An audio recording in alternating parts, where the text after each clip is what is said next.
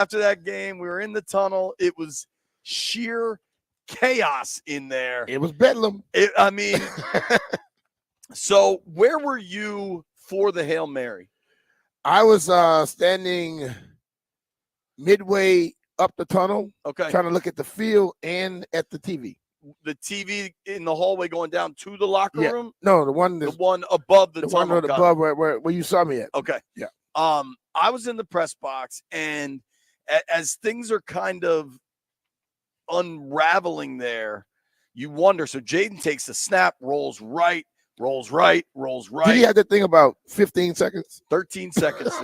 After the game, DQ was like, that was a long-ass play. But think about it.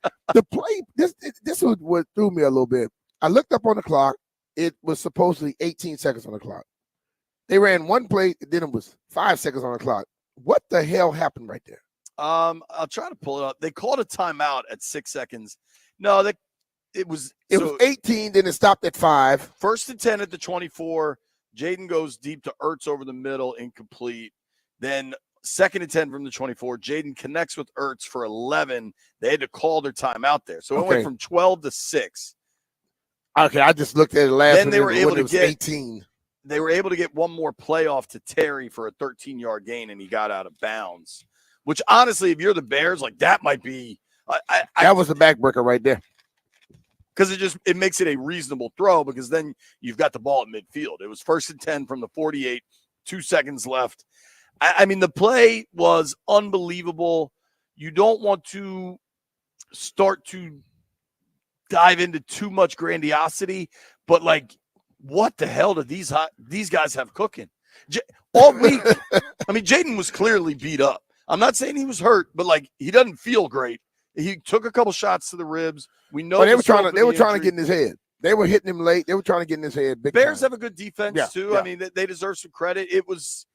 But to win like that was just so spectacular, so unexpected, and all of it just kind of continues to add up. And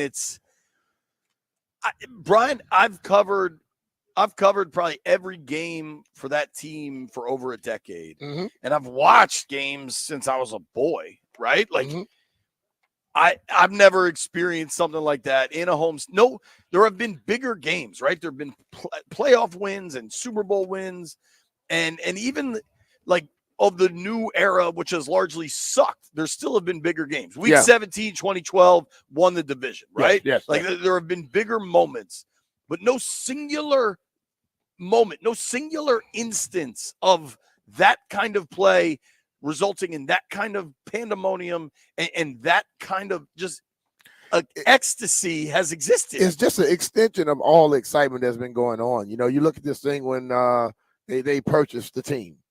People were so excited then. Then you go to Adam Peters. Then you go to Dan Quinn. And you start getting some people in. All of a sudden, boom, you draft Jaden. It's like it's constant.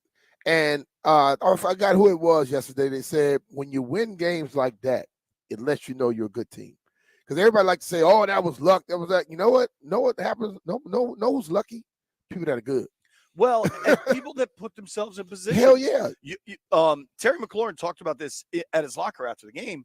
They practice that tip drill all the time. Yeah. He's like, DQ has us go through end of game scenarios. We practice that tip drill all the time. And look, that's something that there are probably some dudes that are like, man, why are we practicing this? This is never going to actually happen. I ain't got an answer for him. Right. Like, he got an answer for him now. Is there an element of luck involved? Hell yes. Yeah. But at the same time, you put yourself in position to take advantage of that. Well, I'll say this, Jay. Jaden Daniels came on our show right after the game. Yeah, immediately, I saw that. And I'm gonna tell you this: that kid is so damn polished and good. He said, "Man, everybody gonna talk about that play right there." He said, "But our defense won that game." He said the defense gave us an opportunity and kept us in the game the whole time. You look at it, 4 field goals, and the defense basically was not allowing a lot. You know, but if you keep putting them out there, you know, the other team, you got NFL players, they're going to make some plays eventually. But that defense yesterday, to me, they were playing the pass rush and all that. They were, Newton, bad man. Johnny Newton's really had his coming out party. I thought boy. they weirdly haven't. I'm hoping this gets changed, but it might be a stupid rule thing. Johnny Newton had his first sack. It wasn't scored as a sack because technically Caleb might have been running backwards. I think it was a sack all damn day. I hope he gets it just He behind the line of scrimmage. Yeah, but if the scorekeeper determines that it was a design run, which I don't think it was, I'm hoping it gets changed. Yeah. Rookie deserves his first sack. But then he also has a fumble recovery. They also got what also helped is Shane Waldron. And why you're handing the ball off on a man, Refrigerator Perry's not playing anymore. Dude, what the hell are you doing? I mean, it's just so dumb. Caleb Williams was god awful through 3 quarters of this thing, and the defense deserves a lot of credit. And whatever's going on with him is an issue. If you look defensively, to your point, Brian, they were 2-12 on third down in this game. 2-12, the Bears. 2-12 on third down in this game. Penalties were a factor for both teams. They won in time of possession.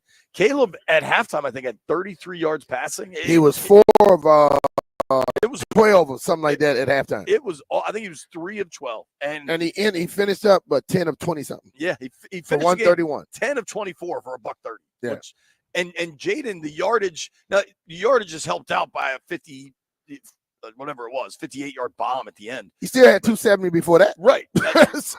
and Jaden finished 21 of 38 for 326 with a touchdown. Ran it 8 times for 52 yards. I think Jaden has shown and continues to show, but the guts of that kid are damn near impossible to measure. Yeah. And I've said this before, like, what matters when you see your quarterback, because the quarterbacks get to operate in their own universe. Like, there's the team and then there's the quarterbacks. Yep. And the quarterbacks that can thread that needle to be part of everything and doing their own thing, they do it by showing how tough they are. That the old lineman with the bone bruise in his calf, or the DB that's playing through a sprained tricep, like, those guys are gutting it out, right? Yeah. And when the quarterback does that, it just means so much to the locker room. Especially if your quarterback is that type of quarterback, and that elevation of it, that quarterback right there definitely does it for you. I think what I look at ultimately is this. What Brett Favre did in Green Bay, when Brett Favre was getting Warren Sapp face and anybody else, your team say, I could back that guy. Jaden Daniels, he does it in a different way where he's so humble and he makes himself a part of everybody else, where guys want to go to war for you. Totally. So I was like, all week I know you were banged up, and how did you get there? He said, man, I had the same routine. I was there at the same time. I was leaving at the same time I usually leave. He said, but I had a long stint in the training room to get myself here. And I don't think he was 100%, but who the hell would still look at that game yesterday and say he was not supposed to be on the field? You know what I mean? The guy, he's tough as hell. And ever since I saw, when I came here, I showed you that video I saw on social media. Yeah. When I saw that in my mind, and I was trying to keep it cool, I'm like, this dude's going to play. Dude cracks his ribs to go back in the game in college and destroys the football team. Yep. He has these weeks to get ready. The NFL pro, they're going to allow him that opportunity to heal up. In college, he probably wouldn't have had that opportunity like that. I felt he would go, and I think he was not completely on like he is, but he was on enough. I was pretty certain. On enough. Yeah, I was pretty certain by Thursday afternoon he was going, to the point where if anybody saw me on NBC4 on Friday afternoon, we taped that on Thursday. Don't tell anybody. But because I had to leave the radio. Like, I had something I had to do that afternoon, so it was like a unique situation. But then, certainly when they let him talk to the media Friday afternoon, it's like, all right, this kid's playing. Yeah. And then Vegas adjusts the line. Like, at some point, the mystery was over. You look for the Shefty to start putting out his little stuff, and attempt to try to play. Attempt to try was a little weird, right? But then he starts saying the word. It looks like he's leaning toward. Once he says that means I'm just not telling y'all right now. I'm going to drag you along until the next day. And then on Saturday, you basically feel, he's playing. One of my favorites was Schefter. I think it was Saturday, had the talk to one source. Sounds like Jaden Daniels will play. Quote, he's one tough ass dude. I can think of one source in that building that used tough ass or long ass. That's his go-to descriptor, and I think we might know who that was. But regardless, Tracy Wolfson. Here's what I'll say: Dan Quinn described the Hail Mary play last night as one long ass play. Tracy Wolfson was on the CBS broadcast yesterday, and she just tweeted this out. My Monday morning recap. I've been a part of a lot of incredible games, but that one is right at the top. Right now, it's Washington's world, and we are all living in it. When a team has it, things tend to just work out. Think Chiefs. This Commanders team is special. Yep. And that, leaving that game, leaving that stadium, you know how I always called a doc on the post game? Couldn't even get through. Hey, man. I left. So I was there an hour and something later. Like you're there later than me, but when I left, normally I could just roll out. Right. Wasn't no rolling out yesterday. People were vibing. The fans might have left out the building, but they didn't leave the parking lot. Yeah, dude. they were tailgating like hell out there, man, having a good time. So luckily I was just going only like 0.4 miles up the street. Sure. To get where I was going. But it was the atmosphere was outstanding. And listen, Tanner and I sitting there, bro. I had to apologize to Tanner. I think I almost broke his hand when I high-fived him, But dog, what was it? Channel 7, Abraham. Yeah, bro. I grabbed the two shoulders. I was jumping like I was 10 years old, man. It's like when I saw you by the time I got man, when you enjoying this thing, when things are going like it's going, I don't care who you are, former player, old person, young person, new, whatever. You're gonna let it come out. And for people that don't want to believe things about this team right now, one finger salute to you. Get the hell out of here. Get out. They have proven enough about how good they could possibly be. And let's think about this. As Brian said last night, Brian Colbert, we haven't played our best game yet. We still haven't played a complete game. Both sides of the ball. Yes. Yeah. Because offensively, they were at their best. 3 phases of the ball. Sure. Don't be forgetting about special teams. Cincy, I think they played really good specials, too. Yeah. They haven't played all 3 phases. There you go. Their best. So just imagine that. Yeah. Last night, we've been seeing this cocktail build of, like, the Snyder stench is finally gone, right? Like, he's been gone for over a year now.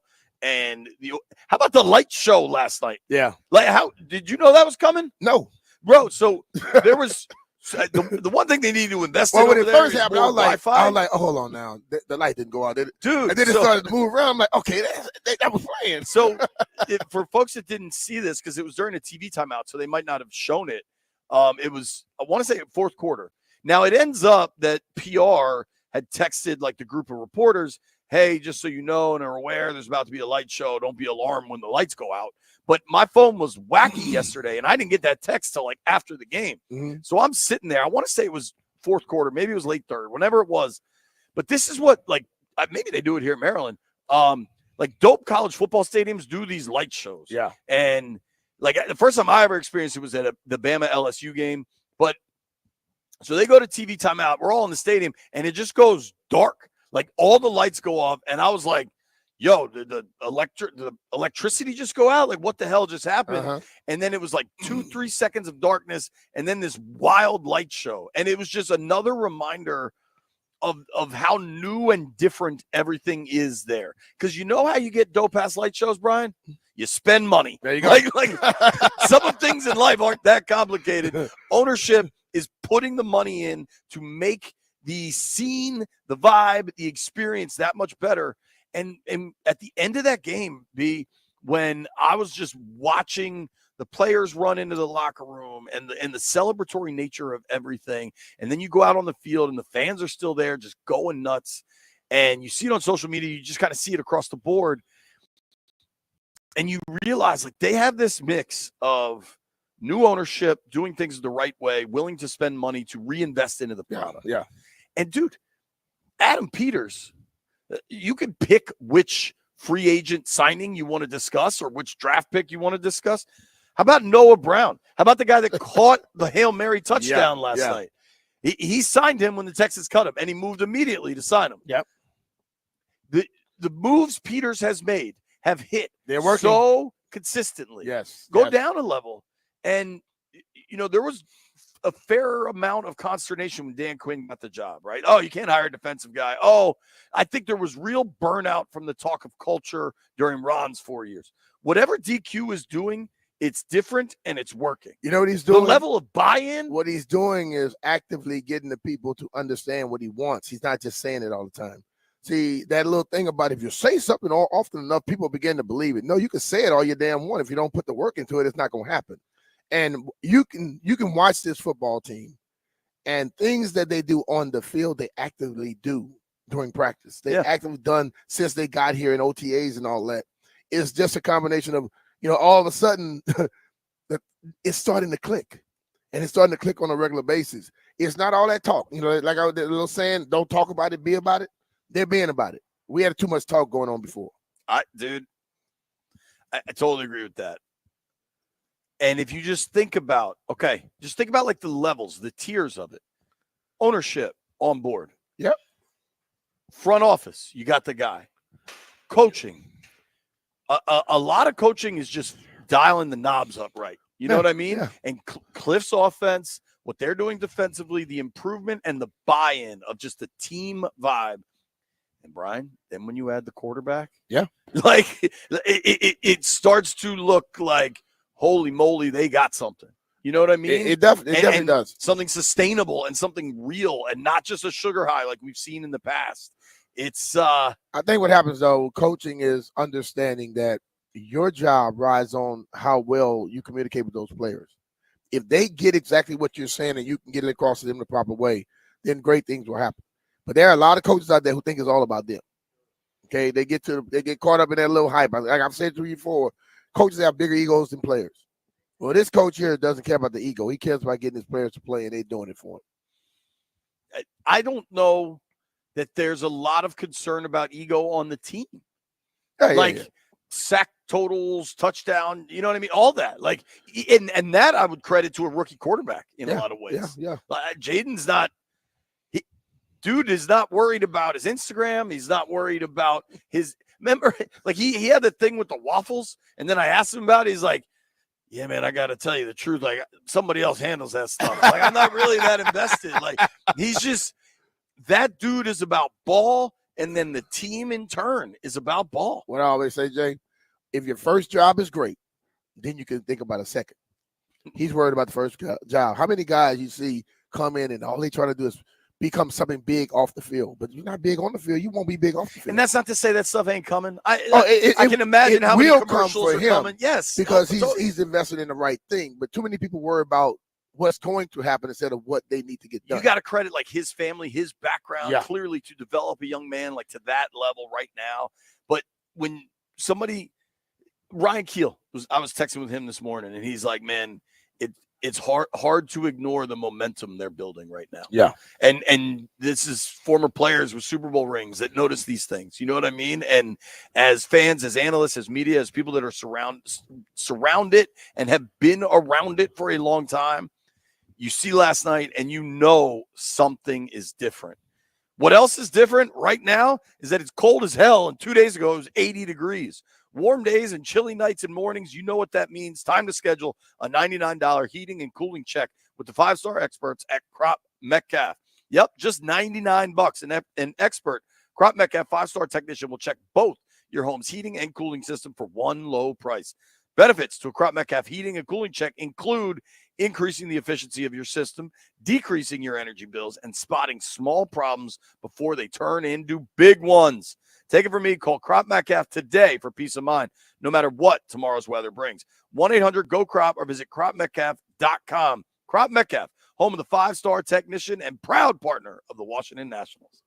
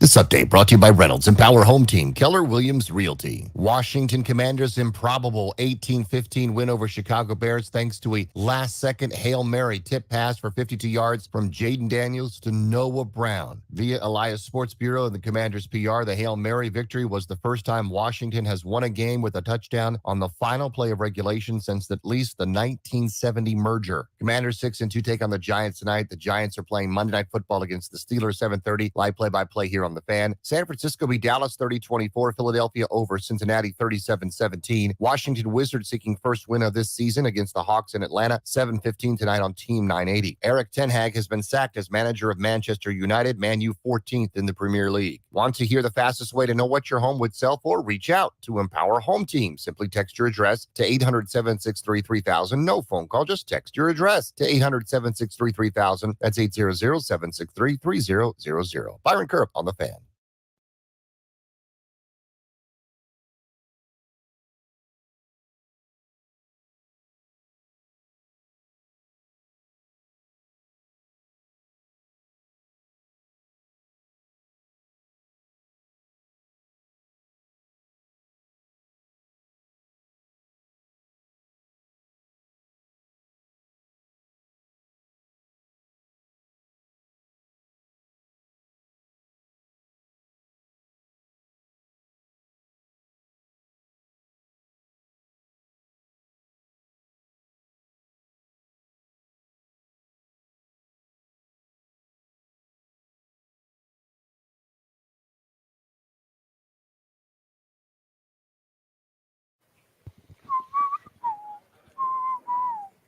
If you live under a rock, it's October 28th, and the Commanders are 6-2. It's 10:30 a.m. Time. Come on. What a win. B. Mitch and Finley live out in College Park, Maryland. 106.7 The Fan and the Maryland Terrapins need your help solving the largest blood shortage in a generation. Join the We Give Blood Drive on Monday, October 28th at Tizer Tower on the University of Maryland campus. That's where me and B are. And joining us. Come hang out with us. Yeah, and Maryland men's basketball coach, Mr. Kevin Willard. Coach, how are you? Thanks for making time. I'm doing great, guys. Thanks for having me. Coach, we got you outside, huh? Yeah, Coach got on his puffer jacket. Yeah, Coach isn't messing around. Coach said, I work inside. What the hell is this Guys. outside? You guys got to get Locks over here. And this is right in Locks' wheelhouse. It's nice weather. It's cold, man. We were talking about in the break there, obviously, kind of what the whole country's talking about this morning is Jaden Daniels throwing that Hail Mary. I know you watched. What were you thinking as that play was kind of happening? You know what? I had 8 great hours yesterday on a Sunday. I got to watch the Ravens, and you get to watch the Commanders. How great is that? And it was, I tell you what, those two young quarterbacks for both those teams, the Bears and obviously Daniels, are just special young men. I mean, the way they both kind of will their teams to victory. But that last second play, you're sitting there going, man, this stuff's never going to work. And to see, he juked, he jived, and then to throw that pass. And I'm so happy for the Commanders fans because it's just unbelievable. I think you could take it like I look back to the Christian Laettner play, dude, to make it like equal to basketball where you say what's going to happen here, shoot, score. I mean, it's just he's so much fun to watch. I mean, he's a lot like Lamar, just younger and obviously not as big and physical, but it's just so much fun to watch him. And he's got such poise about him. Even that whole play, it looked like he understood what was going to go on. And he had so much confidence. And when he rolled right and then rolled back. The play took 13 seconds total before he let the ball go. Yeah, I mean, that's just poise and that's just a special talent. And it's fun to watch. It's crazy. It's crazy. You're going into your third year here in College Park.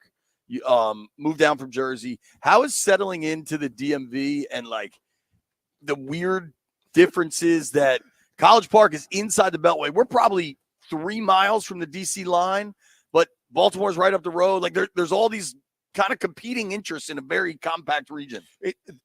Absolutely. But I think it's a phenomenal, and I mean a phenomenal sports town. And when I say town, I say the DMV. Yeah. I mean, we have great teams, coaches, players. I've really started to enjoy just the fact of how passionate the fan bases are for every team, whether you're Commanders, Ravens, Capitals, Terps, Georgetown. I mean, we have so many great teams and great sports here. It took a little time to kind of find that, who do I root for? And then you realize you can root for everybody because it really is, Baltimore is is the Ravens. DC, Northern Virginia is Commanders. Yeah. And I'm a huge hockey fan, so we got the Capitals. You have a little. The Orioles are playing great, so I think you have everything here. You have great basketball, great football, baseball. It's really kind of. I think it's so cool to be in such a passionate fan base and not a huge area. Right. When you're putting a team together and you, as a coach, you look at a guy like a Jaden Daniels, his personality, the way he approaches it. Do you look for that? You look for guys like, okay, this guy gonna be my leader. I need him to have all that. Yeah, I mean, again, Jaden is one of those special, I think, once in a generational talents, and he has the leadership skills. But I think you definitely, as you build a team, last year we had Jameer Young, who was for 2 years just the heart and soul of this basketball team, and really put this program on its back. And so when you try to replace a Jameer Young, you do look for someone that has the same, the same attributes that he had. When Jameer had unbelievable character, unbelievable work ethic, and that's something I think Jaden shows every day.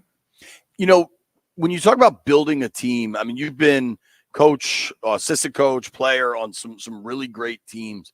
Is there a moment when you can feel that a team has it? Like whatever that indescribable, unquantifiable factor is, where they play for each other. That what I mean. It just there's something there. Yeah, I've always felt when your best player is the most selfish player. I've always felt like that's when you can have a great team. When your best player knows like, hey, it's okay if I only get 12 points tonight because they're double teaming me and I'll sacrifice that. When your best player, in my opinion, is your most unselfish player, that's when it clicks for you and you say, okay, we can be special because we might need him to get 28 tomorrow night, but he's willing to only get 12 and take away a little bit because someone else is cooking. And I think that's the most important thing. I think players notice that too. I've always used Alex Ovechkin. I'm like, that dude works hard as anybody out there. So nobody else can complain about anything or try to cut corners because they see the best guy getting it done. No, absolutely. And I think when you have an all-star like him and he's working hard, but he's also, he's doing all the dirty work too. I think that's also the other thing when your superstar is willing to go in there, get a box out, take a charge, get in a fight, for hockey purposes. I used to like that part. Or football. It's funny you say that because when you have that kind of buy-in from a team, a lot of that transcends what the sport is, basketball, hockey, football, whatever it is. How do you feel like your boys are getting, when does the season start? You got to be like a week out? Yeah, we play next Monday. Oh, wow. Wow. Yeah, we're right there. It starts slow and then comes at you fast. How we look? Listen, I don't hide it. I have some Terp gear on here. I graduated here a long time ago now. My junior year of college, we went to the Orange Bowl and won the Natty. So I don't know that that's going to be replicated. 02 is a pretty good year. It was a pretty good year, dude. But how are the boys looking? How much excitement is there going into this season? Yeah, I mean, I think it's something that this team, obviously last year we struggled shooting the basketball mightily. And one of the things that we did mostly through the transfer portal was bring some guys in that, not only were guys were good numbers on catch and shoot, but were guys that can make, tough shots when you need them to make tough shots. And that was one of the issues we had last year was, Jameer was the one guy that we had to always have to take the tough shot. And in this league, in the Big Ten, as deep as it is, you're going to get some shots when the shot clock's running down. And just to have one guy be able to take that shot puts a lot of pressure on him. So I have a lot of excitement. I love the way we're progressing. I like the way we're working. We got a young freshman from Baltimore that Derek Queen is going to be a special player. I think everyone's going to love watching him play and how he plays. Big fella, right? Yeah, we're big inside. Julian Reese, one of the best centers in college basketball, returning. You add Derek to him, so our front line is, we can score at two different positions, which we really struggled with last year. I'm excited about this team. So I have a buddy that lives in Nashville, and he texted me when Jacoby Gillespie transferred. He said, I'm a Belmont season ticket holder, and I'm really pissed off. Who is the kid Gillespie from Belmont? I'm not pissed off. Jacoby's says he's a sweet shooter. Yeah, Jacoby's, a point guard, but also at the same time, we could move him to the 2 guard spot because he can shoot the basketball so well. Again, when you lose Jameer Young, you're not going to replace Jameer. And we didn't want to put the pressure on Jacoby, like, hey, you have to go out and do what Jameer did. But we needed to find someone that was going to be able to make open shots with Derek and Juju in the post, be a very high percentage off catch and shoot, which Jacoby was, but also a guy that can run the show, but also move to the 2 guard spot at times and be a little bit more of a scorer. Okay. I am fired up. How have you come to find Terps fans? And I mean, I've been in that, or like when Xfinity gets going, it's elite. No, I mean, our fans are great. We have a passionate fan base. Yeah. And everyone's like, oh, it's a tough fan base. I'm like, go to Newark on a Tuesday night. It's a passionate fan base that wants to win, that expects to win, and they should. I mean, this tradition, not only of basketball, women's basketball, football, soccer, lacrosse. We have a great sports tradition here at the University of Maryland. It's just not one sport. I think that's why I love this place so much. It's just not one sport. We have so many great sports, so many great national championships across the spectrum that our fan base expects that. And, that's something that we have to deliver on. That's something that I love. I love that pressure. I love the fact that our fan base wants that. Good stuff. Yeah, I think it's going to be a really fun season for Terps Hoops. We are happy to support in any way. You let us know. You guys all let us know how we can help the program. Because,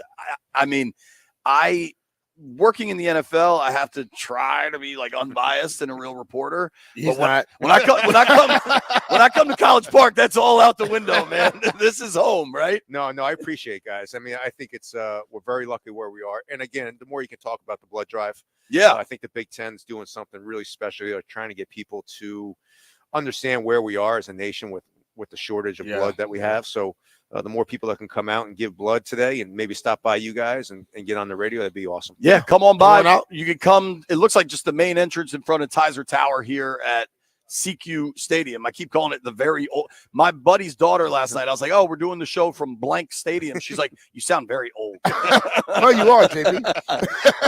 I am. 20 years ago, I graduated from this place. Coach, thank you very much. No, thanks for having me, guys. Appreciate the time. Always great being here. All right, can't wait for some Terps Hoops. When we come back, we're going to switch it back to football, try to open these phone lines in, check in with Jeff Walker, who might be floating even higher than Cloud9. B. Mitch here. Big changes are happening in the DMV. In the DMV, just like our upgraded football team. You saw that game yesterday. Now is the time to upgrade the comfort in your home with a Rude HVAC system. I did, and the difference is night and day. My family and I felt the change instantly. And if you don't have a Rude system yet, trust me, you're missing out. Plus, there are tax-eligible options for you in the DMV, and if you're in Maryland, you might score some utility rebates. Head over to Rude.com, find a local pro partner, and get ready for winter.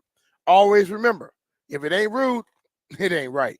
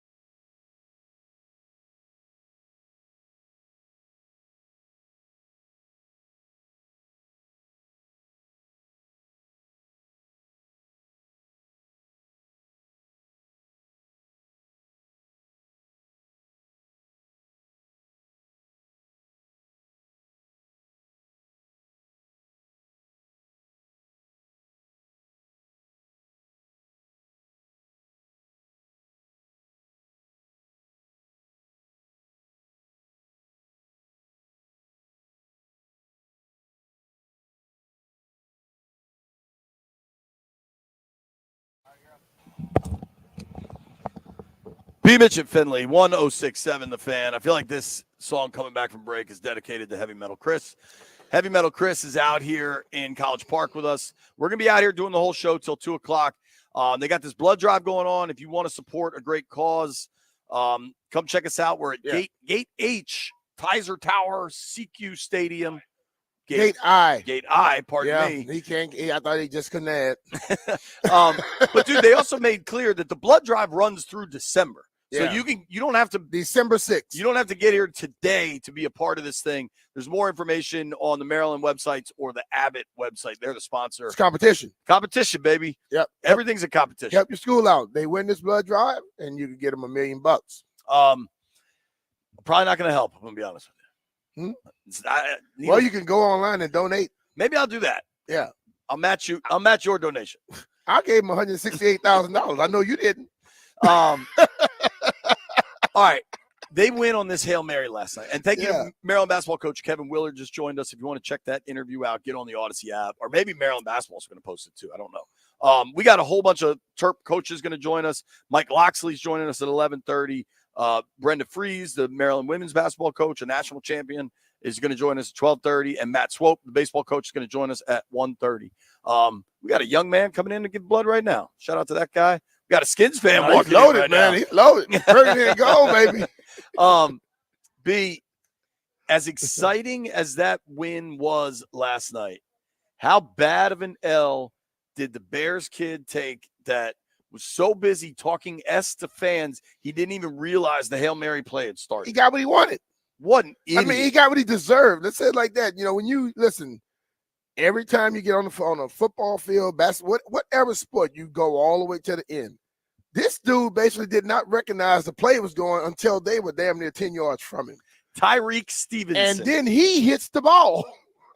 He runs in, tips the ball, that goes right to it was great ground, in so the Lord. locker room after the game. Everybody thought Ertz had tipped it because there hadn't just been time yet enough to calibrate to what process. it actually to process.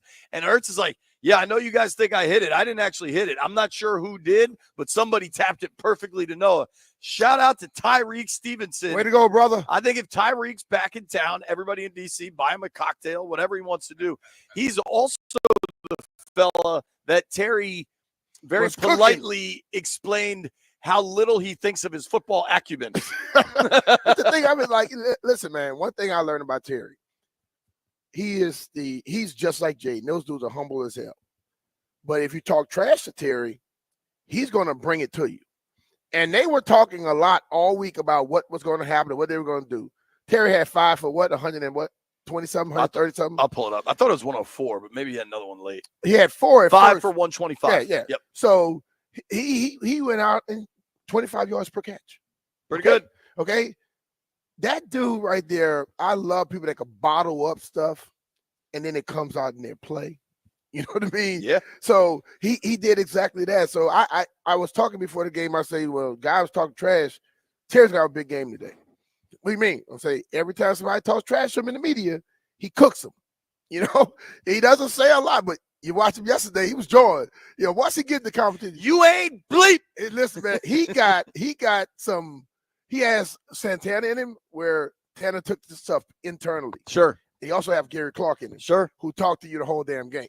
If he has to, he'll do it. But he'd rather just go play football and go home. Here's something that should shock no one. Okay. Mm-hmm. Terry McLaurin is on path to have his best season ever. Amazing what happens when you get a good quarterback. You remember, like, just a few weeks ago, people were like, oh, they're not getting him involved. What's Jeff going wanted on? to trade him. Yeah, Jeff tried to trade him. Jeff, remember you were trying to trade him? Yo, stop spewing that stupidity. I said, and we could run the audio back. I said, if Adam do decide to trade him, I wouldn't be mad because Terry That doesn't sounds like deserve, you didn't mind if he was gone. No, I said Terry don't deserve to be in a rebuild. And if he was to go somewhere where he would actually compete, I want my man to have a good career. But let's stop that. Well, guess what? Let's stop that. They're competing. If I wanted Terry to be traded, JP wants to be a Cowboy fan. That's where we end at. Hey, I'm gonna say this. I know somebody said that people go from worst to first all the time. Somebody on the show said that. Landfill, I think. Nah, that dude. I think it was a guy that has no hair that's not as big as Jeff. How about this? Hold on, Jeff. I Hold picked on, the sir. Commanders to win the division. Hold on. All right. I was the one giving out the plus 900 Commanders to win the NFC East. You guys are telling me I was crazy. Did you bet it? I have a little stake in it, which I'm going to need because I'm losing every other freaking bet I make. B-Mitch, I don't think these names will surprise you. Do you know who is first in the NFL in receiving yards right now? Probably Jefferson. Jamar Chase. Chase is. Even though I should have said a receiver from LSU. That would be correct for the first and second slots because Justin Jefferson is second in the NFL in receiving yards. CeeDee Lamb, third. Terry McLaurin, fourth. There we go, Terry. 579 receiving yards through 8 games. Hell yeah. Yeah, man. I like, it's happening. And think about the first two. Wasn't much. Well, dude, you know what's funny is in the locker room on Thursday, I asked Terry, I was like, you know, how much of a difference does it make for you if it's Marcus or if it's Jaden? And he looked at me like, he gave me this look that I joked with him about it afterwards. Like, dog, have you seen the people I've caught passes from? Like, I'm good regardless. The look, I'll try to find a still of it. It's spectacular. I think, Brian, not for nothing, they play the Giants on Sunday. Giants are on a short week. They play tonight. Yeah. And they can get to 2-0 in the division. They're favored on the road in the Meadowlands. And I think, you know, we are getting to a point where you can't underestimate this team. Was last night lucky? Yes. But is luck a result of your preparation? Yes. But multiple things can be true. It was lucky, but it also was what you want. They were in the game the whole game. They were leading it the whole game. You had a defense side of the ball who did not allow a lot to happen. So you have an offense as explosive as this one. If you keep letting them sit there, something could just blow it up you on early. And I was at the point where early on, I'm like, we gotta get touchdown here. Gotta get touchdown here. Because like sometimes we're gonna have defense, they're gonna be good. We do. I don't know. Hell, maybe it's tomorrow because we got a bunch of cool stuff going on with the Terps, and it's just right now it's so fun that you don't really want to get into it. But there is some warts from last night to discuss. And the red zone offense going into last night, the red zone offense was 14th in the NFL. They were scoring touchdowns just a tick over 50% of the time they went in the red zone. Well, that's going to drop even. Actually, it's probably updated by now. That's going to drop even further. And the red zone offense, I do wonder specifically last night, they didn't want to lean on Jaden's legs as much in the red zone, and perhaps that's why it got bogged down a bit. But, Brian, listen to this. They are now 25th in the NFL in red zone scoring. They get into the red zone. They've had 18 red zone touchdowns on 35 attempts. Now, they can continue to win games. They're 6-2. I'm not sounding any alarms. I'm not raising any flags, okay? But at a certain point, if we're going to continue to talk about this team and the way they win games, then you're starting to talk about winning games in January. Yeah. And if you're going to win games in January, that ain't going to get it done. Yeah, you got to run the ball too. And I think B-Rob weirdly was out of that game a lot. Now, they didn't have any sustained drives really in the second half. Well, you look at the second half too, and like when things switched up a little bit after that third quarter, you're in a point where we're trying to get the ball down the field. We're trying to score. And I think coach's mindsets changed a little bit. But the ultimate thing is those guys cared about winning the game. I'll tell you something off air. I ain't gonna sit on there, but they care about winning the game. And that's what matters. It's not about me. It's about let's win this damn football game. And the way that they win got it done, they were happy about that. Totally. Here's what we're going to do. Phones? We're going to do some credit pies for a wild win for the Washington Commanders. Credit pie. We don't need explanations on everything. Just give us credit pie. Nobody go anywhere. It's B-Mitch and Finley.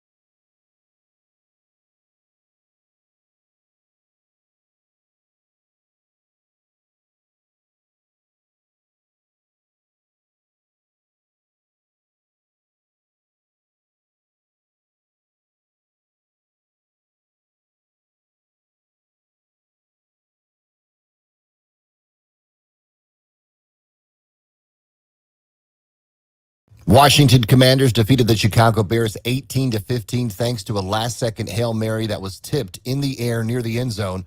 52-yard touchdown pass from Jaden Daniels to Noah Brown on the last play of the game, and the Commanders are now 6-2. Dan Quinn on the victory. Man, that was wild. That was so much fun. And what I love about the team is that, we're never out of the fight. All week we had talked about the ball would decide the game. Chicago had a fantastic track record of taking the ball away and being very successful doing that after they've created, a turnover margin. So for us not to turn the ball over, that was a big deal. Jaden Daniels on what it felt like. Oh, I mean, I was juiced up for sure. I'm excited because, that's kind of like a once-in-a-lifetime experience. Like, not too many people get to experience stuff like that. That was my first time. So, obviously, I was juiced up the whole stadium, team, sideline, everybody. The Hail Mary victory was the first time Washington had won a game with a touchdown on the final play of regulation since at least the 1970 merger. They're at the Giants on Sunday. New York Giants against Steelers tonight at 7:30 on the Fan. San Francisco beat Dallas 30-24. Philly over Cincinnati 37-17. KC beat Vegas 27-20. Detroit crushed Tennessee 52-14.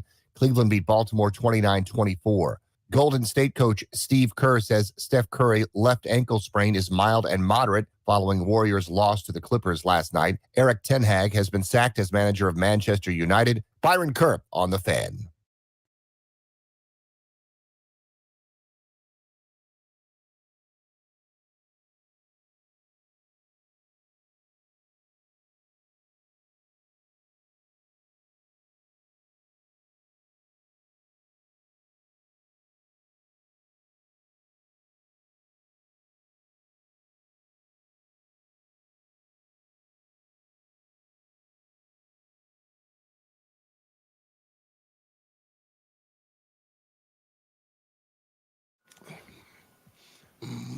Label, I want to hear this all day. This is the only song we're playing all day.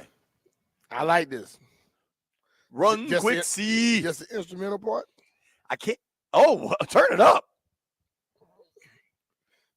Like it's okay, Um, shoddy. We didn't have time for this earlier. First comment on the stream today at youtube.com/1067. I don't know what it is. At YouTube, somebody that knows what it is, say what it is. But Locked On Law wins today's first comment. And you know what the comment was? What? It's money. He just said, touchdown. Well done, Locked On Law. All right, we're going to do credit pies here. We got a packed show. We're at Maryland supporting this blood drive. Abbott and the Big Ten have come together to try to there's a blood shortage in the United States. Let's try to fix it, folks. So you can come through, see us at College Park, or you can just go to any Abbott place and figure it out that way. Check out the website. But there's a blood shortage. We all got blood. Give some. Maybe we'll figure it out.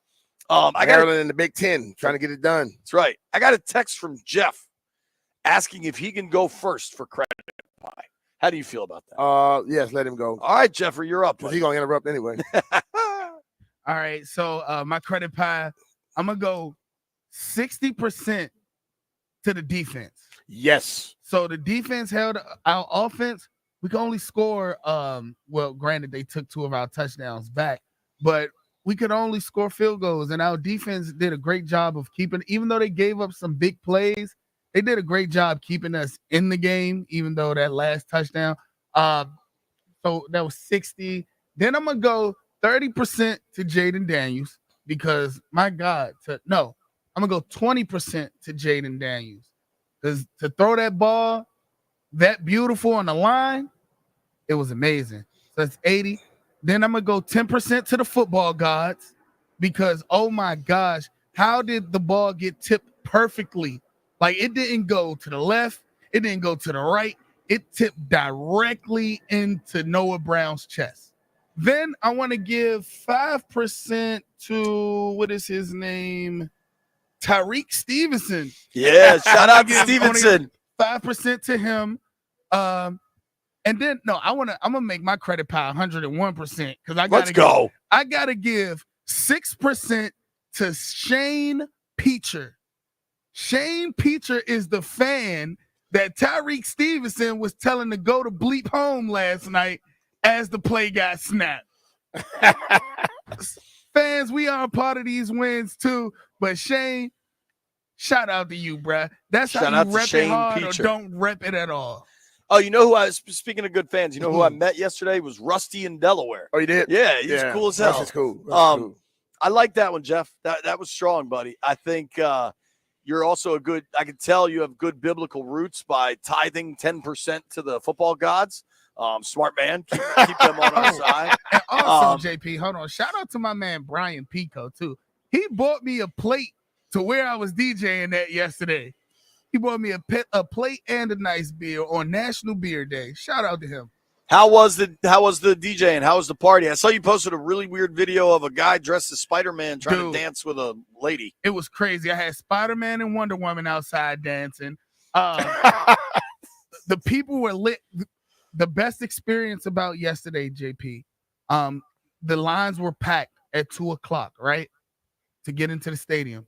When the news broke about Jaden Daniels playing, I had looked on my phone because your phone act weird around the stadium. Yeah, my phone was whack all day. It does. So I looked and I seen Jaden Daniels was playing. So I just stopped the music. I said, "Yo, I got good news. Jaden Daniels is playing, dude."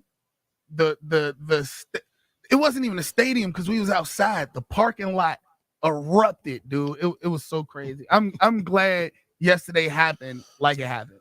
Jeff, if I've taught you nothing, you got to break in, stop the music, hit him with breaking news on the Fan.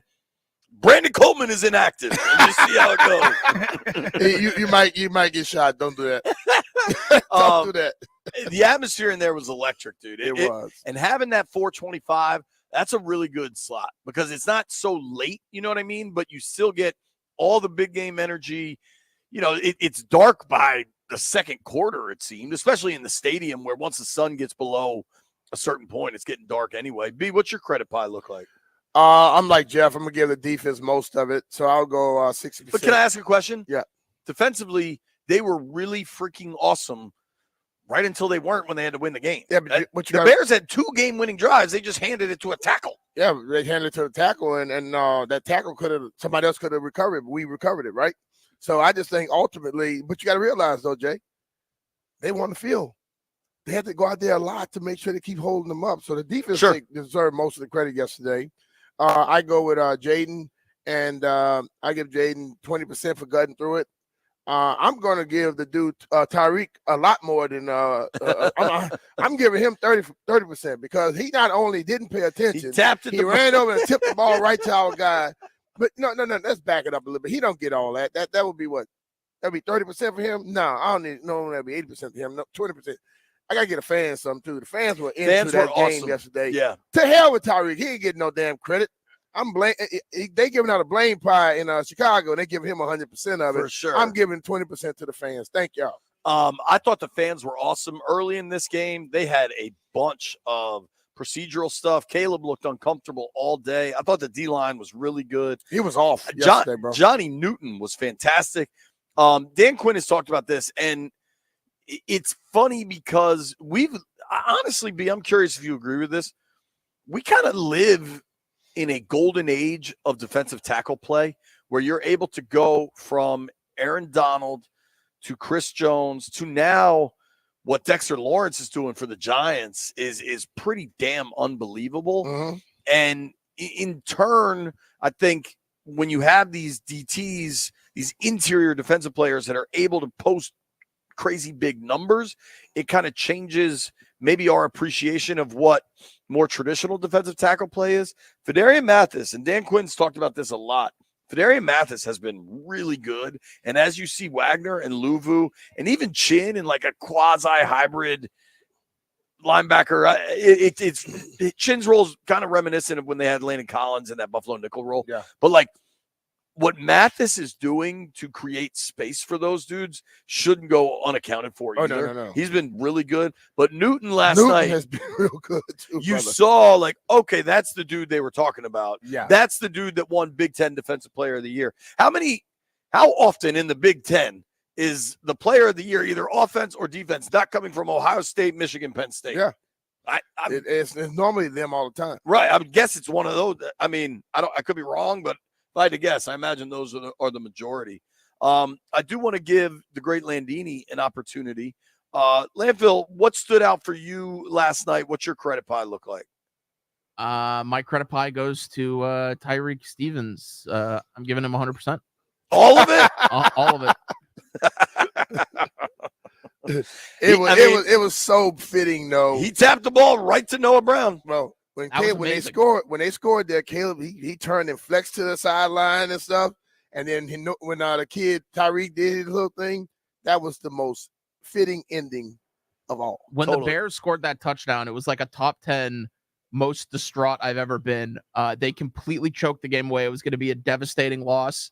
And then that Hail Mary was perfect. And just all credit goes to the Bears on that one.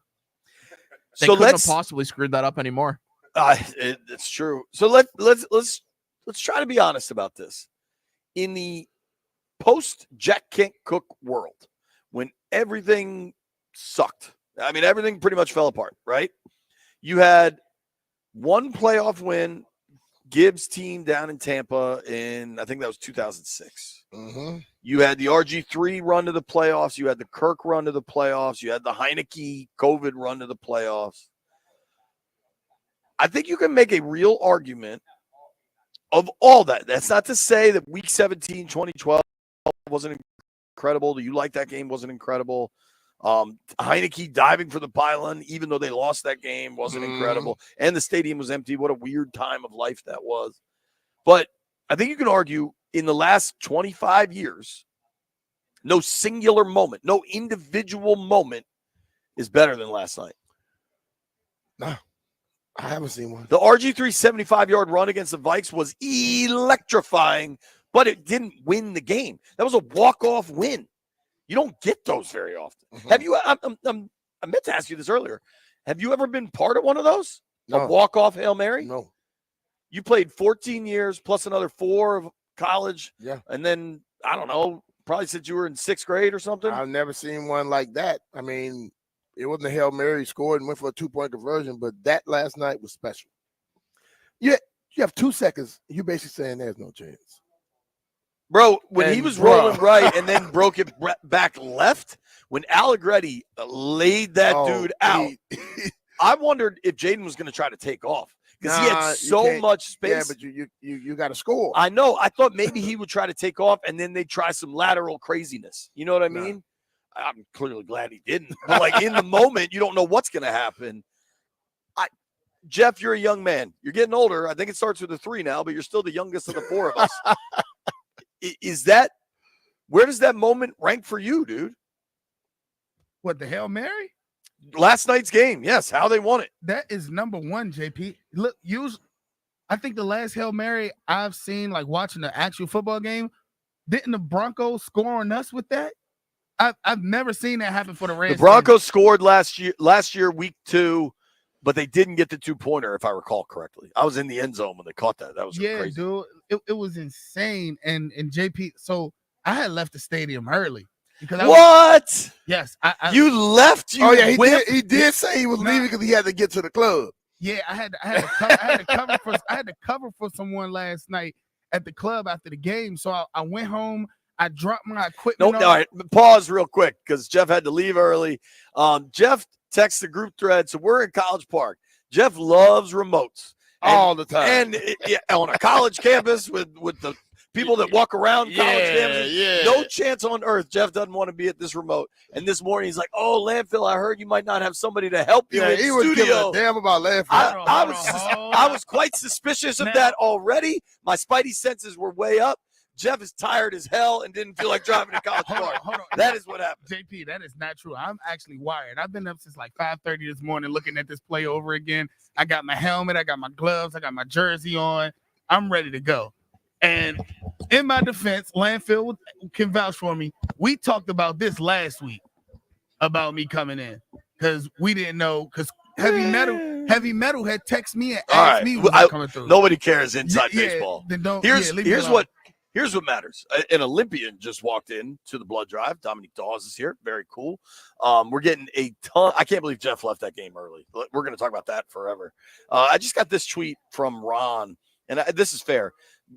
We've got to give some credit to the coaching staff on this thing because they run these tip passes drills. They run these end of game scenarios all the time. And I think that stuff really matters. And I think there's also this level of belief in the organization until things are over. It's not over. And I think that comes, both with Jaden Daniels and with Dan Quinn and with Cliff Kingsbury. I thought offensively, the game plan was really good. They tried to protect Jaden. Yeah. He tried to protect himself. My credit pie, I think He was a part owner of the Falcons, JP. Sure. I knew her as Dominique Dawes, gold medalist. She is part owner. I know. I remember you told me that. Yeah. And she's here to support the blood drive teams. Yes. Very cool. A lot of people are coming, as they should. Help the blood drive. I think defensively, you're right. They played really well. I don't know. The Bears are a unique organization. The DeAndre Swift run was just bad tackling and a missed call. I think the refs were really, really bad last night. They were. Unfortunately, they were right on the two huge calls that swung the game, bad throughout.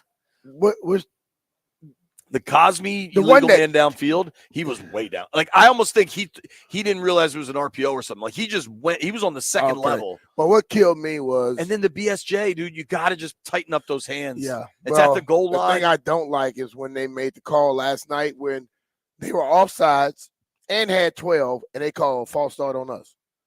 I always thought if somebody's across the ball and you snap it or you move, numbers on them. He was behind our line. Well, and how about on the game when Chicago took the lead on their touchdown, the ref is talking. He is talking to the PA announcer saying, reset the game clock to 25 seconds, and they snapped the ball. Yeah. Like, the ref was speaking. I've never seen that. Usually you have to blow the play live, right? Like, blow the action live. They were awful throughout, and it was annoying.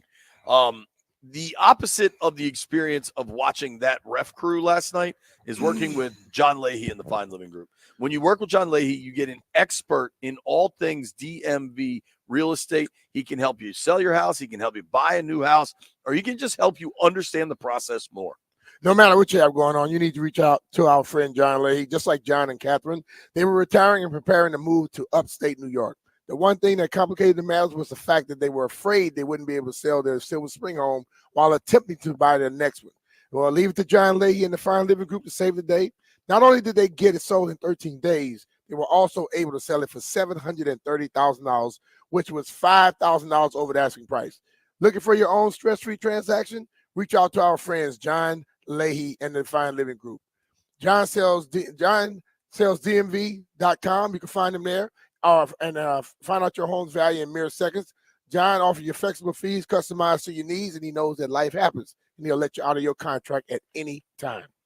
And here's the thing with working with a guy like John. I think a lot of people are at least curious what their house is worth, right? Because we hear about all these crazy values that just keep going up, up, up. And then how do you counterbalance that with interest rates and everything else? Talk to John or go to his website. They have a tool on the website called the Home Valuation Tool. It'll give you an answer on the value of your house in 30 seconds. You might be sitting on a ton of cash and not even realize it. Trust me, Brian and I are friends with John. I'm surprised we haven't heard from John after the Hail Mary last night. Call him. I heard from Paul. Yeah. Paul texted me too. 301-900-3052. Go online to johnsellsdmv.com. Or what's even easier, just Google John Leahy Group and start packing.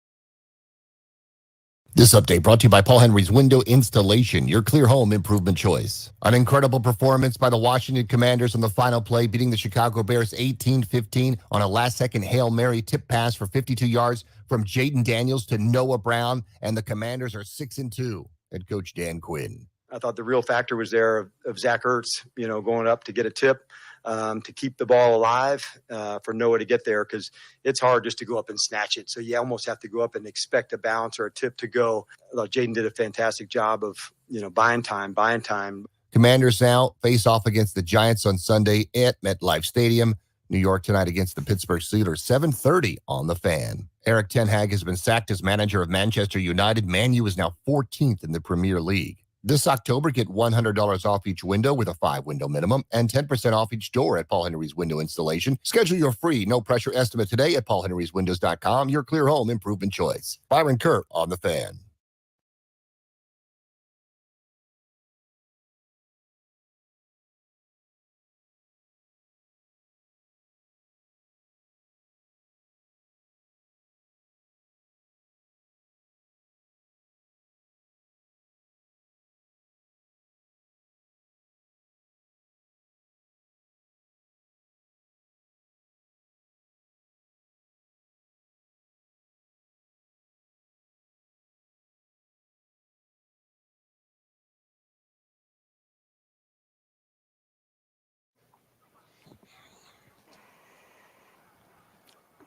College Park, where they chop cars. B. Mitch and Finley, 1067 The Fan. Live out in College Park, Maryland. We're supporting the Big Ten Abbott Blood Drive. A lot more information on the website. Schools can win $1 million and support the largest blood shortage in American history. Joining us right now, talking football, a guy that I know loves the burgundy and gold, Coach Mike Locksley. How are you, Locks? What's going on, JP? B. Mitch, what's up, fella? What's up, brother? All right, so Locks is obviously head coach of the Terps football program, and you were at the game last night, right? At the Commanders game. Yeah, had a meeting set up already with Jason Wright, the bye week. We have a bye week this week, so it gave me an opportunity. I got up to a Raven game the last bye week and got over to see the Commanders for the first time this year. And you know what? It's a bad weekend for me when we lose and then the Commanders lose, because I grew up a Commander fan. And Sure. To be able to see them win the way they did at the end of it and see the excitement there at FedEx Field was great. It helped lift my spirits after laying an egg up there in Minnesota. So Sure. it's good to see that one. Yeah. You've probably been on both sides of that, as a coach. Have you? When it worked for you,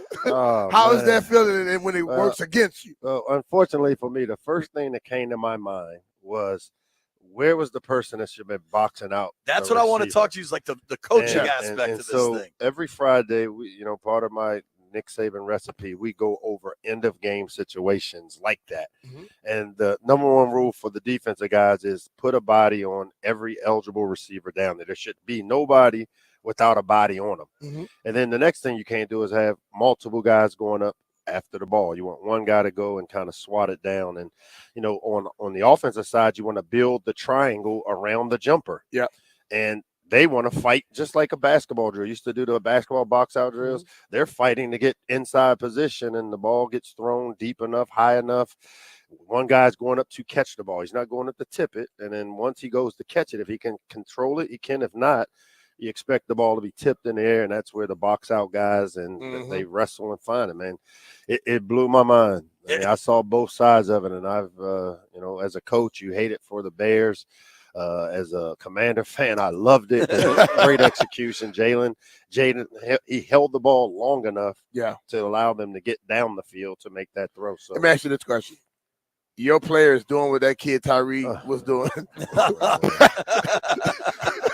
How would you handle that? I mean, obviously in college we can't cut guys. I mean, but that to me that's the generation that we're coaching though now, and they see it on the NFL, and then they do it, and they think it's cute. And Nick Saban had a thing that he used to say: "It gets you when it gets you." Well, that's what it means, because here he is. The game is not over. You play until it's 0 time left on the clock. You're celebrating early. You're distracted. and now you don't get your job done, and people lose jobs for it. Oh, yeah. Coaches lose jobs for mistakes like that, and it's just, this is the world that we progress to, because now we're paying players at this level to do your job, and it used to be I have to teach them off of film, and that's what we're still kind of doing, where I'm gonna have to use that example. And again, unfortunately for them, that's going to be on my tape today for my team, of an example of, hey fellas, like, learn from his mistake, because There you go. right here, this is what costs you games, jobs, and opportunities. And unfortunately, he has to be the guy to learn from it. But we're going to learn from his mistake. I can tell you that. The Terps Oh, will. yeah. Coach, I wanted to ask you, talking with Mike Loxley, Maryland football head coach. Obviously, the Hail Mary is going to get all the attention, right? Deservedly so. But the pass before got out of bounds Yeah. instead of running for 10 yards. You can't run for 10 yards in 2 seconds. And so, again, end of game situations, you work on those. We call those church situations, where when you catch it, you go down and declare down ASAP to give us a chance. Unbelievable execution. Coach Quinn and his staff had those guys well prepared for end of the game plays, and to see it operated that way as a coach was, and I was on hand to see it firsthand. It made me feel good to see that part. Yeah. I mean, also, how do the Bears let him get to the sideline? It was like there's always the other side right. of it, and that's where I'm sure they got coaches too that Sure. teach their guys to not allow and to box it. I know we've got calls where we turn our backs to the sideline to not allow it, and now it's a matter of however old they are in the NFL. I always say 18 to 22-year-olds doing it exactly how you tell them to do it, and it didn't get executed. And again, that's the learning curve. That's where you got to show it on tape now. And unfortunately, the next time I would imagine that the guy will make the play that he's supposed to make. Yeah, if he just keep his mind on the field. No, 100%. He was too busy. 100%. He was too busy arguing with people that's not playing. Yeah. What did Jaden Daniels show you last night that maybe you hadn't seen yet? Not just the ability, but the guts, man. I mean, the big thing for me is I remember him in college, the transfer from Arizona State, and then he went to LSU. I hadn't seen him play because, as you know, I got my own issues over here in Terpsville, and need to get those things corrected on my end. But what I saw yesterday is exactly why the fan base in this area is really, really excited about the Commanders, because you've got a kid that's as a rookie that has the mind of a coach but the skill of a player. I always say that's the job of a quarterback, to think like me but have the ability to make the plays that are there to be made. And I had a chance to watch him, and I watched him closely yesterday, and he's playing as if he's a veteran, man. Yeah. And, minus I like to see him get out of bounds and maybe not take some extra hits a lot of times, because he was faster than most of the guys in college, and now you got DNs that can run with you. We just got to keep them healthy, man. Yeah, I had somebody tell me yesterday, man, we drafted a veteran. That's what it looks like. Zach Ertz in the locker room last night went on, like, not a rant, but he made a big point of saying, stop calling him a rookie quarterback. I get that it's his first year, but the way he plays is not indicative. Well, he's of after that third game already, so they don't see us true. rookie anymore. That's right. Lox, as somebody who grew up here, went to games at RFK, like, understands what this thing is, what it can be, unfortunately what it became for a while, how close to back does kind of burgundy and gold fandom feel? I mean, I tried to stay extra to allow that traffic to get out, man. They didn't leave. They didn't leave. And I mean, it's like the old RFK, man, when B. Mitch used to pull in that little parking lot down there. Him and some of those veteran guys, man. But it was a great feeling, man. And for me, it was really rewarding to see that type of support. And I know what that organization has gone through, man, because I've lived it as a fan. And again, I'm over here. I'm the little brother right down the street. And I'm like, that's that energy and that atmosphere I felt yesterday. I would love to see it here in Terpsville. And, I know we got some work to do. We're growing this team. We got a really good team. We're just young in the wrong areas, O-line and corner, that we're we're gonna keep coaching and Because you fixing. keep sending them to the pros. Yeah, I It's mean, not like- I know, but you know what have you done for me lately? I know. What have you done for me? But not lately? on this program. So you Yeah, know that. No, I know that. We Y'all are, get ball. I worked with y'all. Remember? Yeah, sure. That was like 10 years ago. The pandemic. It feels like a long Yeah, time ago. It man. does. But like younger players, Mm. you get the win against USC, Yeah. and then boom, like you got to keep them that Yeah. consistency. Yeah, the that- consistency. be and focused. That's the last thing to come, man. I sat in church. I go to Zion Church, and Pastor Battle, he must have read my mind because he had a sermon yesterday about just patience and how hard it is. And Yes. sometimes you got to allow things to grow. And I want it as fast and as bad, man, to build on the momentum of a big win against SC here in Terpsville, and then to go up to Minnesota and just. But I'm watching these young players, man. They're continuing to, you learn from the scars, not from the wounds. Sure. Yeah. You know what I mean? There The you go. scars are healed, and I feel good because I know where it came from and why. Mhm. But right now, we're still in the wound stage of it healing, and it's each week the consistency for me as a coach is what we're fighting our butts off to try to get out of this team. And I mean, I'm not down on it. Can't be down. You got four, especially coming off 3 straight bowl wins. Yeah. You know what I mean? Like there's going to be some rebuilding years. And word on the street I just heard is whoever this freshman quarterback coming next year is supposed to be outrageous. Yeah, I don't know if we're talking about that or not. Yeah, But I can't comment on those things. yeah. I got one right now that's one of the top 10 in the country, and I got to get him back playing Sure. at a higher level than And we played on Saturday. He's a tough kid too, Tough, which I man. truly appreciate about Billy. One doubt, But 100%. Speaking about tough, you got 4 left. Mhm. 2 on the road. You know where their 2 road trips are? 4 games left, 2 road trips. At Oregon, at Penn State. Damn. Hey, that's Big Ten football. Yeah, that's man. it, Hey, we got to come up with solutions. And, to me, we've got a week to get healthy. We were a little banged up last week. We lost a lot of production in Glenn Miller and Kellen Wyatt not being able to play for us on defense.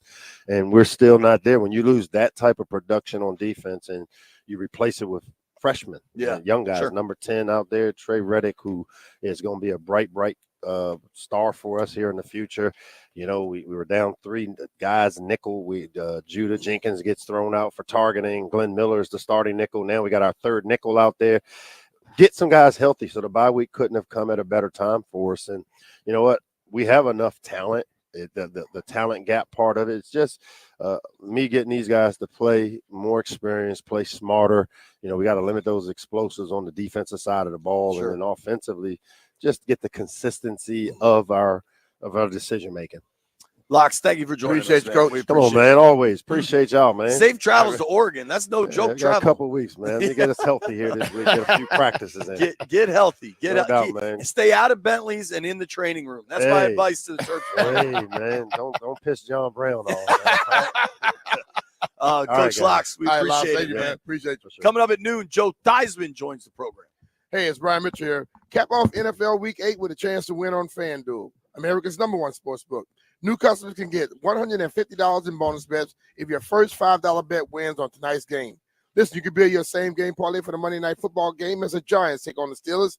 Will Russell Wilson go over or under 1.5 passing TDs? How about Malik Davis over receiving yards and Najee Harris at anytime touchdown? Just visit FanDuel.com/Brian to make every moment more this season. FanDuel, an official sportsbook partner of the NFL. FanDuel Sportsbook is the official sportsbook partner of the 106.7 The Fan. You have to be 21 years old and present in Virginia. First online real money wager only. $5 first deposit required. Bonus issued as a non-withdrawable bonus bet, which expires 7 days after receipt. Restrictions apply. See terms at sportsbook.fanduel.com. Gambling problem? Call 1-800-GAMBLER.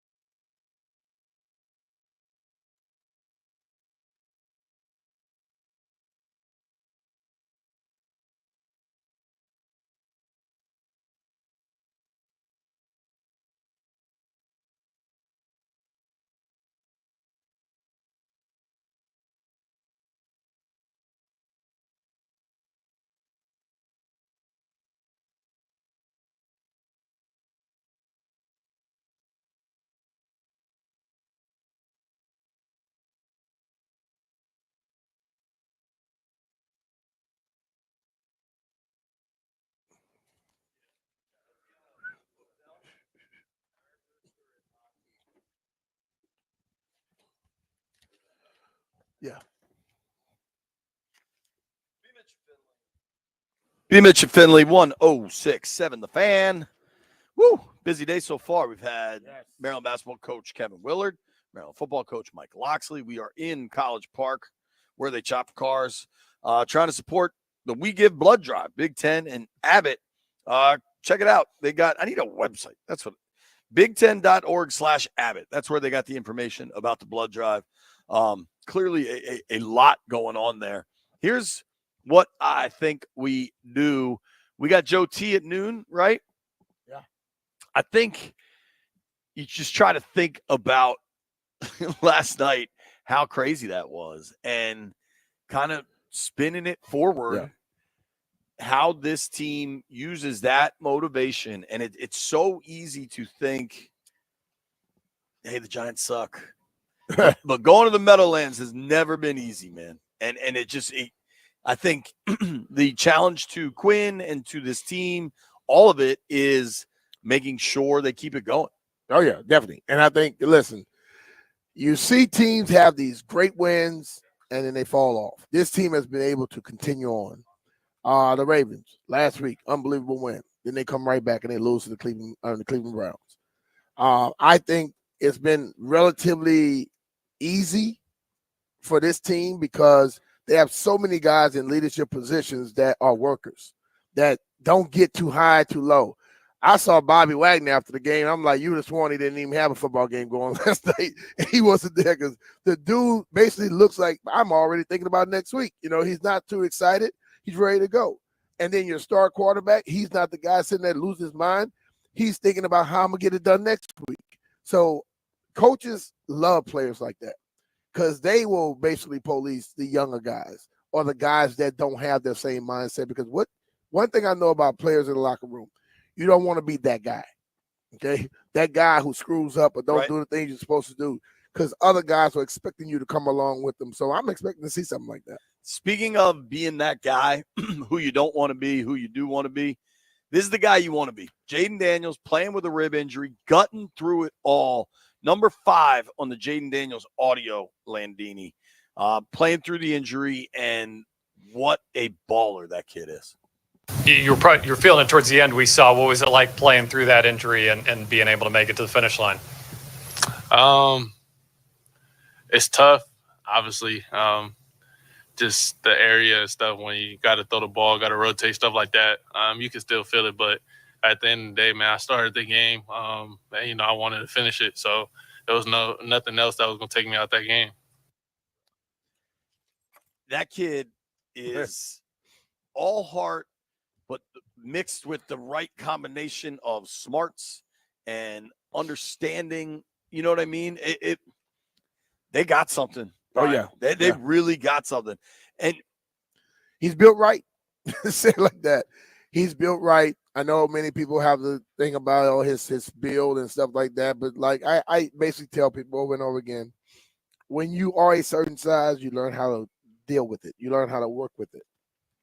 He'll find a way. I think he's going to learn to get down a little bit more. Yeah, but like let's be real. When he get to that guy yesterday, the juke on 58. Everybody wanted him to get down. You want him to get down on that play, or do you want him to do what he just did? You know, he did some things extra yesterday to get yards, but he was not taking a hit when he did that. The one where he was about to go out of bounds short of it, and he went up and put the ball out. Yep. He has an uncanny ability to think about doing the exact right thing at the moment. And I believe if he's allowed to just play, he will learn certain things. But everybody always saying, get down, get down. Last week, he was getting down when someone was close to him. He went down. You watch the play. He's going to go down, and the guy falls on top of him. If he was Jaden Daniels' mindset, he probably would have kept running, and you don't know what could have happened. Yeah. He wouldn't have got that injury. So I say this to a lot of people. When a person knows how they play, let them be that person. I remember my coach told me, I need you to step out of bounds more. So I went to step out of bounds. Guy dove, sprained my ankle. I never stepped out of bounds again. I say, I'm going to do my way now. I would dive from 3-yard line, didn't make me a damn difference. I'm going in the middle of the field. I need a first, I'm going over the top. That's how I played. Whenever I tried to be cautious and careful, I got hurt. I am with you. I don't care about, like, sliding, that everything looks great, like looks like a third baseman or whatever. He likes that little barrel roll and shoulder tuck, and that's how he goes down. That's fine. But I do think for the longevity of his career, for the long run, some of these hits, some of this stuff will need to get cleaned up. I want to hear this. I haven't heard this yet. Landfill, on the show sheet, you have the Bears call of the Hail Mary. Have you heard this yet, B? No. I imagine these people are so disgusted and disappointed, and I am going to bathe in their tears. Landfill, let me hear this Hail Mary from the Bears broadcast. To the left, McLaren, and that's where Jaden Daniels is eyeballing. Jaden Daniels sifting back, being pressured. Jaden Daniels hemmed into the pocket, looking for blockers, looking for something. He's got plenty of time. Launches, deep pass into the area of the end zone. And it's caught by Noah Brown. He was the tip man, and this place is now gone into Bedlam mode. Washington with the miracle finish. The breakup pass into the waiting arms of Noah Brown. Nobody back there. Crushing loss. 18-15 Washington. Hail Mary, 2 seconds left. Or as they like to say here, Hail Washington. Oh, that's so great. That's so great. Into the hands of Noah Brown. To quote my man Moises, buenos noches, Chicago. What a win, man. When we come back, Joe Theismann joins the show.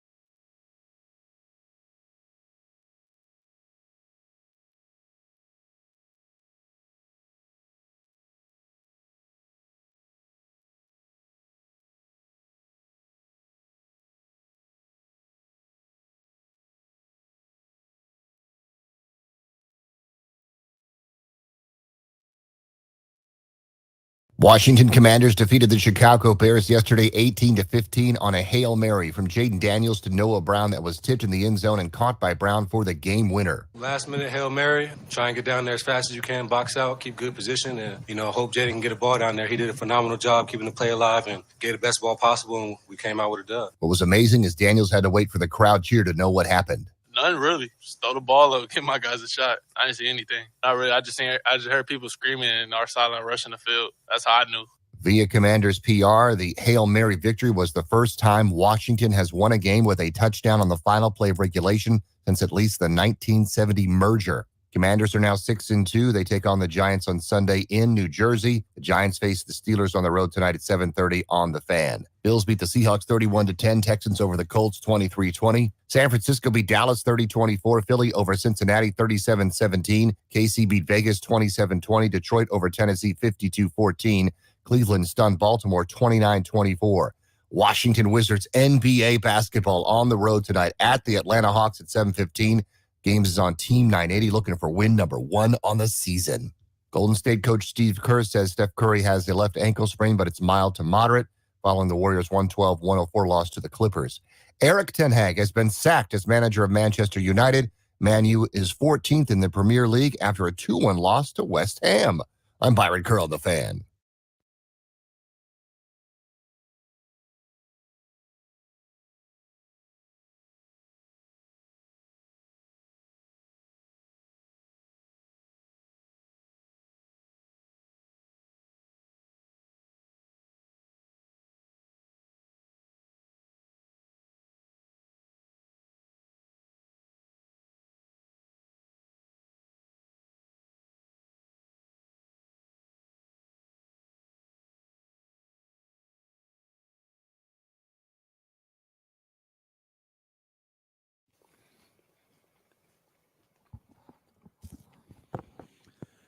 B. Mitch Finley, 1067 The Fan. We're live, College Park, Maryland, CQ Stadium outside of Tizer Tower. They got a blood drive going.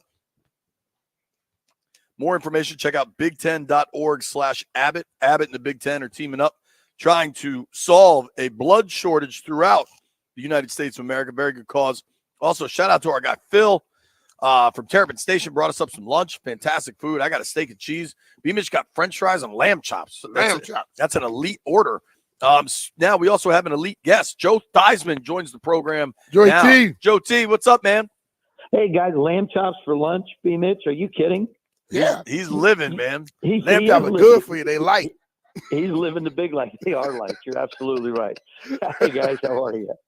We're good, great. man. Joe, where were you last night for the Hail Mary? What'd you think of that? In front of my TV, and I just absolutely jumped out of my chair. Like everybody in the stands jumped out of their seats. I jumped out of my chair. Yeah. Absolutely. Jaden did a great job of buying time and gave you an idea, because we always get the question as quarterbacks, how far can you throw the ball? Well, we saw him throw that baby 60, I figured about 65 yards. He threw from about the 35 to the goal line. So, if anybody ever asks a question, Jaden, how far can you throw the ball? 65 yards. Yeah. But it was just, it was, you don't want to say it's a team of destiny, but it's sure starting to look like it. Just the amazing things that have happened so far this year in 8 football games. You don't score a touchdown and you beat somebody with 7 field goals. Would have been 4 field goals yesterday had we not, sort of chunked a tee shot. But he hit the 4th. It was the 5th that was the chunk. Oh, the 5th one. That's right. The 5th. Yeah, the 5th that did it. I'm thinking, here we go again. But this is what makes this team so interesting to me. Is they're a complete football team. Defense is stepping up. They're down Jonathan, but defense is stepping up. It doesn't matter. Guys are making plays. Guys are giving second effort. Duran just catching Caleb's foot there before he could pick up a first down on the drive. All the little things that good teams do, we're doing. And then, of course, obviously there has to be a degree of luck. And but I just like unbelievable. I'm still in disbelief because that's just they call it a Hail Mary for a reason. Drew Pearson's one of my dearest friends, and we went to high school together, and and it was Drew that play with Roger and Drew that created the Hail Mary up in Minnesota for the Dallas Cowboys. That's where the name came from. I didn't know that. And I mean, it's like you just. I guess you could say you're not going to hear this from me very often, but I'm almost speechless. Well, Joe, the thing about it though, like you've worked on that play, I'm sure, in your career many a times. But when you see it work, it's like a work of art. Like him to be able to scramble around for 13 seconds and let that ball go right to where the guy that was over there taunting the fans got back in the time just to tip the ball right to your guy. Yep. When it all works together, how do you describe it? Just got back in time so that he can be ridiculed not only by his coaches but by everybody else. He just, it's like it's like it was just amazing. I mean, first of all, great lesson for everybody. It ain't over till it's over. I mean, until the whistle blows and the end of the game, that's when it's over. You just don't start doing. But but you look at the guys. These are, Mitch. I'll say this. These are the young guys today who are all about look at me. They point to their back. They give you this flex. They make a play. You get paid to make plays. You know what I'm saying? You get paid to be on the field to defend plays. That was as much, like I said, it's luck. But then there's also a lot of thought, and I know it because I talked to our defensive coaches about it, and you did too. There's a lot of thought that goes into how do you address this particular play. But the one that really set it up was the pass to Terry before. Yeah. That got Jaden within, firing distance of how far he can throw the ball. If they put somebody out there and they rush three, you in that situation, you don't want to give the quarterback a chance to be able to make a play. You got to have people running around, chase him a little bit, make him a little uncomfortable. Jaden did a fantastic job of buying time. And, I guess in Jaden's case, let's just say this, the legend continues. I watched that same play a lot, different levels. They rushed three. You ever thought if you rush 4 or 5, you might be able to get to the quarterback a little quicker than just expecting them to tip the ball away or whatever? Because it could also tip into his hands like it did last night. Exactly right. I mean, the ball's going to go up, and it's wherever it lands, it's going to land. And fortunately for us, it landed in the right hands. But I look at that's going to be a lesson for a lot of. This is the second Hail Mary that we've seen completed this year. Aaron Rodgers got one a few games back, and now Jaden has one. I never had one, probably because I couldn't throw the ball that far. But I never. We had to get closer. We had a better shot at kicking a Mark Mosley field goal from 50 plus. But it was just absolutely exciting. And, you could almost, through the TV, you could almost feel the stadium just explode, just rock. I mean, unbelievable, really. It was pretty nuts in there. It was really, really cool. And Joe, talking with Joe Theismann here on the BetQL guest line. Joe, you've been a part of some really, really good teams. What does a win like that do for a locker room and just for a group that's still coming together and learning a lot about each other, but going forward? And this is Dan's challenge. It's a win. Yeah. Let's enjoy today. Today is Victory Monday. Let's enjoy today. But we have to go up and play the Giants. The Giants historically have been a pain in the rear end for us. Now we're going up to New York. They just got beat again, and they've been beat consistently. This is not a game that you can take lightly. This is not a game where you think that one element of the game, offense, defense, or special teams, is going to carry it. It's got to be the same approach that they've had, and that's the thing that I look at more than anything with our football team is that it's been a 3-phase aspect of consistent play that's made a difference. I thought, Jaden didn't complete a lot of passes in the second half, but he made some plays, and that jump through to avoid getting sacked on one of the crucial plays there in the fourth quarter, again, was just an indication of his awareness of where people are. How you saw Caleb not aware of where Duran was and got picked up 4 or 5 yards. You saw Jaden aware of somebody trying to tackle him, and he sort of jumped out of it and picked up 7 or 8. And those little yards make a difference. He has a great awareness of what's going on out there. He feels people, does a really nice job. And I look at the little things, like when he feels pressure and he starts to take off up the middle of the field, he puts 2 hands on the ball. He doesn't try and run through with one hand out and trying to make a play. And so, I love watching him grow. I love watching them play. I love this football team, the way they're playing as a team. They truly are. There's that acronym TEAM, together everyone achieves more. There you go. And that's exactly what they're doing. We have a train near the house, by the way, down here. No problem, man. We're actually live in College Park today, Joe. So we got all sorts of crazy action going on. And you know what, too? I'll tell you that it's great that Abbott and you guys are out there to try and get people to donate blood. I think there's so many people in this country that need so much, and that's certainly one of the things that's important. And you guys helping it out, being out there is terrific. Yeah, thank you, Joe. It's been fun so far.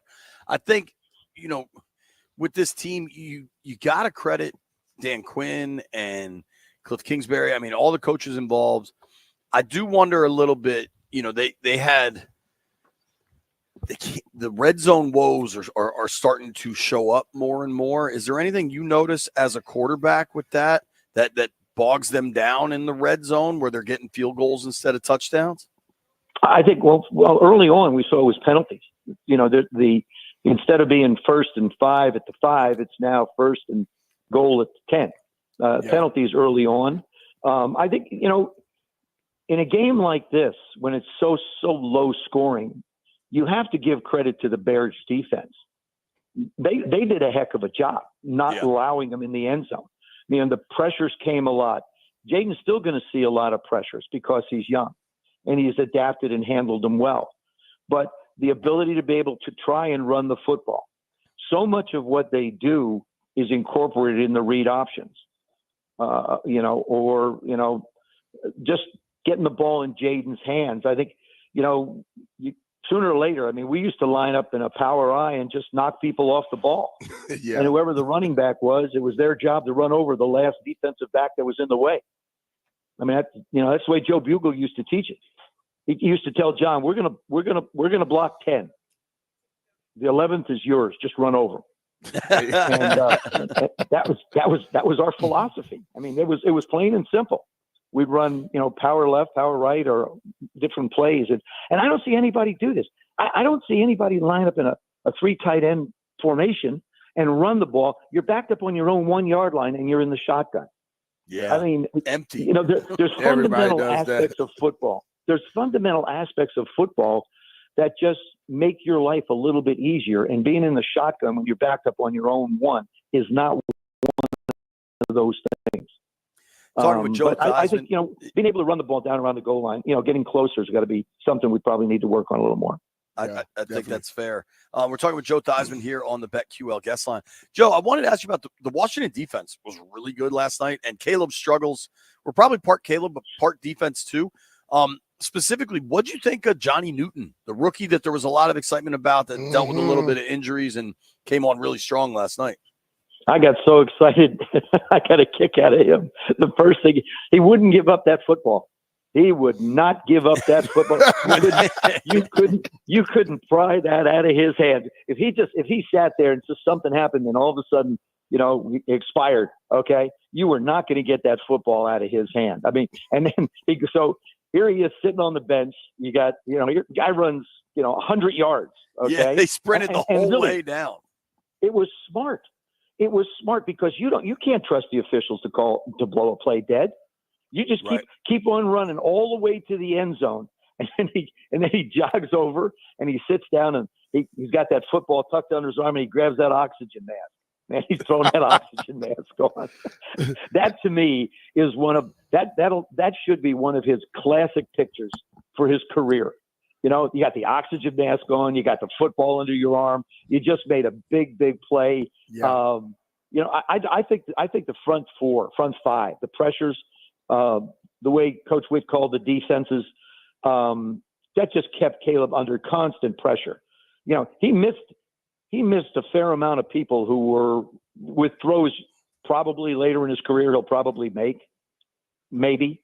But he had some people down the field that he just flat overthrew and just flat missed them. And I think he felt the pressure all day. But I mean, if you look at the Bears offense, he's run around a lot. He's run from pressure a lot. And we just kept the pressure on all day long, and it made it very miserable and uncomfortable for him to be in the pocket. Definitely did. And Caleb was long on he had you don't really see uncatchable anymore, but he had a throw out the back of the end zone that there was some pretty good grabbing by the DB, and the ref gave the uncatchable signal because the ball almost landed in the stands. I mean, he was off, and they got to him early, and I think that made a big impact. I agree with you. And my theory is this, and not just with him, but when you see quarterbacks overthrow people down the field, they're not throwing to complete the pass. They're throwing not to throw an interception. So, and Jaden is a wonderful exception to the rule. He was a little high and hot in the fourth quarter with some of the throws. Yeah. And how about Ertz making plays like they're making? I mean, these guys are catching everything, which is, if it's close, it's caught. I mean, Did you think that was a catch by Ertz in the end zone?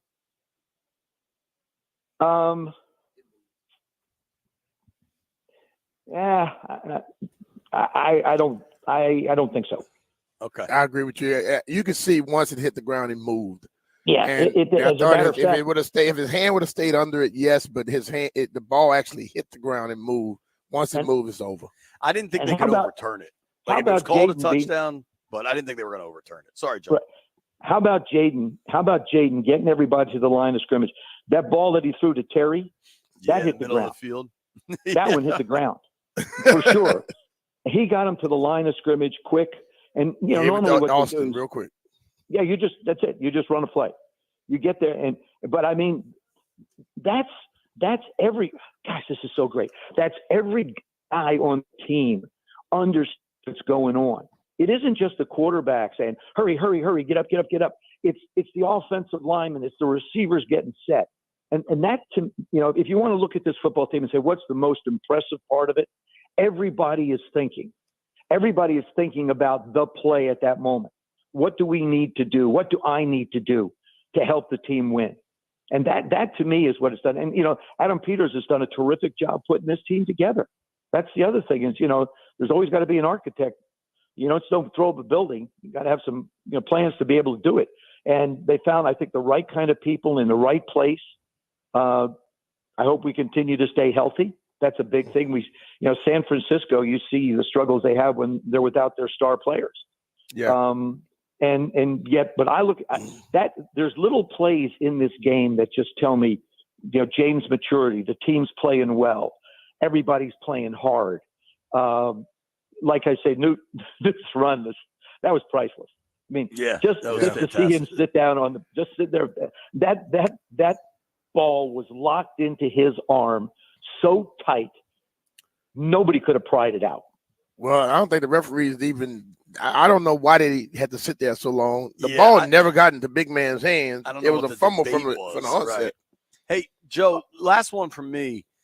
You are always gracious and a class act. I'm just curious, did you enjoy the way the Commanders game ended and then watch Dallas get smoked on national TV in the late game?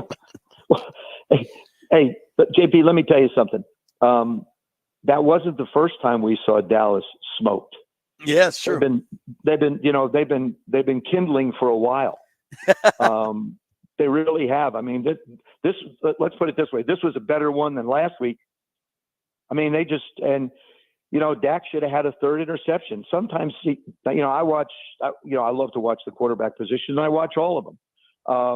Sometimes he's throwing the ball places where you don't see, in this case, a white shirt anywhere.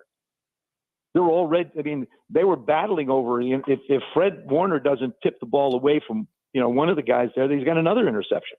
Right. But this is what a football team looks like when you don't have the ability to run the ball. And they tried. I guarantee you, Mike's heard this. We have to be able to run the football. We have to be able to run the football, but you can't.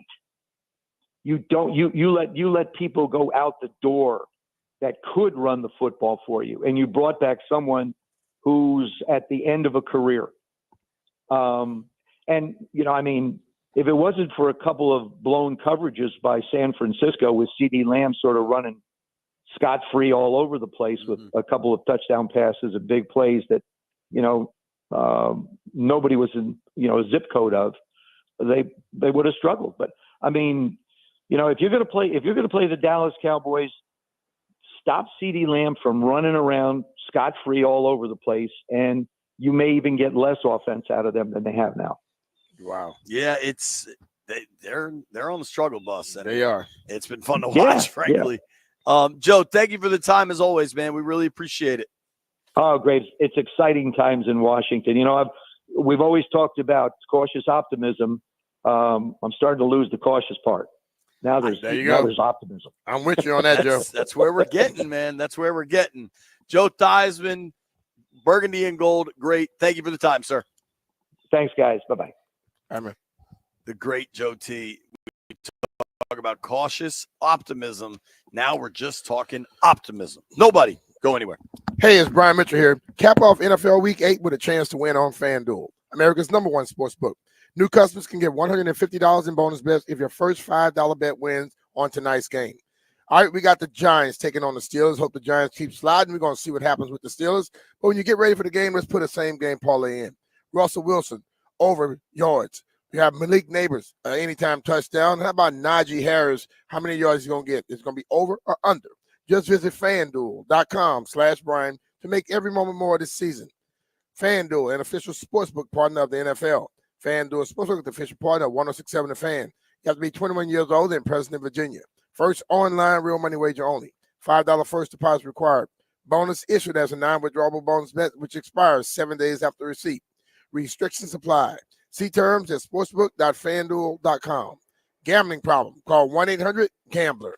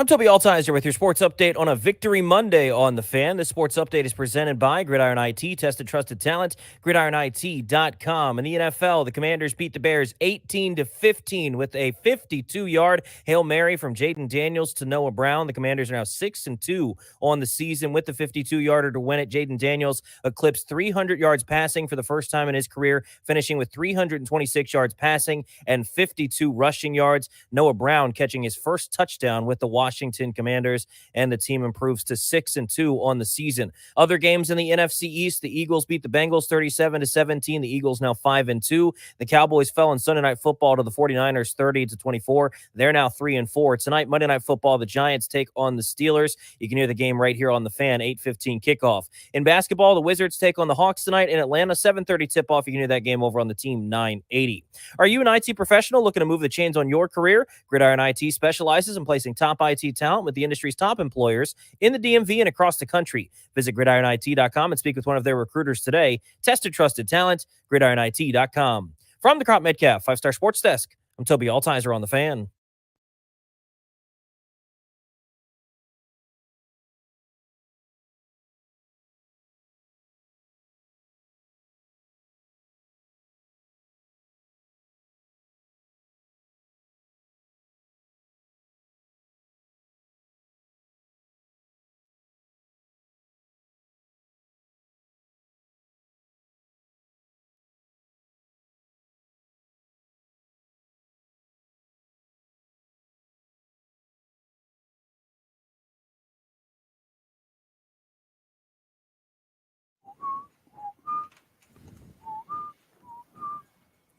B. Mitch and Finley, 106.7 The Fan, live out in College Park, Maryland at the Big Ten Abbott Blood Drive.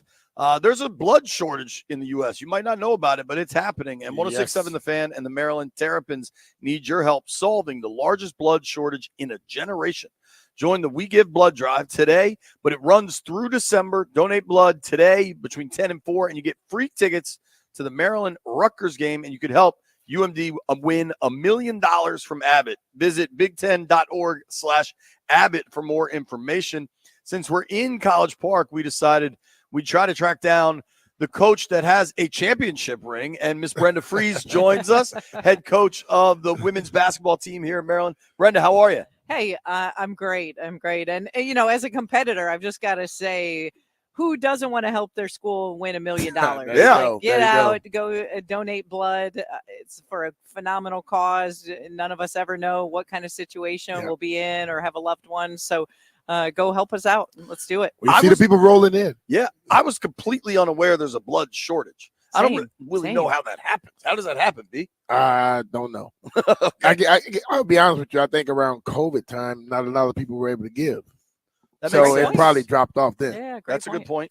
But if you want to give today or throughout this big blood drive, check out big10.org/Abbott. Coach, we were talking about it in the break there. You said you and your family got to see that Hail Mary last night. It's like the talk of the country right now. Right. What did you think of that play? Oh my gosh. I think like everyone, you're just stunned. Right. No one was expecting that play to unfold, but just, you talk about, they were prepared. They knew what they were doing, just the patience and the poise when you talk about from Jaden Daniels of just, running the time to let everyone get set. And I just loved watching his composure and then obviously to make that catch and to win it, unreal. Did you happen to see, I don't know if you saw this video, but one of the Bears defensive backs that was supposed to be involved in the play. He's supposed to shield was Brown off to the side, engaging, fighting, taunting Commanders fans as the play was transpiring. No, I did not see that. Now, obviously, it's a different sport. As a coach. Yeah, what is that? Oh, man, you're going to have to live with that the rest of your life. Like, there aren't enough laps you can run, right? Painful. Oh, yeah, every young athlete needs to see that. He got there late, and his hand hit the ball that bounced right into the hands of the Commanders player. Oh, my gosh. It's pretty remarkable. You know what else is remarkable is the record you've put together here in College Park. And as a Terp alum, I love it. I remember watching the title game against Duke, and that was during like still the peak of the Maryland Duke stuff.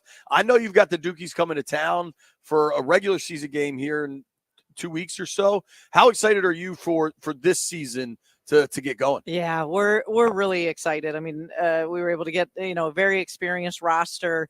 10 new players, a lot of new players out of the portal. The practices have been really, really competitive.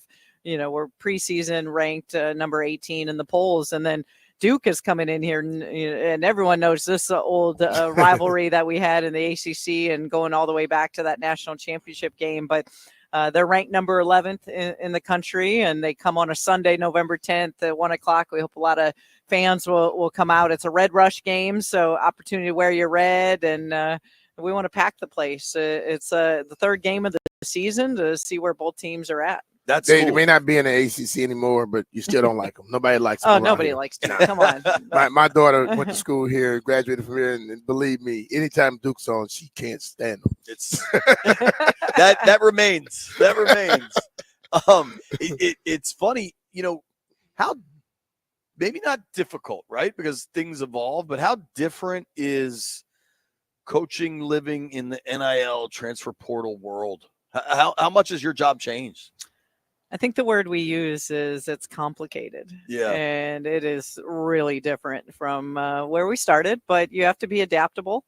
I think we all understand these student athletes put a lot of time and energy into their game, and they're like full-time jobs. But compared to when I first signed up for this job, it's I don't even recognize it anymore. That's but credit, I love our administration. They've been super supportive through all of this, have allowed us to be really competitive with our rosters. And at the end of the day, I get to coach phenomenal young women who are really talented in their sport, and we're just trying to put the best product on the floor to be the most competitive team. Is the transfer portal the thing that's a little more difficult to deal with?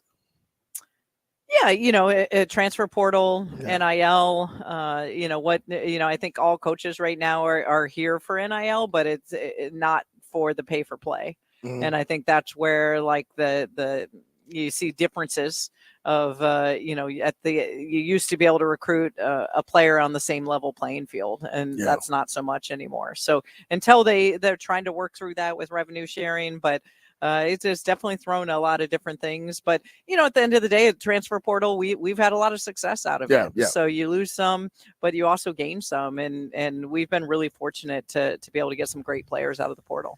I'm curious too, and forgive me if I sound naive here. I feel like because of the title you won, but I feel like women's basketball has always had its own lane here in College Park. But I do feel like a lot of it is Caitlin Clark and just the growth of women's sports, women's soccer, everything. It feels like it's a different time for women's basketball. Do you, as somebody that's lived your life in this sport and in this as a profession, does it feel different to you as well? It does. The foundation has been laid. You're 100% right, and as fans have been going, but Caitlin Clark has elevated. You needed someone like a Tiger Woods with golf and a Steph Curry in the NBA and those players that have come before. So Caitlin Clark was it, and a lot of great, phenomenal players that have come before her. But now all eyes are on us and are watching the game. And so now for us is let's elevate this thing. Let's continue to get these fans out and supporting our game, and let's put the best product and team out on the floor that we can. And has that impacted you got like has that impacted even just your attendance or interest levels and all those things? It really has. Season ticket sales are up. The last year when Iowa came in the building and it was sold out, we're on national television all the time. So it's elevated in every step of the way. Now, didn't you grow up in Iowa? Aren't you from Iowa? I did. 30 minutes from the University of Iowa. Is she from Iowa? I know she played there. Yeah, she's is that like a state she's pride from Des thing? Moines, and we tried to recruit her, but she's stayed home and credit, built that program into a national power. It's unbelievable. Des Moines, Iowa, about an hour and a half from Iowa City. What was trying to recruit her like? She just did people project what became there? I don't think anyone could have Yeah. seen that. She was really talented. Put some but work in. The credit, where I have a lot of respect for her is her first 2 years. She was, like any freshman or sophomore, but the work that you're speaking of, she got in the weight room, really added strength, and then just became a better leader. She all of a sudden, it wasn't just about scoring, although she was a dynamic scorer and from range, she was able to get everyone and uplift them on that roster to be really successful. And that's what the best of the best do. So speaking of the best, I'm a proud Terps alum. Once upon a time, I gave like $25 a year to the college. Need a little more than that in the NIL era, brother. And maybe we get to 35. We gotta step it up a little I got bit. 2 kids, dude. They just take everything. But how's your squad looking? How excited are you? What's your balance of new, old transfers, recruits, all of it? Yeah. It's got to be hard to cook up the recipe. It now. is. We're really have a lot of experience. Like I said, we have 10 out of 15 new players. Only 3 are freshmen. And then we return 5 returners from last season. But really the bulk, we have 6 seniors. The bulk are in our upperclassmen. So that lends towards a lot of great experience. I've said this with this roster, although we're older, experienced, and really poised, we need to stay away from the injury bug. We have players that have come in with different elements. I shouldn't say elements. I should say injuries that they've come in with that we have to make sure they're able to last through this long season. But I'm excited. They are really, really talented, really competitive, and it's going to be a phenomenal season. When you have that experience on your team, how is it a little easier for you because some of the veteran players will lead the rest of them? At times. It's also harder at times because when you have 10 new players, you're reteaching your system. Okay. And offensively, defensively, from a leadership end, yes, they know what that expectation is, but from just your overall standard and how you run your program, you're pretty much 1-year rosters now that you're having to reteach every season. Wow. Well, your standard and how you run your program has been such a high level for so long that just as one Terp fan and B's daughter went here, we both root for Maryland. Just how much we support and appreciate everything you've built here. Oh, Seriously. Well, thank you. But I'm really The grateful. Elite Eight was what, 16 months ago? I can't believe I'm going into year 23, and I'm crazy. really grateful for just this is an unbelievable. It's still my dream job, and it's has so many things to offer, both academically and athletically, and why we've been able to continue to be put in position to be really successful.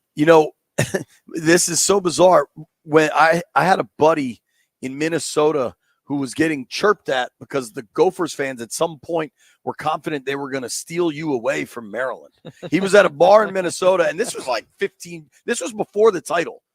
So I don't know what year I would be talking about, but it says a lot that you stayed here through a lot of different things and a conference realignment and all of it. So thank you. Yeah. Well, nowhere else I would rather be. Okay. All right. Well, you could just keep sitting here with us. We're gonna take callers Are and you talk kidding me? about football I'm for a enjoying while. the Rays, the sun. I never get this in an indoor sport. Terps women basketball coach Appreciate Brenda you, Brent. Fries. Thank you very much for the time. Thank you. Go Terps. Go Terps. I that was very cool to have Coach Fries sit with us. I did have a story for you, B. Do you remember 2 weeks ago or so when my dishwasher was kind of broken? Yeah. I dealt with this company, Better Appliances. Okay. And they came in and they tried to fix it. And the guy was like, listen, I can sell you a new one, but I might be able to fix this. It'll save you a bunch of money. We should at least try to fix it. Yeah. I was like, all right, man. And he tried. He got it going, worked fine for And it like broke 5 again. days. I broke again. I called him. He's like, no problem. I got one. I'll have it in. Like they knew they had one ready, but they at least wanted to give me the lower cost option. And that's what working with a good company like Better Appliances does. And now I've got a brand new one, and it's dope, and it's very, very quiet, and I'm impressed by it. All right. Better Appliances is a family-owned small business serving Metro DC since 1945. Celebrating 70 years of service of appliance repairs and sales, they go above and beyond to help you with almost anything you need, from emergency appliance replacement like me to sales and service. You can count on the team at Better Appliance Masters to meet your needs. You're not just a number. Better cares about its customers, and you can call them for anything wrong in your home. Lauren's been texting the owner like for 2 weeks about this dishwasher stuff. Mhm. They go above and beyond. BetterAppliance.com. Better get better. BetterAppliance.com.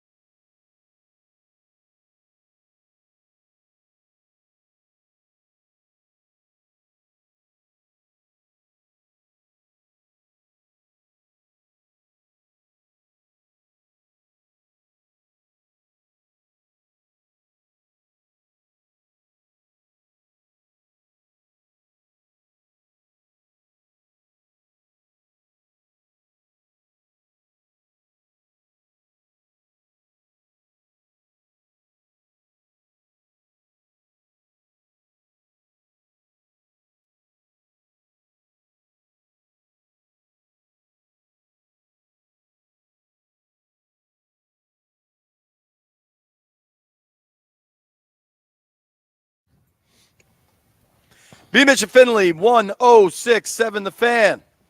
Live in College Park, Maryland, home of the Terrapins. Helping to support a blood drive. Check out big10.org/Abbott if you'd like to be a part of it, or you can just walk by, come say what's up to me and B. And the famous do that. Rachel Frank has joined us. I'm going to do it right now. I'm going to press the button. Jeffrey, get ready. 800-636-1067. 800-636-1067. It's going to be probably our only chance. We've had a lot of great stuff going on over here at University of Maryland. I do want to let some callers get in, though. I imagine there's folks on the lines. Let me know, boys, if that stuff is ready to rock, as we're kind of just taking it all in from last night's win. Hearing Jim Nantz right there, hearing Jim Nantz, who's, I think Joe Buck and Aikman are probably the best call going now, but Jim Nantz's voice probably has the most gravitas, like Tirico. But Nantz calls the Masters. He's called a million Super Bowls, the Final Four. Hearing Jim Nantz say it's Bedlam in Landover, Maryland, just feels different. You know what I mean? It does. And it was. He wasn't exaggerating, believe me. He was saying exactly what it was, man. Yeah, it was just absolute chaos. And so we can do credit pies. We can just let fans react. We haven't been able to yet. I want to start it off. Is line 3 good to go? I believe it is. It's a Victory Monday tradition with our guy, Juke. Let's go. What up, Juke? Timothy Daniels, he is him. Timothy Daniels is our QB for DC. Let's go, fellas. Let's go. Let's hit the victory ritual. Let's all hit the Ric Flair. Woo! Woo! Thank you, Juke. Appreciate you, buddy. Appreciate you. Yeah, man. The Ric Flair, he's making up his own song to Jaden Daniels, doing it, Hail to the Redskins. Like, it was just, this is a new world for Commanders fans, where last time they were 6-2 was 2008. That was Jim Zorn, I believe, and they finished 2-6. I don't feel like that's what's going to happen here. I don't know if you agree, B, but this feels like they have landed on something entirely different. Yeah. And so much of that is because the coaching staff deserves a lot of credit. There's a lot of things that deserve a lot of credit. Yep. But Jaden is such a huge factor in it. He is. I mean, when you have a quarterback of his caliber and the way he plays and the humbleness that he has, it's easier for people, to follow.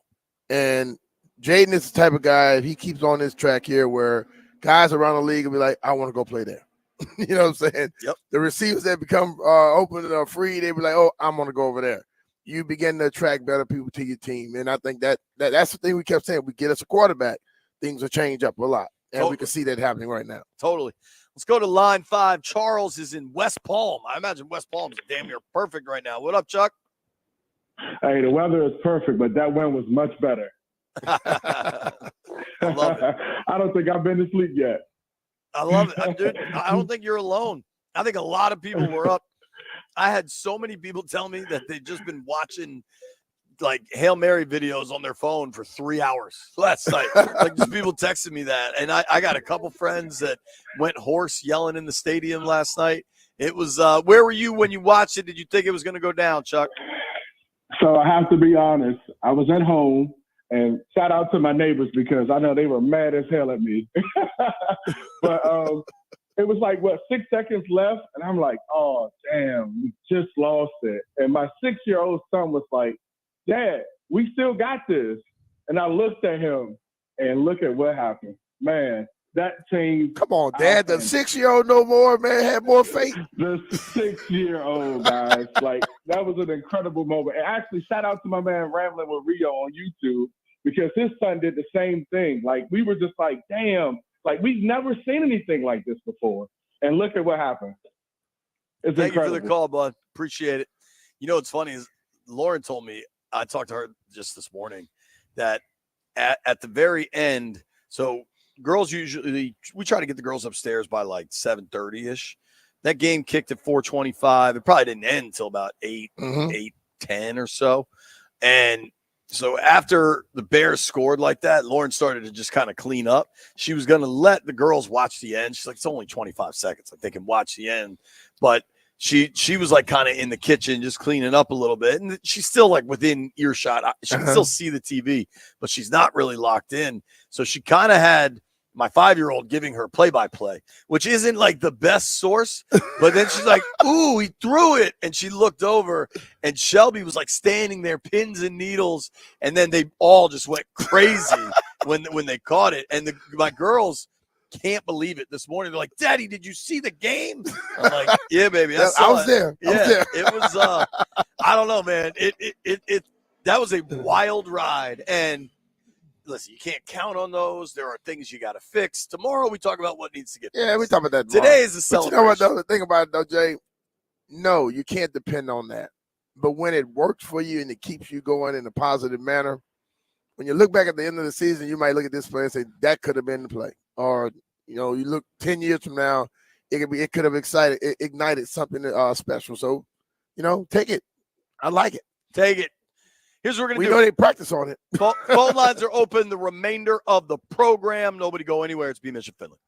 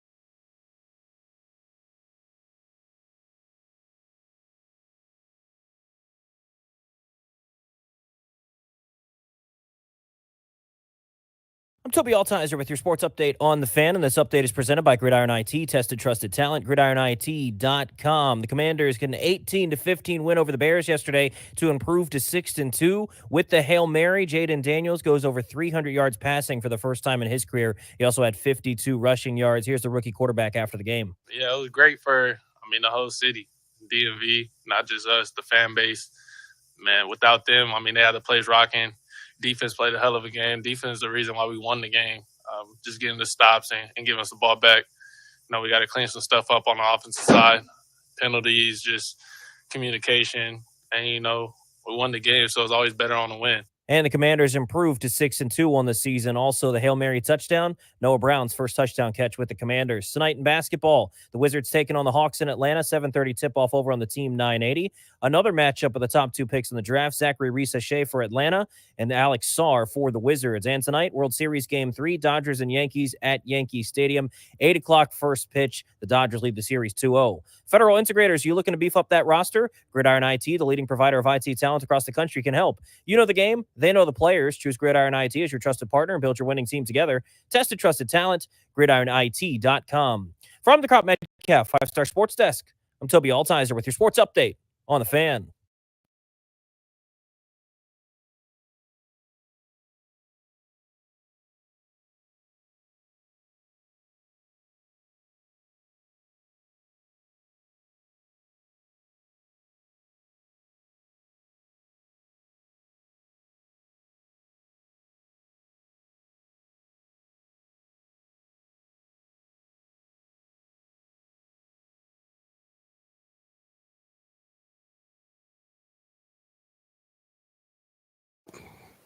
Shake your money maker, huh? B. Mitchell Finley 106.7 the Fan. You know things are great in Dallas when the cornerback is yelling at a reporter.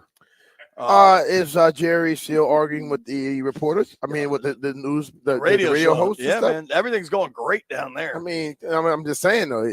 Ever since he said that, things have gotten worse, right? Yeah. Absolutely. Sometimes you got to learn to just shut up, Jerry. I don't think Jerry's ever shutting up. Here's what we're doing. Phone lines are open. The Hail Mary, man. I heard people want to call it the Miracle in Maryland. I don't think that really works. I think we just it's called the Hail Mary. Hail Mary, Hail Victory, whatever you want to call it. What an incredible electric moment. I met this dude yesterday. Rusty is in Delaware. Rusty. Good afternoon. What's up, buddy? Man? Hey, excuse the voice because we were real loud and proud coming down from Section 110. It was a very good crowd. I just want to say, JP, we are 1-0 when you and I run into each other in the concourse. So maybe we should start doing that a little more often. Very good point. I actually was going to talk about credit pies and what I liked and what I didn't like, but what you guys, and end it with something kind of heartfelt, but what you guys were talking about before the break is where I'm going to go. So, Brian, when you guys won the Super Bowl in 91, I was 9 years old. And I remember right now the exact moment when that game was over. I remember the clothes I was wearing, where I was sitting in my family room, in my house with my father. And I remember how happy that was. Mm-hmm. When the last play was about to happen, like everybody in this day and age, everybody's pulling out their phones. And I almost fell into that trap. And I said, you know what? This is a moment right here for me to teach my son, who Brian, you know, and Jeff knows is a little bit of an athlete. He does a good job. We made the playoffs with our football team, so we're still rocking. But I was going to take the moment to say, hey, this is about fighting. This is about coming back from adversity. The team fought the whole game, gave it up at the end. Hats off to the defense. I was going to pump his head full of all that stuff to overcome.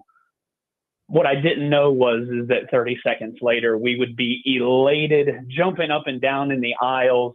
He was wiping his eyes so fast to keep the tears so nobody else saw him crying in the moment. I was crying in the moment. And the impact that this moment right here, I know that we're talking about what to call it and how important it is.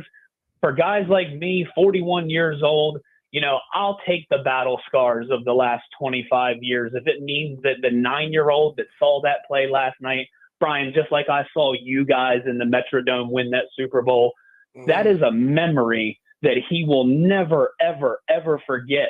And I told him, I said, when you're in college, when I'm old and gray, well, maybe old because I'm already gray. When I'm old, we are going to talk about the night that Jaden threw that Hail Mary to Noah Brown. And I couldn't be more happy to not only be invested in this team as a multi-year season ticket holder, to be invested in this team with my whole damn life, and now be able to pass some happiness down to my oldest son. And when his younger brother gets older, he don't even know what's coming for him. I love that. All right, Thank you, brother. Rusty. Good Great stuff, call, man. Russ. Yeah, man.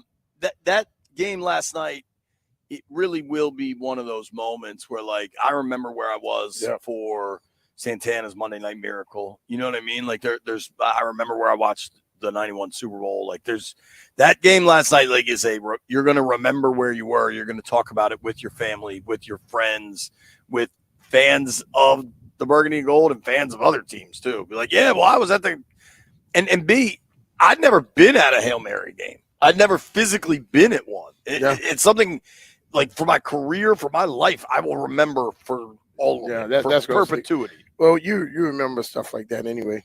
Yeah. Let's go to Tim in College Park. We're in College Park. Where you at, Tim? Yeah, I was telling your producer that I'm 38 years old, so I'm definitely not in College Park at the university. But for everybody that has those great stories about watching it, I'm a season ticket holder, and I actually left right after. Boo! You left? I left, man. I left, and then as I'm in the parking lot with my father, my first cousin, and his friend, I'm like, yo, never again, dog. Never again. How much time was left when you left?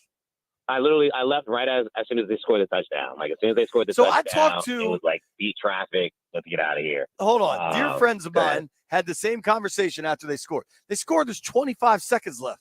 What the hell traffic bump do you get leaving 25 seconds early? and listen, I'm 25 seconds, but it ended up being about 8-9 minutes. I'm a person that leaves early. Like, we all know You my are track an record. expert at leaving early. But not in that scenario, dude. Not in a game down to the wire.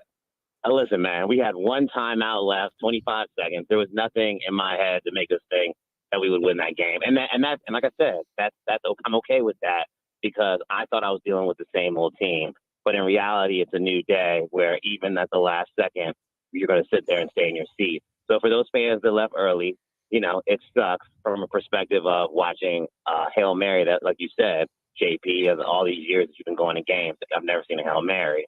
But from the other perspective, it makes me realize that, hey, never again will you ever leave. Even if we're blowing a team out 35-0, we're going to stay, we're going to party, we're going to have a good time.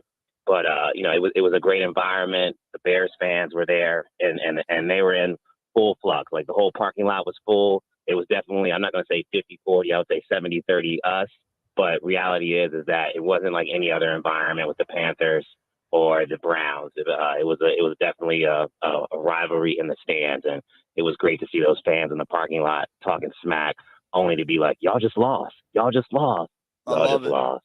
Thanks Yeah. for the call, dude. And now you'll be able to say that you were the dude that left early. You were at the game and left early. Well, it's like I go back to this game reminds me a little bit of the game in college. It was the last game I played in college. We were down by 7, and I threw an interception when they went to score to go up. We get the ball back with like a minute something on the clock. We go down. We end up scoring a touchdown. I look to the sideline. They say 2. Like, damn. So the person who caught the touchdown, I ran a touchdown, and then I threw the 2-point conversion, flag on the play. They moved us back. My buddy who played high school ball with me, passed away since, hit him again, the back of the end zone, 1 foot in, 1 foot out. In college, good. That's how we won the game. Wow. And the people were leaving out. Once we came back and started driving and scored, they were trying to get back in there, wouldn't let them back in the stadium. Oh, so there are people who did not remember, just like a lot of people left yesterday, didn't see it. And there are people who sat there and they remember how it ended. There's going to be people later on going, man, I left You early. know what's going to happen, though. Like, so they said, I think it was sold out last night, 65,000 roughly, right? 64-7 or something. In 10 years, 15 years, there's going to be about 150,000 people that say they were at that game. Everybody was there. Oh man, I said to the last second, I wouldn't leave. I would never leave. Never left. Yo, if I was there, what seat were you in? Oh man, we just hung around and standing inside the stadium. Jeffrey, can you help me understand what's happening on line 1? Just give me a little direction here. On line 1. Oh nah, that's DC Superfan. He called in a couple times before, but just trust it. It's a good call.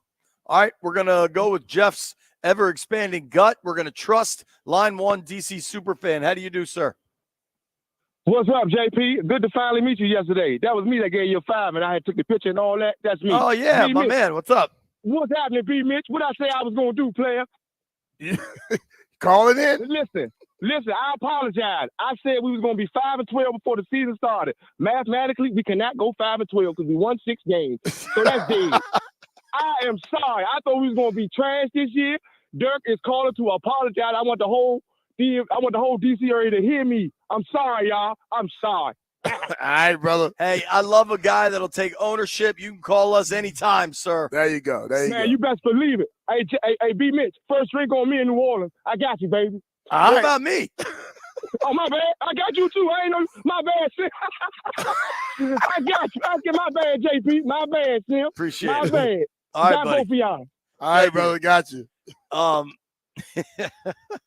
Let's go to Ryan in Connecticut. Ryan, how you feeling about the Hail Mary? Yeah, JP, what you kind of explained yesterday. My kids are 3 girls, 6, 5, and 3. 8 o'clock, that's the a game's biggie ending. house. They're up in bed. They heard me, my brother, and my friends going nuts, and they came down and were like, what happened? And they knew the Commanders won. But it's Peter Schrager said to Good Morning America, he's like, today at October 28th, you wake up and it's just like one of the funnest times to ever be a Washington fan. It's like 25, 30 years of defending this team. And finally, we are the team that everyone wants to be a fan of. And I saw a picture yesterday, Terry McLaurin in the locker room. And I'm asking you guys this. I saw in the background, not a lot of people know this name of Bob Myers. They brought him in. Yeah. He helped grab Adam Peters. He helped grab Dan Quinn. And this Washington resurgence kind of reminds me of the Golden State NBA team that was bad for as long as I can remember. And all of a sudden, it was cool to be a Golden State fan up until they dominated the NBA, and now we wanted to lose. But this is kind of like that resurgence. And now it's you wake up and all my friends have Giants and Philly, and they all want to be Washington Jaden Daniels fans. And I hope to see you guys this week. I already got my tickets as a guy in Connecticut. We always go to the Washington at Giants game. So if you guys are around pregame, we hope to run into you. But it's by far the most fun I've ever had as a Washington fan. And yesterday was one of the greatest moments, probably first, just edging out the Santana Moss Dallas games. So great time. The fans are, nothing matters when you're winning, and we're trending in the right direction. Thanks, yeah, man. Definitely, man. Good call. Good call. It is remarkable what last night kind of felt like because, that Monday night game where Santana had the 2 touchdowns was awesome, but they scored so fast that Romo had a chance to come back at the end. If I remember that right, I think they didn't get one more drive. The difference with last night to me is just it's a walk-off. The finality of it. Yeah, like that just doesn't happen. And to get a walk-off win in football is really pretty darn difficult. And that's what made it, I think, just so cool. Yeah, so I'm pulling that box score up. Week 2, 14-13 final. And, yeah, they scored almost too fast, which sounds ridiculous. But where's the drive charts? There we go. Yeah, Romo had a chance at the end of the game. Washington had a chance to end it. They had a 3-and-out, and then they punted back, and Romo got the ball with 36 seconds left, and they just weren't able to get far enough down. Think about it, all they needed was a field goal there, too. Oh, boy, B, things are happening here. There's a Brian Mitchell jersey walking in. How about that? That may be freshly signed, if I had to guess. We'll keep these phone lines going. Lou is in DC. Lou, what up, man? Lou, you there, pal? Is this Luke in DC or Lou? I'm Luke. Loop. Well, whoever you are. Lou. Oh, my fault. Hey, just not trying to you. Hey, a little bit different. I got in a fight with my wife last night, and so I was doing 2 TVs upstairs and downstairs. I wasn't live. I hear my kid downstairs in the basement going ape crazy, and then he ruined it for me. So I was like, anyway, I couldn't sleep. I was watching reaction videos, etc. And I just want to say, JP, your ex post, your Twitter post with that cameo at the end from that ex-Redskin player was one of the funniest things. I must have watched that thing 10 times because that Redskins player summed it up for me 100%. I love you guys. Yeah, that the former that was me. Yeah, the bald-headed loud guy from Louisiana nailed it right there. It was honestly, B right there was the perfect encapsulation of the vibe in that stadium. It was just so wild. Just so wild that it's hard to like. It's one of those, if you were there, if you know, you know. And I think wherever you were, you got that experience. You just didn't necessarily get to share it with 70,000 other people. Yeah. And it was pretty wild. I think is our guy Parrot Head Drew on the line? Because Jeff, you got 4 people written down for line 8. So I'm trying to make sense of it. No, Drew's on 7. My bad. All good. All good. Let's go to Drew. Drew, how was that ball game? Hey, JP, that was tremendous from the beginning to end, but that ending was out of this world. I can't get over it. And Karma's going. We went out golfing this morning, first thing, and on the 11th hole, I hit a ball, was heading to the water, and then a rock popped up and knocked it back on the green, tipped it up, just like that Hail Mary. That was amazing. I love that it. play. I love it. Yo, sometimes you hit a ball into the trees and it bounces around and goes in the water. Sometimes it bounces around and goes back to the fairway, man. Yep. I had one happen the other day, Jay. Thank you, Drew. Thanks for all your help yesterday, And, Drew. Appreciate you, buddy. Hey, sure. And B. Mitch, the woman in front of us has a B. Mitch Hall of Fame banner that she's hanging down in section 203. So if you look there, her name's Christy, but she's a crazy fan of yours. So I didn't know she was bringing that. 203? Yo, actually, he sent me a 203. picture of it. I'll show it to you. Yeah. Let me see. Look, can you see that, B? Oh, yeah. B. Mitch for HOF. I have to come over there and sign it for. Yeah, you do. Yeah. All right. Thank you, Drew. Appreciate you, buddy. All right, Drew. Appreciate it. We have Terps baseball coach Matt Swope's going to sit with us in just a few minutes. He's also a massive Skins fan, so it's going to be kind of fun. We might talk some baseball. I want to get him on the World Series, but I think we're just going to talk football. All right. Are you ready? Are you sitting down? I'm always sitting down like Manfield. Comandante Tequila. How do you do, sir?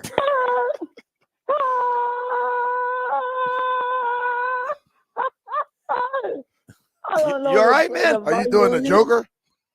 No, hell, man. You don't know the loud cries thing or what? Because play the violin or just laugh at them or what? They choose. It was a beautiful game. I seen that ball flying out there, and I lost it. I'm at the other side of the field. Like, oh my God, what happened? That's everybody jumping around up and down. My buddy said right in front of me, when they said to make noise, we were kicking and screaming and jumping and screaming. He ended up breaking his seat. It was so funny because Caleb made that false start. I couldn't stop from laughing. Crazy, man. Loving life, man. Thank you, Commander. All right, bro.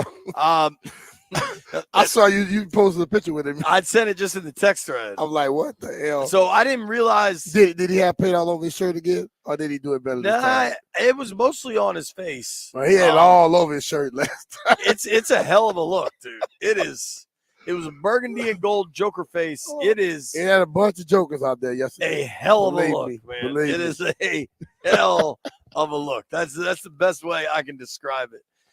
Swope's going to join us next. A little bit of World Series preview. We're keeping the phone lines open the rest of the day.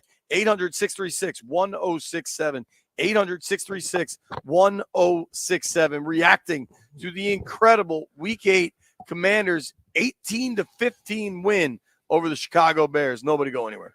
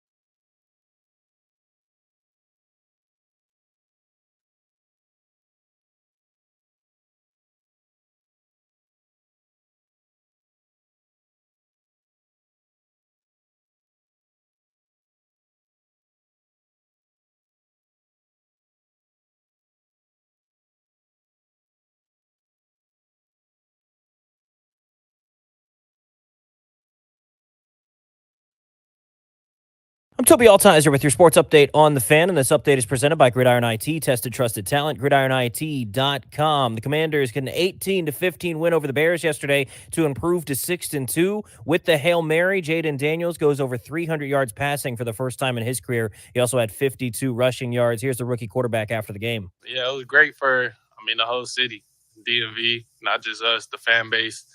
Man, without them, they had the place rocking. Defense played a hell of a game. Defense is the reason why we won the game.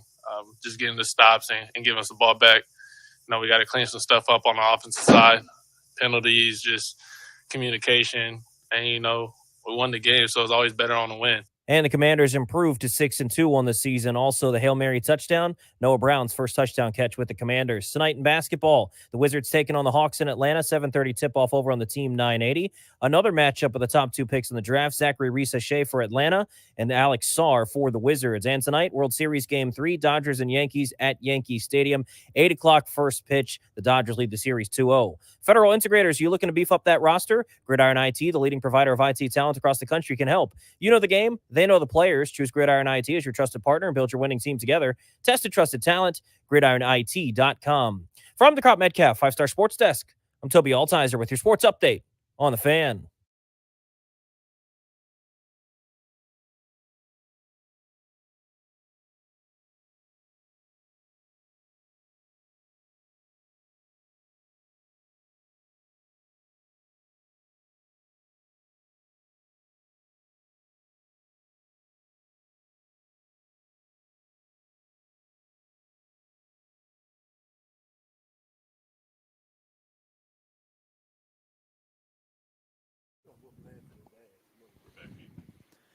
If I could ask the great people of Beamish and Finley community, everybody tweet at Jeff Too Funny and just ask if he's okay. Just be like, Jeff, are you okay, bro? We're here for you. We're thinking of you. If you need anything, holler at us. Because that's, above all, that's what we are as a community, right? We are a community. We love to take care of our family. And much like the Commanders took care of family last night, it was incredible. We are fired up to have my friend, head baseball coach at the University of Maryland, Matt Swope, sitting with us. What's up, dude? Nothing much. It was a great Monday, isn't it? Oh, it is. It is. So the tide turned quickly. Yeah, man. So you are now the fourth coach that sat with us today. We had Coach Willard this morning, Coach Locks, Coach Freeze, and now Swope. And Locks, I know, grew up a hardcore Skins fan, and I know you grew up a hardcore Skins fan. Not only that, but you roll in wearing a B-Mitch Redskins jersey. B-Mitch jersey, baby. Damn right. Loud and proud today, baby. Loud and proud. We got to celebrate. Where were you last night? What did you make of that finish? Yeah, well, I was at home. I was with the kids and Katie, and when they scored, it was funny because I slammed the table, and Katie goes, "Yeah, that's why our boy is the way he is." A little bit like getting so emotional, and the toddler starts crying a little bit, but I think more just felt like that because it felt like we dominated the game, right? And almost let it slip away, and just the entire game, and you thought Jaden could come back, but the chances with 23 seconds or however much was left was slim. Mm-hmm. So, and much like this year, a lot of times you just find yourself just like not saying anything or in awe of what he can do. Yeah. But I think the 3 words, which you probably saw 1,000 times online today, were "Oh my God." Totally. It's just like literally like "Oh my God." I think my OMG. 3 was something different. Well, I can say it started with that. Let's just start there, right? There may have been other words. Hey, don't worry. Somebody got me on camera, and we all over. We went viral, baby. You were in the tunnel, I heard, right? Yeah. I Yes. watched the post game a little bit. You had to just going from just improbable to that. It's just like those are just the special moments we live for in sport. Totally, man. I tell you. Totally. Now, listen, we're going to check in. I do need a little World Series info from you. Okay. And I want to check in on the Dirty Terps baseball team. But we do have packed phones. You're going to get the full sports radio experience. Where would you like to go? Hagerstown, Upper Marlboro, Rockville? Where's the best baseball players? Oh, no. We got to stay in PG County first. Let's stay in Upper Marlboro. Upper Marlboro it is. Born and bred. Our guy, Tay. Tay, what's up, brother? What's going on, fellas? What's going on? Good afternoon. Let me just start off by saying this. This was the play heard around the league this week. This week we showed something. We showed that we play with grit and grind and hustle. But let me just take a second just to break down the play calls. The play calls in that last drive had everyone on the edge of their seat. The play before, when they scored, it just sucked all the air out of all the fans. I was pissed, I was mad, I was upset. Everyone knows me. When I watch TV, I open up all the windows, open up the balcony. I want everyone to hear me in my reactions. Seeing that drive and seeing those players hold their composure, seeing everyone on the sideline step up as leaders, seeing the head coach making the plays, because a lot of people would have just done trick plays to hope that we got a touchdown. But seeing them take their times and move the ball and put us in position, man, when I say I saw that ball in the air and I saw the touchdown, everyone in the whole neighborhood heard my reaction. I felt like I was at the stadium with 50,000 players. How much do your neighbors love you in Upper Marlboro? If you like to open the windows and scream all the time. The neighbors love me because when it's football season, everyone's just waiting. Everyone's like, yo, Tay, he's going to go crazy. He's so passionate. I take that passion. I'm a high school head coach, and I just relay that stuff to my team. And this right here, I have a game today, actually. I'm on my way to my game now. And this is one of the things that I'm going to use today to say, listen, no matter how much we're down by, no matter what it is, we don't stop playing until the last whistle. This is right here is the proof. If you continue to keep your composure, no matter how much time is on the clock, no matter how much time, no matter how many points you're down by, if you ever fight your chance, keep your composure on the sideline because that is the thing that other teams are looking for. If you can't keep your mental composure, well, then you already lost the game. And we were mentally sound that last drive, and it paid off. Hail to the goddamn Commanders, baby. Let's do it. 6-2. Let's go, baby. Thank you, bud. All right, brother. Thank you, Tay. Great call. Yeah. Although I'm still not convinced your neighbors love you screaming all the time. Let's go to Alan in Rockville. Alan, what you got, man? My first game was October 26, 1947 against the Bears. Damn. I'm going to make everyone unhappy. That play wasn't that exciting to me. I've been to 4 of the Redskins' last Super Bowls, and of course saw the first one, and I've seen every Super Bowl, and I've seen every great sporting event, and I saw the 1958 Giants Colts game, the greatest game ever played. So to me, that was just an ordinary play. Alan, you know what? We're just going to go high road here and say thank you for calling, man. I appreciate your life experience. I've seen it all, baby. Yeah, thanks for the call, man. Hey, I saw Noah get on the ark. I saw Doc Walker hanging out with Methuselah.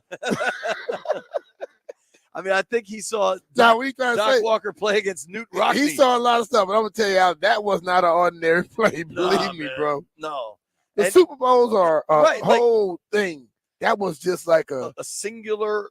Is flash going to of happen lightning. or not? Yeah. And it happened. It was great. You're a lifetime Skins fan, Commanders fan. What in your lifetime does that moment compare to? Because we're about the same age. So, I don't remember John Riggins on 4th and 1. I never saw that. No, I don't know either. what I mean? I think there's little things like the Sean Taylor play, right? Where you have something that seems like improbable because they block it, and then you go down and then, you you make get the it. penalty. But I was trying to think about it. I was like, there's a lot of good moments over the course of time, but I don't even know. I mean, even when you're watching like something like Freddie Freeman, nothing. I mean, I know it's the World Series, the first Grand Slam. That was wild. This was so improbable. I don't know. I tried to think about it actually last night if I was ever a moment I felt like this, and there just hasn't been. I think I went through every emotion you could possibly go through in a matter of 2 minutes. Sure. Because giving up that touchdown to the Bears after playing really well and then getting the gift of the fumble at the goal line, that's a gift that allows you to seal that game up. And like, all right, we got lucky, fellas. We're on to the next. And then they just do it again. I'm sure you guys talked about this, but I wanted to get Mitch's take. Like, what was your thought on the 4th and inches?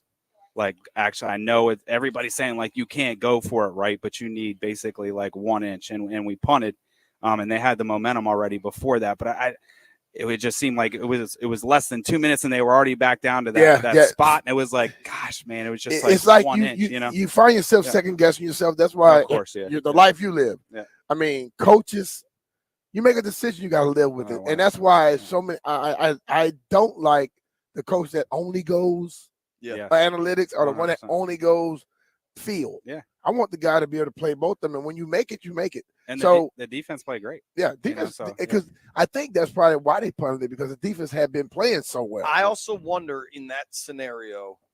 So you got 4th and short. Now you are deep in your own territory. very too. deep. I mean, Yeah. they were at their 11-yard line. Yeah, it was right. It wasn't great. So, but it was 2 minutes. So even if they scored there, you should have more time. Like you can analyze that 100 different ways. No doubt. I just wonder. They're not going to admit it. The kid's certainly not going to admit it because that's how he's wired. Jaden's beat up. And I think if you are going to go for that there, B-Rob, for whatever reason, didn't have a lot of carries in that second half. So who you going to think of? Who are you going to think of in that scenario? You think of B-Rob, who just hadn't gotten the ball in about a quarter, or you think of Jaden, who's really gutting through it? I wonder if that impacted, hey, if we're talking about this, what's our play call? Because you're probably going to be pretty conservative. You only need 3 inches or whatever, and you just don't know that those guys could do it for you in that scenario. DQ was pretty dismissive of it afterwards. I imagine maybe we'll follow up with him more today. He talks today at 3:30. You could see on the sideline there was a dialogue with Quinn and Cliff. Cliff always wants to go. Like Cliff wanted to go, you know. And Jaden got asked about it later, and he's like, "Man, I always want to go for it, but I understand it's the coach's call, and there's a lot of factors." Probably sneak or bust right there anyway. Right? I just handing it off is just too much of a risk. You're either going to sneak or not. And yeah, it's a good point. If he's hurt, you probably don't want to put him out unnecessary. I think risk. if Jaden's healthy, because I mean, depending on which side he's going to, he's either going to hold the ball against those left ribs, or he's exposing those left ribs going the other way. And I don't know, but like I wonder if that was a factor in it. Yeah, probably. When you look at the game yesterday, I don't know if it was him necessarily being like not able to go more than them. Don't get hit. Right. Don't put yourself in a bad situation. Yeah. And as Santana said yesterday, you miss a whole week of practice, you lose something. Yeah. I don't think people understand that when you've been in a rhythm and then you're out of it for just 5 to 6, 7 days, you are not still the same guy you were 7 days ago. And it seems odd, but you miss something, you know, especially when you're also like if you notice, he was cooking in the second quarter. Went to halftime, came out in third quarter, it wasn't the same. Sitting there, starting to just tighten up and things start to settle, it's a different ballgame because you can't have that damn heating pad on for 15, 20 minutes straight. You know, you might mess something up. Totally. We're gonna run out of time. Shocker. You're the baseball coach of Maryland. You watch baseball with a level that I don't understand. Dodgers take the first 2 in LA. Both awesome games to watch. A walk-off grand slam, and then the Yanks have bases loaded in the 9th, can't get a run in. Do you think New York's able to turn this around tonight in Yankee Stadium? Yeah, I think it's just going to come down to the bullpen. You know, I mean, I think that's what most of these games are. You're going to get starters, but just the way baseball's turned into, just guys don't go as deep. You know, so you're just going to have that grind it out where you know it's going to come down to the end. Baseball is about moments. You know, it could be in the first, it could be in the middle of the game. It's kind of a weird thing. So that momentum shift is really who capitalizes on the moments, because New York's going to have all the energy. The fans are going to be raucous. You know what I mean? They haven't won one in a while. So I think this is like, obviously it's a cliche. It's a must win. It is. Sure. But they have to capture some of the moments and kind of ride that through. I think if it's a close game, that it's going to be tough. Shohei. I hope he's okay. I mean, they said something. I think I saw a dislocated shoulder. Yeah. And they say he's gonna probably go. Well, when you talk about like when you watch guys World slide, Series, man. When you watch guys slide to the side, it's very dangerous. They could either hurt their hand or hurt their shoulder the way they slide. That's why they tell you to go, you know, feet first or straight or right into the bag.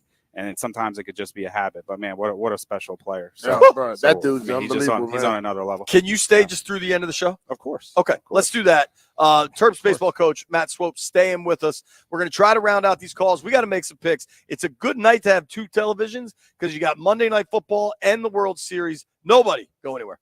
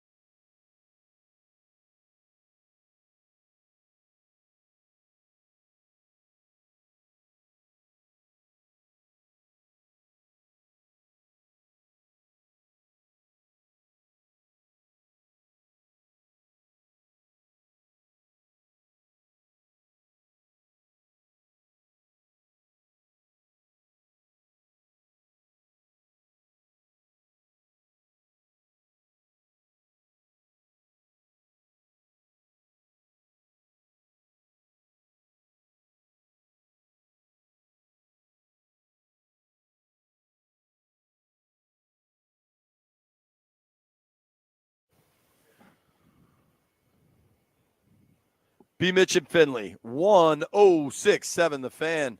You know, Terps baseball coach, Dirty Terps, Matt Swope is sitting with us as we close out the show. Grant and Danny, I can only imagine how fired up those two are. I was sitting in front of Grant last night in the press box, and it was a wild moment. I mean, the press box is a pretty quiet, work-like atmosphere. That joint was lit for a minute there. Swope, the two boys back at the studio, Jeff and Landfill, are both big Yankee fans. Do you have any words of encouragement for them tonight? Pray. Get Aaron Judge going. Oh, whatever you got to do. I mean, he's been kind of quiet. Did he hit a home run the other night, though? That was his first of the postseason, maybe? He's just been quiet, a bunch of strikeouts. I mean, you know how he's probably going to be the MVP. But you know, Stanton's been unbelievable. Soto's gonna get $500 to $700 million off season. Sad for the Nats, but that drives me crazy. You know, so the other players have stepped up again. These games are going to come down to the bullpen. So we'll see what happens. Let's try to bang out these calls. All right, I'm going to come to you, callers. You got to be fast. Code from the foe. What do you got? What's up, fellas? What up, baby? Hey, look, man. Yesterday, man, I was at the game, section 105, 106, man. Just to go off the crowd participation, our fan base, man. Our fans, majority of them is worse than a gold digger when a man lose their job. You hear me? I mean, when we was up the whole game, they was cheering. But then when the Bears scored 12-7, we down and out. And then the little 5,000 to 10,000 Bears fans that's in the building, they came alive and we all quiet. Crowd participation got to be a key. The players is believing in the coaches. Now, I guess after that play yesterday, when most of the fans left with 25 seconds left, B. Mitch and every sports fan know and player know that game is never over. Game is never over, man. Our fans put our heads down yesterday, 15-12, with 25 seconds left, and gave up on our team. Luckily, well, I'm glad you didn't, Cole. Thank you, buddy. I got to try to get through these calls. I appreciate you. Thank you, brother. Does Co say man more than I say dude? Y'all about what? pretty y'all close. should do a collaboration and be called the Man Dude Squad. A man off? Yeah, the Man Dude Squad. I think Jeff did a man off. Brian's in Hagerstown. Brian, what you got? What's up, JP? Hey, man, check it out. My wife is the little crazy blonde that come running up to you along the fence yesterday. Oh, that was very nice of her. We appreciate y'all listening every day. Yeah, well, she don't listen. I do. We both work from home, and I go down. And I tell that Amazon thing I don't want to say her name because she'll start talking now, but I tell that Amazon thing, hey, play 1067 The Fan. And she said every day, she's like, oh, Brian's on lunch. She knows what time lunch is for me every day. I appreciate it. Shout out to Alexa. And I'm also the one that hooked up Jeff with some food there. He gave me a shout out earlier. That was pretty cool, man. I appreciate that. Way to go, bro. Well, thank you for calling. Thank you for listening, bud. Yes, sir. Y'all have a good day. All right, you too, dude. That dude's wife chased me down the street to tell me that her husband listens to the show every day. I was like, well, thank you very much. It was very, very kind. Last one, DH is in DC. What up, DH? Hey, fellas, man. Look, I appreciate y'all every day for rocking. And yesterday was just a true testament of how that fandom finally paid off, man. Was watching the game down here in the basement. My wife was giving my daughter a bath. She started screaming upstairs. I started screaming downstairs. My daughter's like, what's going on? We had to tell her that we won the game. The Commanders won the game. Then I get FaceTime calls. Me and my dad screamed at each other as loud as we could on FaceTime for 2 minutes consecutively. My dad can sing. He's a tenor. I've never heard him hit soprano until yesterday. I then ran outside and ran around the cul-de-sac and took some laps and screamed at the top of my lungs. We are back. I'm so glad these good football things are happening for us, and this is only the beginning. Can you imagine what the tip of the iceberg going to be? I love it. All right, baby. Thank you, man. Appreciate you, DH. Jeff, are you there to defend yourself? There's our answer. There's our answer. What did Jeff do? Well, just I was. There's a lot going on here, man. You had a man off. Have you not looked at that? The text thread I'm not looking at the text thread because Landfill is out of pocket. Yo, Landfill is out of pocket. Landfill is legitimately out of pocket. I'm not entertaining that today. All right, get ready for the sounder. Swope, tell me about the new baseball facility. Yeah, we got $6 million facility. Hell yeah. Getting built. A Right lot now, of that was from me, by the way. Yeah, I know. I mean, we've raised it a while. That right? $25 when you got a year. Big, when you got big, we came after you. But I think our program is just big on development, and obviously we've had a bunch of Nats and Orioles and a lot of professional guys also come back in the DMV. And how many pros have you put in?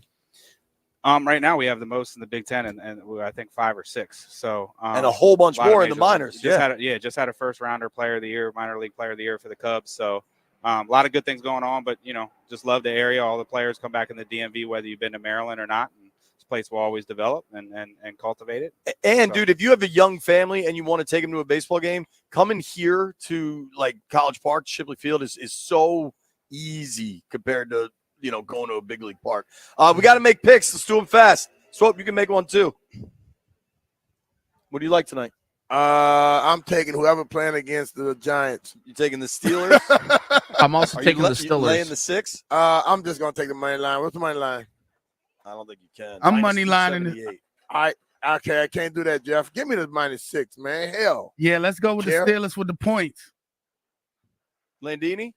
I already said I took the Steelers. Swope? I'm taking the Yanks. Ooh. Run line. And I'm not gonna go against Swopes. He bought me a nice gift. There's a parlay with the patented last second parlay. I'm going under 36.5 tonight. I think it's going to be a dog of a game, and I'm going to watch baseball and go to sleep early. Thank you to everyone that listened to the program today. Thank you to everybody in College Park. It's been a lot of fun being out here. Campus looks great. The sun came out. If you're looking for a way to help out, check out big10.org/Abbott. Thank you to Coach Willard. Thank you to Coach Loxley. Thank you to Joe Theismann. Thank you to Brenda Fries. Thank you to Coach Swope. Thank you to everybody that called in today. Thanks to the boys in the aquarium. Remotes are never easy. And to Heavy Metal Chris. We're back in studio tomorrow. Grant and Danny coming your way next. You made it this far. B. Mitch owes you a beer.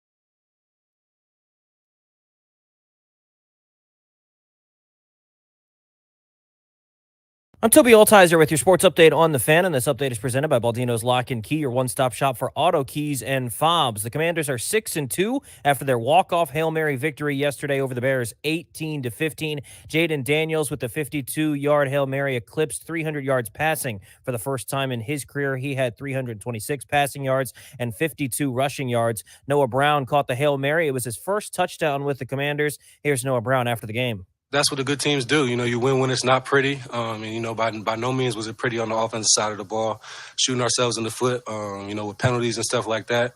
You know, there's a lot to clean up, but it's hard to win this league, and we're happy we did. Tonight, Week 8 of the NFL season wraps up with Monday Night Football. Giants taking on the Steelers at 8:15. You can hear the game right here on the Fan. Also in the NFL, the Chiefs traded for Patriots outside linebacker Josh Uche.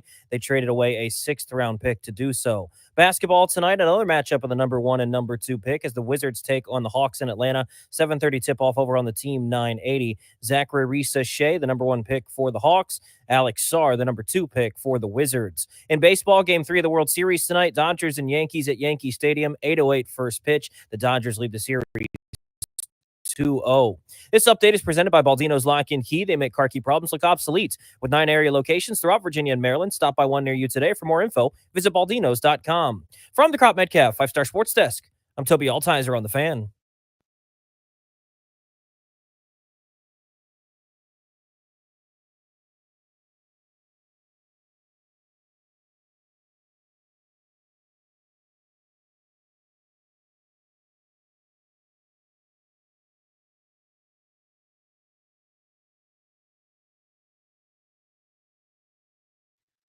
Are you kidding me? How about that game? How about that finish? Welcome in Grant and Danny on the Fan on a Hall & Oates victory Monday. The Commanders are 6-2. Jay Gruden's on the show at 5. We've got Caps tickets at 4. You better be listening. That was one of the greatest finishes in the regular season history of football in the nation's capital. Wow. That was a maddening, disappointing gut punch until it wasn't. That was a, how could you have lost that game given X, Y, Z, P, D, Q, all the letters of the alphabet 17 other times until it wasn't. That was a, gosh, we're going to have some things to unpack here. Has this group been figured out? Did they need another playmaker at receiver when they play good defenses? Until it wasn't. The conversation shifted with a few moments, a little bit of botching by Chicago, but a lot of right for Washington. I still can't believe it. I'm still on cloud 9. I woke up this morning, in that groggy first light kind of state. My wife had to get up super early. She was gone, out the door. I'm going to start my day, get the kids up, and do everything that needs to be done. And I had a little pang where, as my eyes first open, I go, what a bummer of a loss yesterday. And then, of course, I remembered as the clarity got to me, not a loss at all, a win. They're 6-2 because of something miraculous. There's a euphoria when sports are going good and you're around people who just experience the same joy as you do that can only be explained, I think, if you've experienced it. Mm-hmm. When the Caps made their 2018 run, all of those playoff wins and the dancing in the street and those moments after the Stanley Cup final, I remember kind of taking it to the streets over in the Capital One Arena neighborhood and eventually over to the MGM National Harbor. You just don't want the night to end. You just want to be around people. When the Nats won the World Series in 2019, all over the Navy Yard and all over town, same kind of vibes. It was a scaled back version of that because, let's be honest, it's a 6-2 Week 8 regular season, middle of the campaign, October football moment. But last night at Northwest Stadium, leaving that facility was a moment for me as a sports fan. It was chill-inducing. It was as happy as I've seen that fan base and those parking lots in my entire life.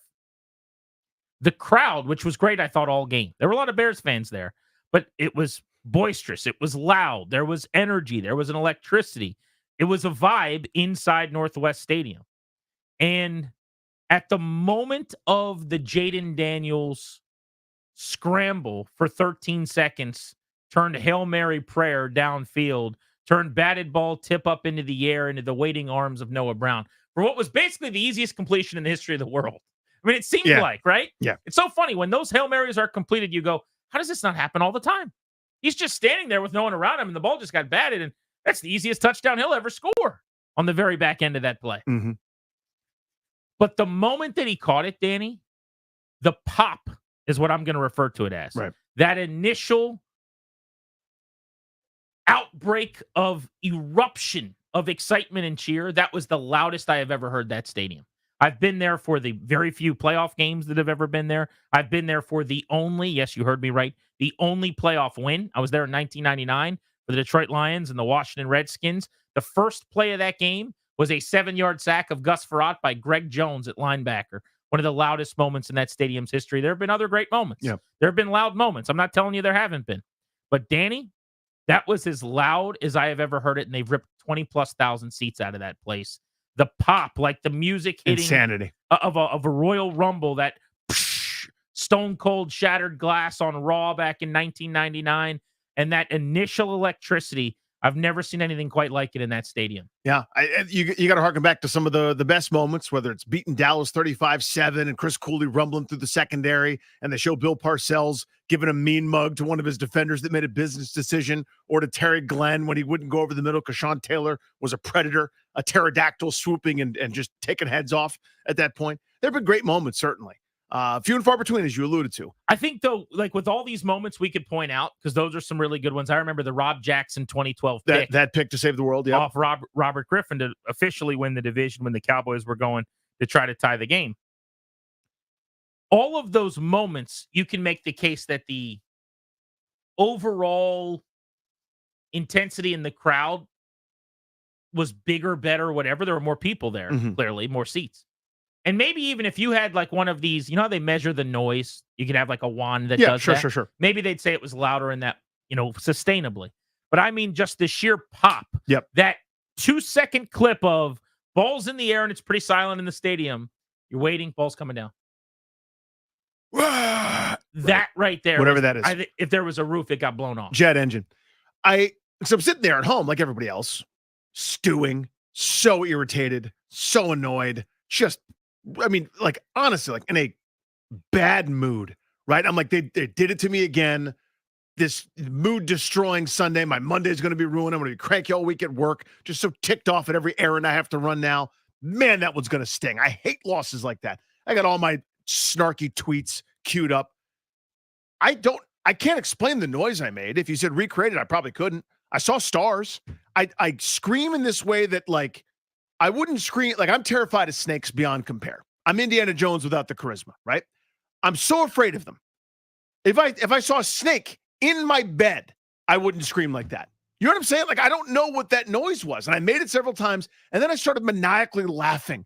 Like I was the Joker and my caper had come to fruition.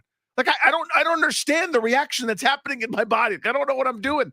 I'm jumping, but I'm in some sort of like weird fetal position, tucking around. My 11-year-old is jumping on me. He doesn't really care, but he cared in that moment. My wife is like screaming, "What?" Like, she's like, are there any penalties? I'm like, not now. I mean, unbelievable, right? I mean, and everybody, I can't get enough of the videos. Like when something like that happens, like I remember certain just elements at the top of my mind when Landon Donovan scored in the World Cup, and everyone kept sharing those memes or their reaction videos, or the Nationals won the World Series, or the moment that the puck dropped. The game ends against Vegas and the Caps clinch a Stanley Cup. I can't get enough watching those videos. I've seen 1,000 of those over the last 24 hours, right? And I didn't make one of myself just because I'm sitting there watching, and I got my phone out to be snarky, and that was the end of it. Yeah, they ripped it away. Here's what I don't like. Generally, I think that when someone records themselves for a last play and they're on camera, obviously and purposefully, it feels like it's turned up and it's not authentic, right? But when you get an authentic reaction video, it's the best thing in the world. So these are, hey, my Ring camera picked this up. Hey, we've got this camera in my house. You don't think about it in the moment, and it just happens to record you, what you're doing, right? You're not performing. I could not stop watching those last night. I can't tell you how many I got, by the way. People mostly sending them. You can hit me up on Instagram at Grant H. Paulson, on Twitter at Grant H. Paulson. Danny's at Funny Danny. But I was getting them all until 2, 3 in the morning last night where people were just like, oh, yeah, we have a camera in that room. Let me see what it looked like. Everything from a giant party of people outside, looked like multi-rooms of a house where everyone's giddy and picking up their kids and hugging and kissing them. There was a couple. This guy sent me on Instagram. Him and his wife are in a house with a sleeping baby. These are always the best. Yeah. And they jump out of the couch and they're like scream whispering. You know, they're like, I can't believe it. And she's like, how did this happen? And their hands are on their head, but the baby's right above them. And if you have a baby, you know. Oh, you know. The only thing more important than the emotions you're feeling, than the juice is flowing through your body right then, is making sure that baby don't wake up. That's a night ruiner. Yeah. That might be a day ruiner tomorrow. I was going to say, that's not a temporary one. That's now you're offset for the week. Have you seen Toby's reaction? Yeah. So this was great. So they were on camera doing a live show on 106.7 The Fan, he and Linnell. And Wholesome Tobes just screaming, oh my gosh, over and over again. Just losing his absolute mind on camera was pretty funny. Oh my God! No way! No way! You've got to be kidding me! Holy cow! You can't be serious! My favorite thing about this, other than just giddy Toby, is this is radio. Yeah. There has been no acknowledgement that there was a touchdown scored. So someone, I guess you're driving around. Now, if you really care that much about the game, maybe you're doing something else and you just want to have that as second viewing with him and Linnell. But just, I guess you're assuming with the screaming. Right, with the positive, like something positive happened there. Right, but there's no... It's probably bigger than just a flag at the one. Right, Yeah. like, think about from a play-by-play perspective, and they're not allowed to do play-by-play, Right. obviously, on this station. But it's just so funny that they're just silence for several seconds. Linnell's laying on the ground for some reason. I don't know where he went. He started yelling and then laid on the ground and then got up and told people to meet him in Largo. But the whole reaction was perfect, and I'm so glad it was on camera. Everybody goes from having your heart broken by the Bears getting into the end zone, because you also had that glimmer of hope, that little voice in the back of your head that has been right all season going, maybe they won't let him in the end zone. Maybe they'll get a turnover. Yeah, stupid voice. They're at the goal line. They're about to score. They're going to take the lead. Maybe they'll fumble. Maybe they'll give it to their fat lineman from the 1 yard line for some reason who's an up back. And then they do, and then they fumble, and then you get the ball, and you have another chance. And time again, this offense, which actually put up numbers. They moved the football. They amassed yards. They got into the red zone, Danny. They had chances to put the game on ice over and over. A million times. And over and over again. And they just consistently didn't do it. And the defense was asked to bail them out time and time again. And oddly, in this 2024 season where the offense has been spectacular and the defense has not been that at all, they kept doing it. And then finally the Bears score and you go, I knew it. Yeah, like you just, they both deserved, it's such a weird word. They both should have absolutely won that game. 100% should have won that game. Like there's no question they deserve to win the game. They also deserve to lose that game with some of the, with again, the bizarre, like we can't get the play in, or I'm not sure what formation this is. Well, I'll say this though. They were the better team in the game. Yeah. Like categorically.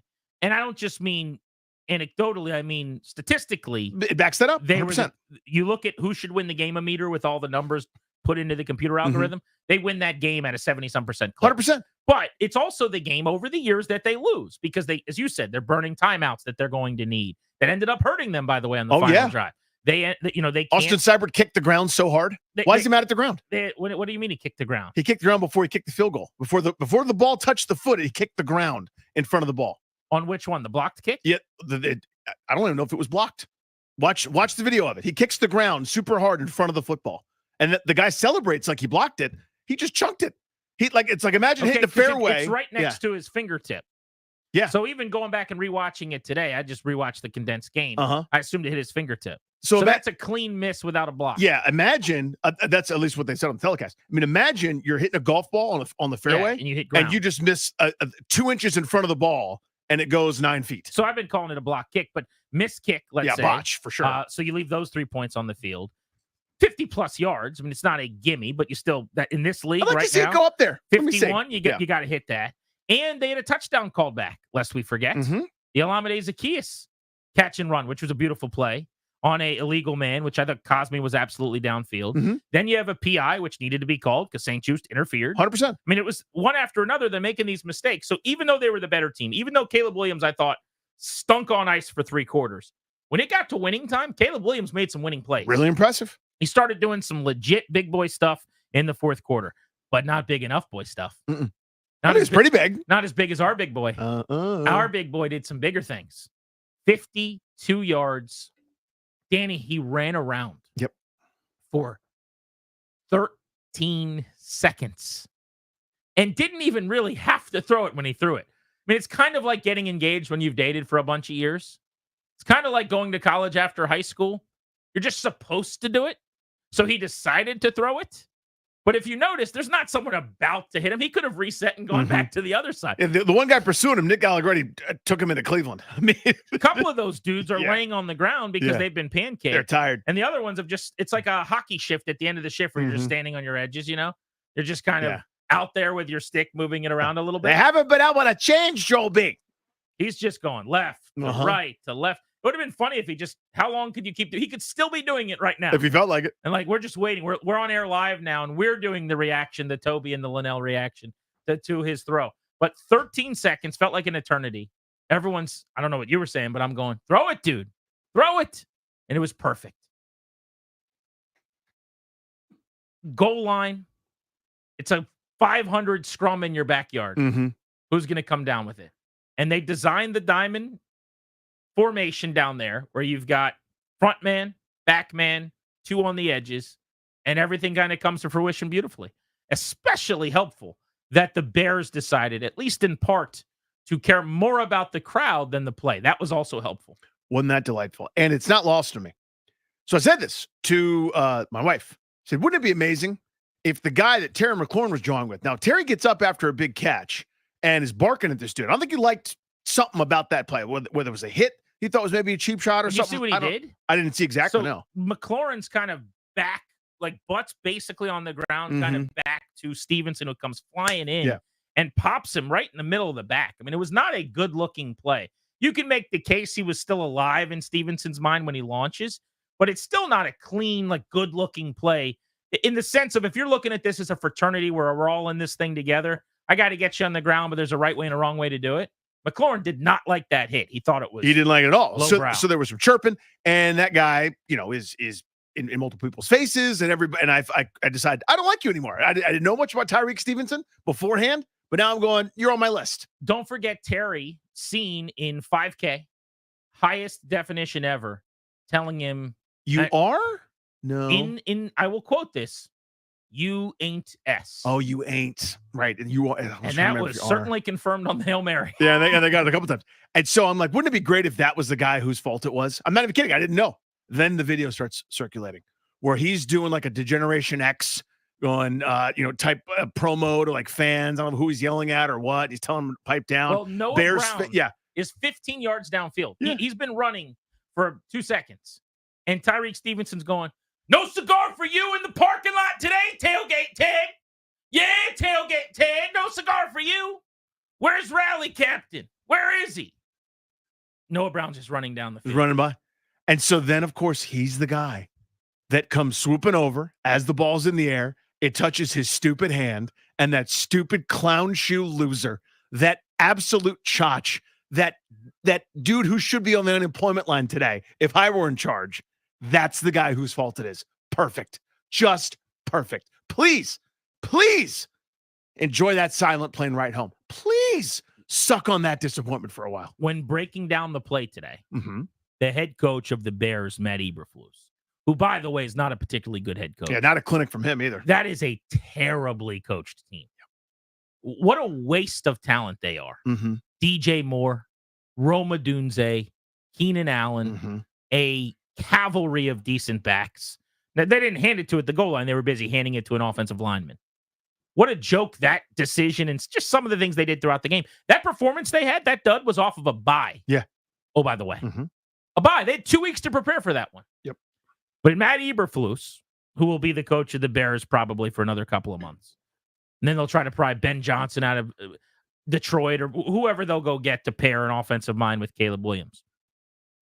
Eberflus said Tyreek Stevenson was expected to box out Noah Brown on the Hail Mary. His job is to park in front of him and make sure that if there's a deflection, he can't grab the rebound.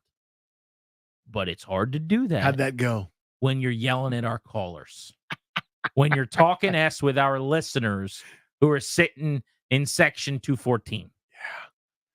Yeah. Hard to live up your responsibilities there. That's a Hall of Fame embarrassing. You don't come back from that moment. He's actually a good player, by the way. Uh-huh. I don't know how much of a file people have. I've heard a lot of people saying today that they should cut him. You can't cut him. He's very good. I don't know what you do, but he gets punished. Something happens. It would be severe if old Randy Douye was in charge. Where to begin on the phones? We'll open up the MGM National Harbor listener lines. Remember, we got Jay Gruden on the show at 5. We're giving away Caps tickets at 4 on Grant and Danny. We want to know first, what was your reaction to that Hail Mary? Where were you? Who were you with? What were you doing? You were in the stadium, great. If you were at home, that's fine too. Set the scene and just take us through one of the great moments of your fandom of this football team in decades and decades. And for a lot of young people, ever, perhaps, quite literally, the moment for you of your fandom. G&D on a Victory Monday on the Fan.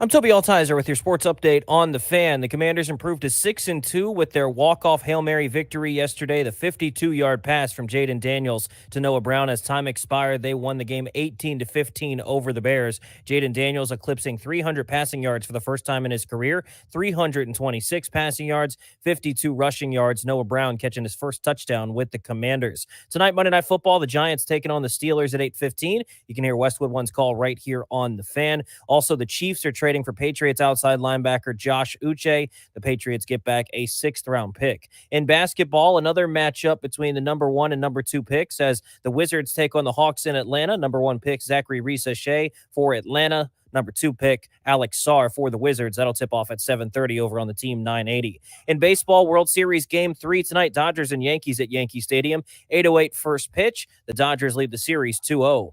From the Crop Metcalf 5-Star Sports Desk, I'm Toby Altizer on the Fan.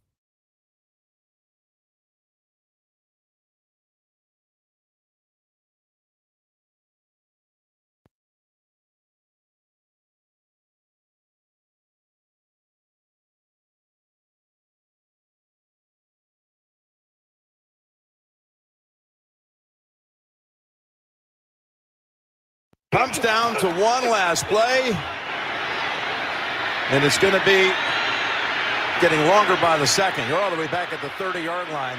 Now you can step into it. Here comes the Hail Mary with the game on the line, and the ball is caught! Caught! It's a miracle! It's Noah Brown! Oh, my goodness!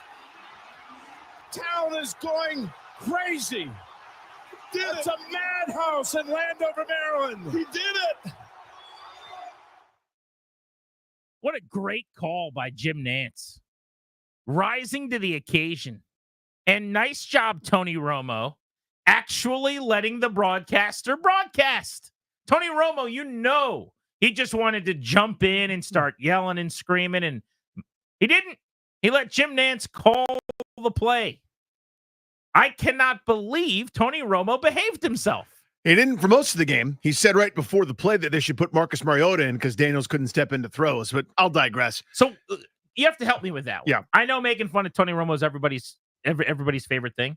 That was a good football point, I thought, in the sense that they had a chance at the end of the first half to do a Hail Mary, and they elected not to protect Jaden Daniels.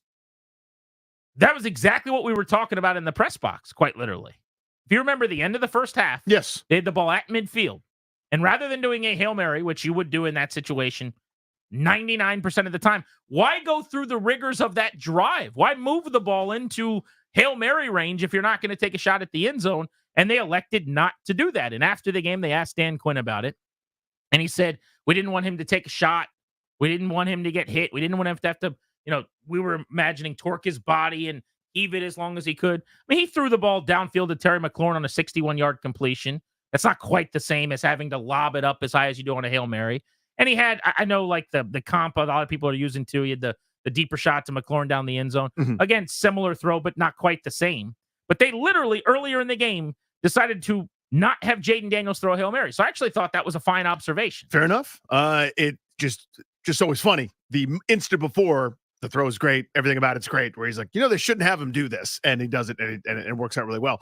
But yeah, you're right. I mean, Romo did his normal thing. I got home late from my son's soccer game, so I'm able to watch fast forwarding. So I missed a lot of Romo bits, which is great. Just really enhanced my enjoyment. But he's still, drawing on doodling on the board as the play's happening and right before and stuff. It's just too much for me. So good for him for sitting out. How many highlights did you see, guys? I said to look for this, where there was yellow pen on the play just yellow as penning. the highlight moment started. He's inevitable with it. It's unforgiving. He just can't stop writing at the snap. It's crazy. But I thought that call was marvelous and added to the moment on television for those of you that weren't in the stadium, I'm sure. 800-636-1067 is the number, MGM National Harbor listener lines. Question is, and we'll give you our answers here, where were you? What was your experience of that Hail Mary moment? Danny? Watching at home, obviously. My oldest son had kind of a rough day, so we were like, hey, no screen. Just come sit with dad and I guess watch a screen, the TV copy. The wife had kind of wandered down as well. We're all sitting there. I'm sitting there stewing, pissed off, irritated, cranky, firing off snarky tweets about how galling this loss was, the gut punch, etc. Had my final one drafted as the old, Daniels drops back, scrambles around for 15 seconds, pancake blocks ensue. And again, I said this at the top of the show, I made sounds that I have never made, and I don't know how to make them. I screamed and squealed and then cackled like I was a witch from like a Disney movie about witches, or that I just completed my master evil plan. I couldn't believe it. Just jumping around, hugging everybody. Incredible. So I was sitting in row 2, seat 14, I think, in the press box. And what I can tell you about my experience of that final play was that was the loudest that press box has ever been. So the rules, just so people that haven't been in one know, is that you're not allowed to cheer. Everyone in the press box you're dressed in a neutral way, professional way. A lot of people in suits, a lot of people in button-down shirts, polo shirts, tucked in, khaki slacks, whatever. But you are dressed not like a fan, and you're not acting like a fan, because you're not. You're a working member of the media, and theoretically, you're not rooting for anybody. That isn't to say that there's never anybody in the press box that is cheering. But if someone is making a lot of noise or cheering, they will remove you. They will come over and say, hey, it's a working press box. You're not allowed to be in here. Nobody in a jersey or anything's getting in there anyway. But I say this to just set the scene of, I've been in that press box. There have been 2 of them at that stadium. This one's the second version, basically. Dating back to 1999, 25 years of covering games, I've missed a handful of home games. I have never heard the box that loud. Nobody's kicking anybody out, but it was people were yelling, they were squealing. It was not really a cheer. Because it's a gasp. It's like a whoa. Exactly. I think there was some cheering, if I had to guess, if you could go back and watch and listen, look at a recording. But it was mostly, honestly, yelling. I remember Chick Hernandez was right in front of me, and Chick had his hands on his head, and he kind of turned around. He was standing up to go downstairs already, and he looked at me, and he's like, oh, my God.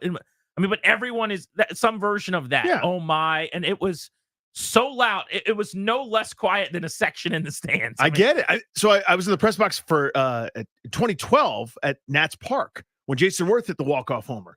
It was a similar thing. I mean, you and I joked about quote-unquote cheering. It wasn't cheering. It's like this, what? Like, what the hell just happened? I can't believe it. I can't believe it. Not high-fiving. That's not what's happening. It's just this, you just can't believe what you just saw. It's crazy. And this is not me being a tough guy, bragging about this. I was in such shock that I did not make an audible sound to the point where Chris Russell, who was sitting directly next to me, Russell, you'll be surprised to hear, was very loud and yelling. This is Chris Russell was? Yeah. He's like, oh my God, what the heck? How did he sounded like Toby on 106.7 The Fan, right? And so he finally looks at me like, why aren't you saying anything? And he just hits me really hard in the arm. He's like, dude. And he just hits me. And he points out, did you not see that? And I'm just kind of in shock. Frankly, I was looking for a flag. Yep. I mean, my whole life, that can't happen. It's not going to happen. And if it does, the play's coming back on a Wiley hold. Or who screwed this up? How did this happen, right? But no, not this time. Not this time. Not when you got 5. Hail Mary, full of grace, into the hands of Noah Brown. Touchdown, Washington Commanders. Let's go to Kevin in Arlington on G&D. Kevin, where were you? What was the scene like? I was at home. We were having a steak dinner I grilled, and I couldn't eat it because we were giving back the game in the second half, right? But I'm with my oldest son and his fiance, and she, they're newly engaged. She's originally from Panama. She's just learning American football, and you can imagine her reaction to when it all happened, and we just went bonkers. But can I just back up quickly? To me, I've only reacted the way I did one other time, and it was because we snatched victory from the jaws of defeat. And that was after the Astros foolishly pulled Greinke, and Howie hit that homer off the foul pole. And I let out the biggest, yes, let's go, that I almost hyperventilated. Yep. I had to sit down because I almost passed out. That's where it was. Feeling, yeah, that's where it was, that level. Clary showed me a video last week of him after the second home run against Kershaw to tie the game when Rendon and Soto went back-to-back against the Dodgers. And he was laying in his bed watching, and he jumps up and he's screaming. He runs into the living room, and him and his dad do this big like chest bump. By the way, Dan Quinn chest bumped. I think it was Fidarian Mathis or somebody yesterday and fell right Went down flying, the yeah. middle of the field. Didn't care, hopped right back up. But we've all had that reaction in certain moments where you do get lightheaded, legitimately. The idea of seeing stars, those little glittery things are moving around. You're like, those aren't real, but I see them. You're yelling, you're out of breath, you're winded. I just talked to a guy today who was hoarse. Still, this afternoon, he does not sound like he's supposed to at work because of how much he yelled. You can count on one hand, and he was not saying, Kevin, who just called in, that's the last time from a Commanders, a Redskins standpoint. He's saying in any sport in his life, the last time he can remember doing that was a home run off the foul pole in the World Series. That's about right, yeah. Think about that. Caesar in D.C., you're on G&D. What was your scene of the Hail Mary yesterday? Well, I actually was at work the game yesterday, and right about the time the Bears scored that second touchdown, I had some Bear fans behind me. That lady was jumping up and down, and I was like, okay, I accept this one. Hey, we'll lose the first one at home. But then when we started moving that ball and Scary Terry scored that, I got that 15 yards. I'm like, okay. So I turned around and looked at her and said, Hail Mary, Hail Mary. And when we scored that touchdown, oh my, the whole stadium. Party was on. I saw Jack Kent Cook. Oh, I saw Jack Kent Cook running through the stadium yesterday. Bedlam. To say that people were excited wouldn't describe it correctly. No, it's something different. Like you hear that word bedlam or there is just a euphoria to being giddy without real control. You have lost control in that moment. You've experienced it with different emotions, rage or whatever it is, right? But like that, I'm not really in control of myself right now. I'm that happy. That's what 50,000 people were doing at the same exact moment. How many things can do that, by the way? Sports is about it. There's a very small list. 50,000 people, most of whom don't know each other, at the same time all go to that level of excitement and want to hug each other. So I remember Ryan Zimmerman talking about it once on like a telecast where he said, like, he was being interviewed post-game. He's like, I'm not sure I blacked out and we won.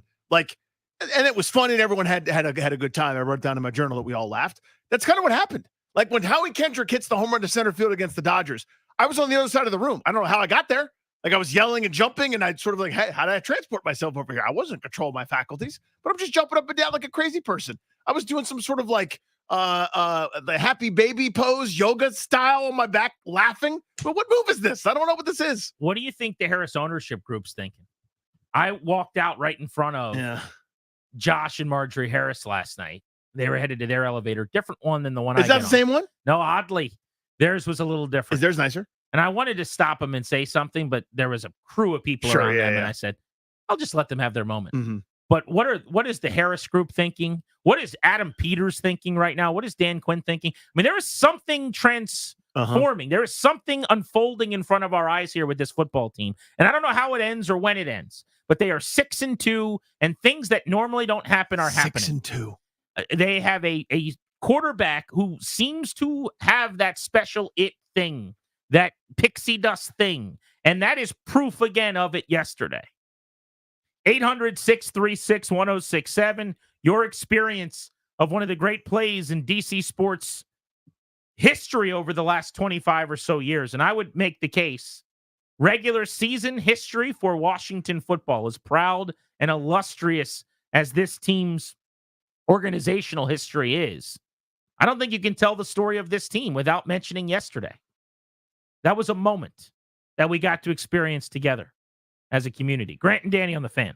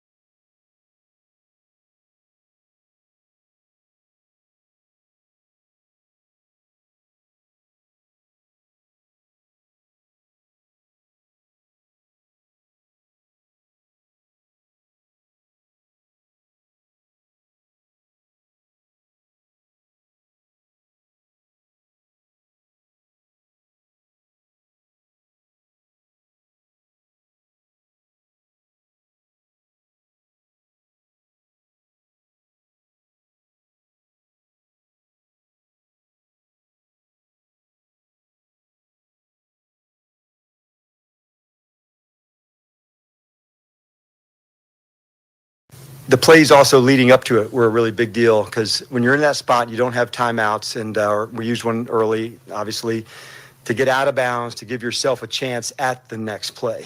And I thought the real factor was there of Zach Ertz, going up to get a tip, to keep the ball alive, for Noah to get there, because it's hard just to go up and snatch it. So you almost have to go up and expect a bounce or a tip to go. And I thought Jaden did a fantastic job of, buying time over to the right side. I don't know how long the play was. Maybe you guys might, but it took a long ass time. 13 seconds. Yeah, I felt every bit of them. I've seen a lot of people suggesting today that the Hail Mary is a lucky play, that it is just a luck play.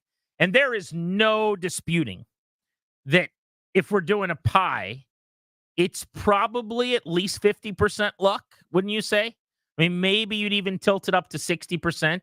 But the idea that there's not skill to it as well, this is not just like your backyard where, hey, run down to that tree, I'm going to throw it up. They are actually coached. There are coaching points. Noah Brown is basically the rebounder in the back. Everyone else is trying to either grab at arms and hands and make sure that nobody can pull the ball down or tip the ball up into the air themselves. There's a formation that they get into and converge. I mean, again, Jaden Daniels today even spoke about, I can't throw it too far. I've got to throw it toward the front goal line and try to make sure it doesn't go out of the end zone on the bounce. So everyone's got some skill to go along with what they're doing. Yeah. In addition to, how many guys in this league can scramble around for 12.7 seconds before they throw the football?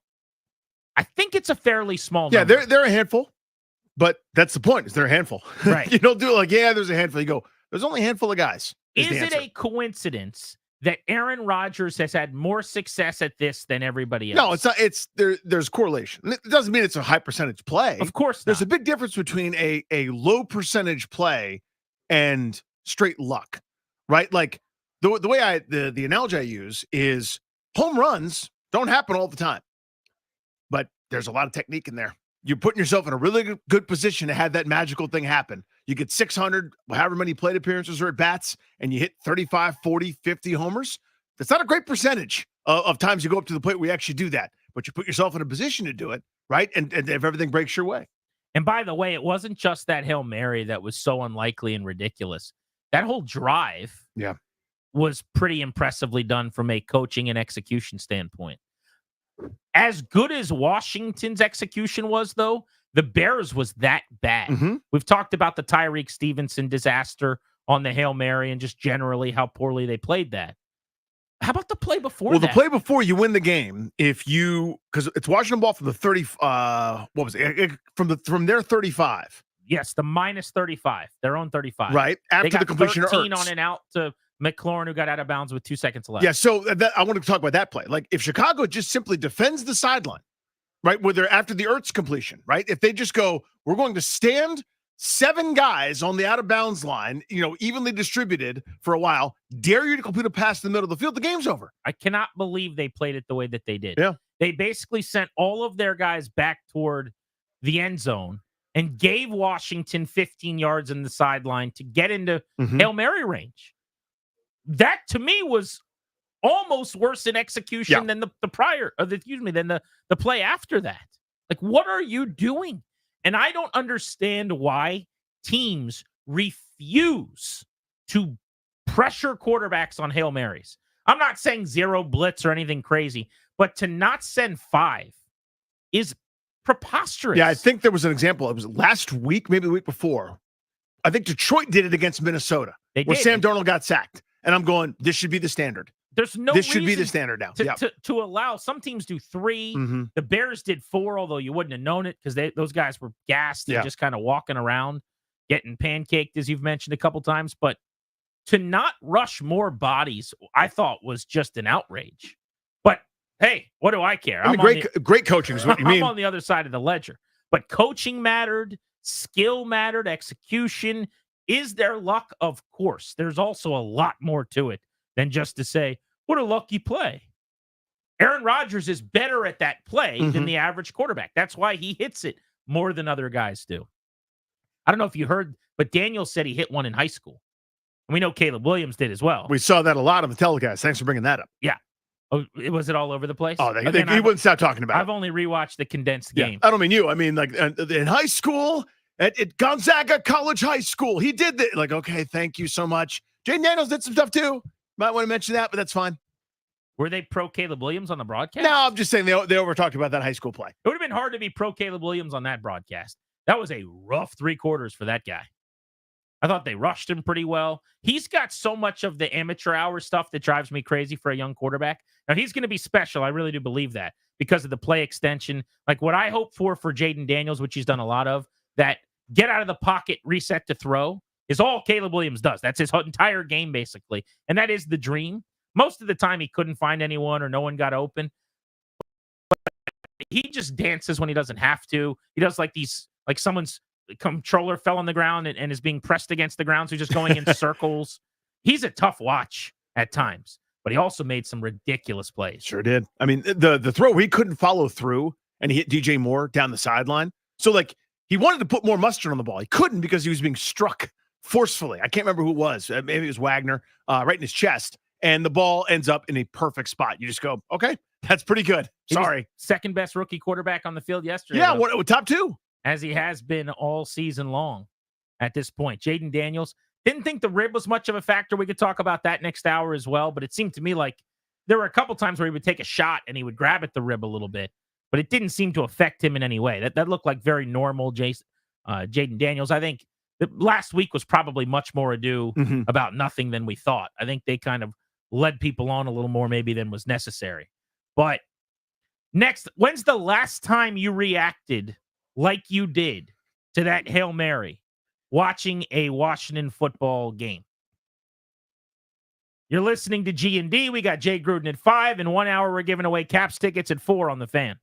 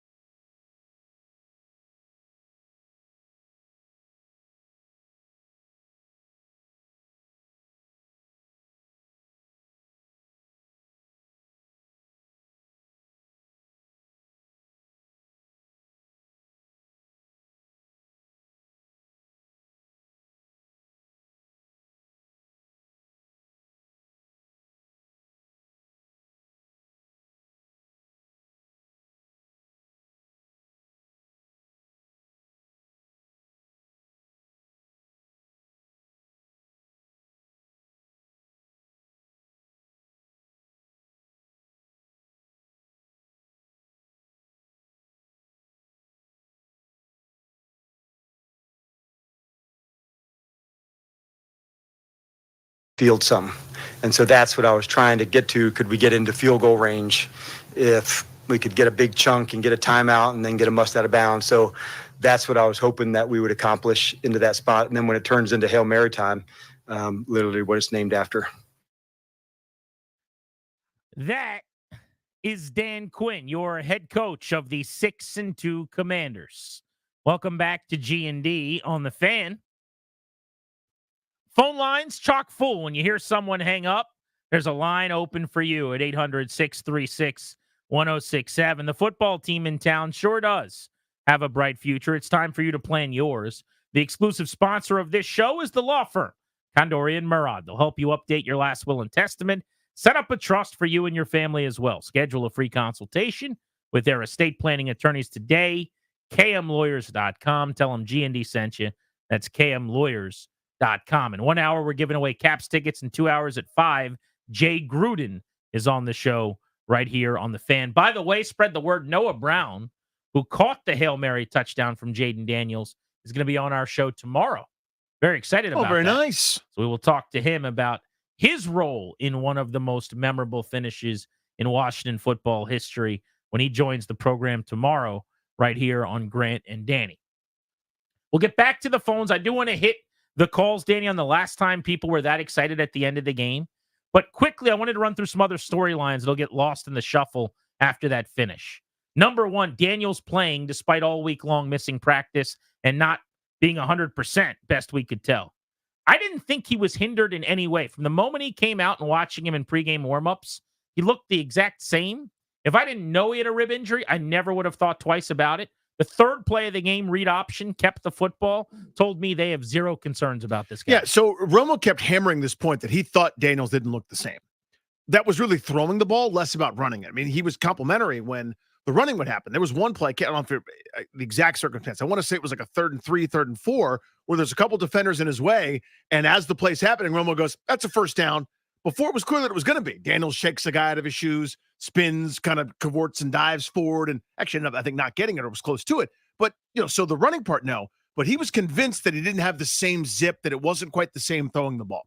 Hard for me to say. I didn't see that. I will say I didn't think he was as pinpoint as he normally is. Mm-hmm. Even the first completion of the game was kind of behind a guy. You looked at his numbers. That final drive eventually got him within right around like 55, 56% passing. But he went into the final drive at, I think, 50% on the nose. And now there were drops in there too, like 3 or 4 of them at least. I'm not suggesting he was inaccurate. Let's not pretend like he was Caleb Williams. Come on. Okay. But I did think throwing the football, he was a tick off. I didn't think that was a rib thing, though. Maybe it was. No, no one know. But he wasn't wearing anything additive. And when he threw it, I didn't think mechanically he looked any different. Well, so he would go to the sideline between possessions, and they're wrapping him up like he's a mummy. And I'm going, okay, there's something going on still. So that I was shocked by. Because until later in the game when he took shots, and by the way, one of them was just, again, completely unnecessary along the sideline. Like, why are we doing this? Please learn how to not get hit in the ribs when you have a hurt rib. The next play was when he got landed on by, I think it was Montez Sweat. And on consecutive plays, back to back, he took some hits to the ribs and he kind of got up. And I even posted a video at Grant H. Paulson. He was writhing in pain. But yeah, earlier in the game, they were wrapping him. So it's clear that there was, it's not 72 and sunny. Mm-hmm. I just mean between the lines, and who knows what he's on or isn't on or what shot into him or isn't. To me, I never once looked at him at any moment and said, he looks different than normal. So I thought that just generally that storyline, by letting him play, it tells me they knew he was going to play. And I know what DQ said after the game. We decided on Sunday. That's when he found out he was going to get the ball. Okay, fine. My guess is on Tuesday or Wednesday, they thought there was a pretty good chance. I think they had a good idea, as long as there's no setback or whatever milestones they needed to see. But yeah, I'm with you. I think that was the plan all along. Another guy I wanted to shout out really quick. My guy, Johnny Newton. Didn't Johnny have a day? He did. They took credit. They didn't give him credit for that sack. So annoying. Which I need him to get credit for that sack. They're calling that a rushing attempt. That will change at some point if it hasn't already today. Probably tomorrow. You can't take my guy's first career sack away. An obvious pass attempt. They wanted to throw a screen. Williams ate the ball. He won and got him to the ground. But for now, he got credit for a tackle for loss on that play. But I thought he was super impactful, lived in the backfield, did a lot of good things. and it's not going to get mentioned very much. Defensively, overall, they were really good. I thought so. Really, really good. They didn't give up a point in the first half in 2 straight games. That is the first time they've done that in 27 years. You got to go back, Danny, to 1997. The last time they didn't give up a point in consecutive first half. There were a couple of, really excellent moments, too, where it was clear they, were swarming. So think of Benjamin St. Juste in the flat on that 4th down, holding up DJ Moore, who's got, every incentive of the world to try to move forward and get that first down that was only a yard away.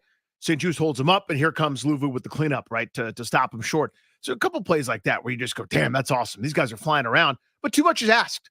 Like when the offense doesn't come through, I mean, we've seen this time in memoriam, right, where a defense may be okay for a while. They were good yesterday, this group, but the defense might be okay for a while, a possession or two here and there with a good plan, and eventually you're on the field for what seems like every 30 seconds. You're going to go out there for 7, 8, 9, 10, 12 play drives.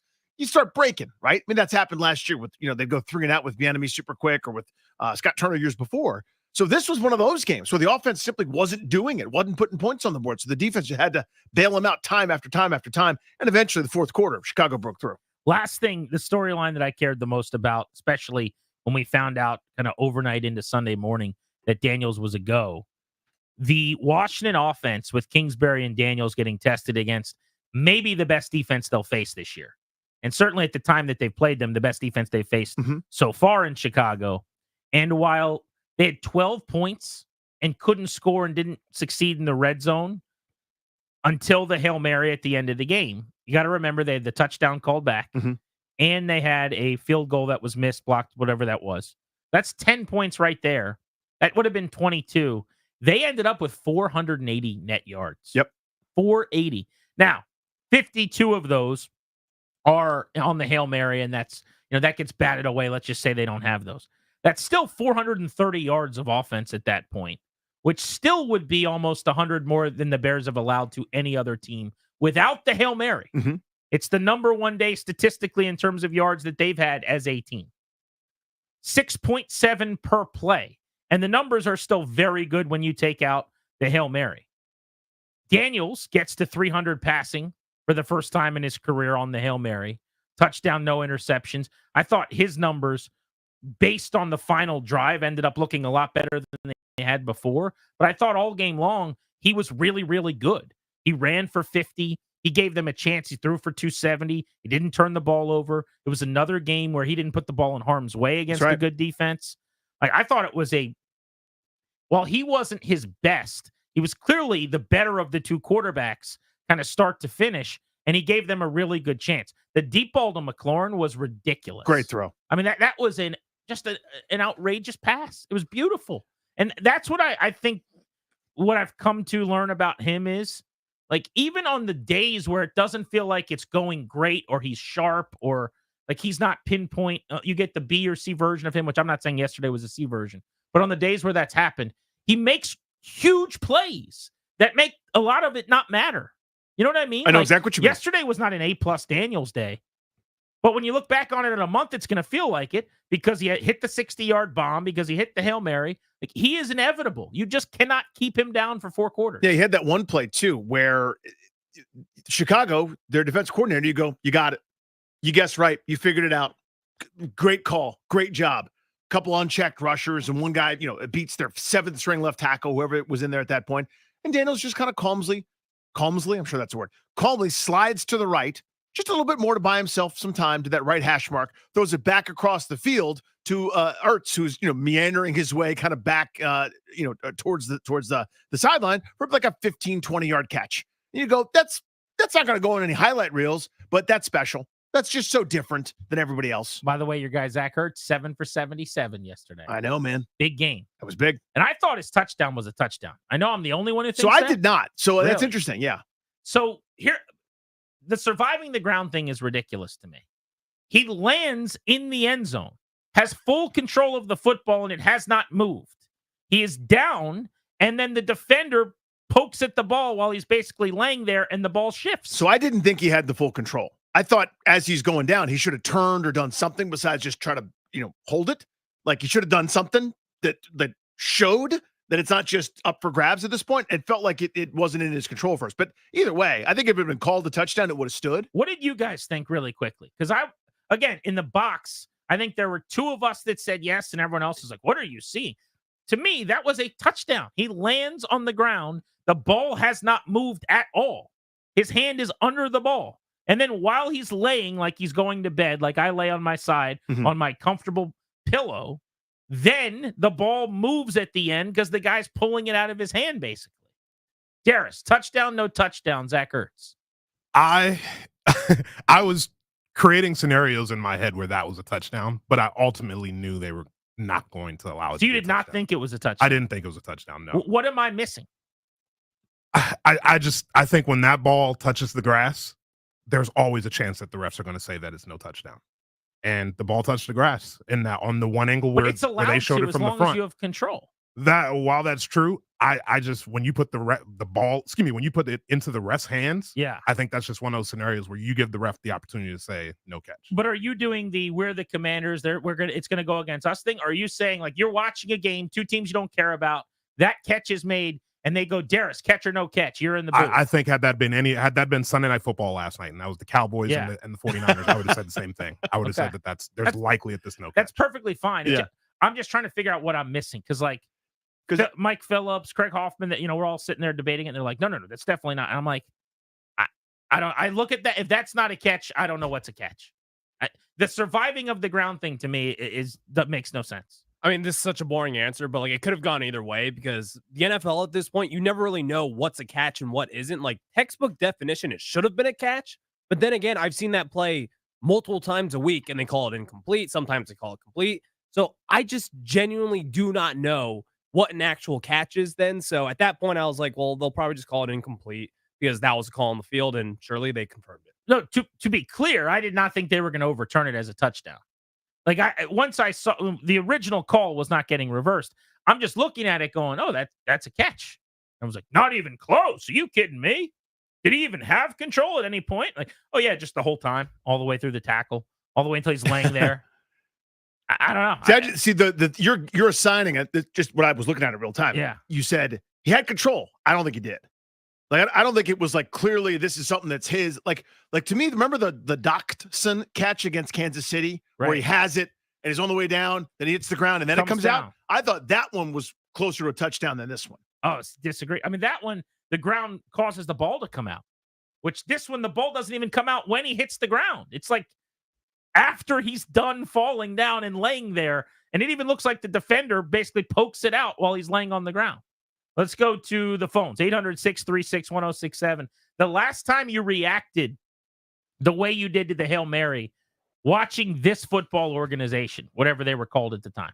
Lawrence in Centerville, what's up?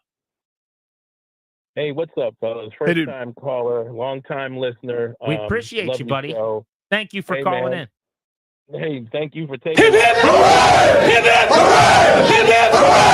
boom. All right. Well, look, you know what? I was sitting here thinking last night after I scared the daylights out of my 8-year-old son and my wife by screaming the way I did.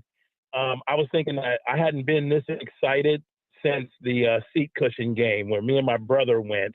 It was 30-something degrees outside, pouring rain, and everybody threw their seat cushions out in the field. We beat Atlanta, man, in the divisional championship game. And I hadn't been that excited since that day when I was soaking freaking wet getting on the metro headed back home. Wow. And that's it goes without saying, but a playoff game. I'd like to ask you something because I've checked some video this morning.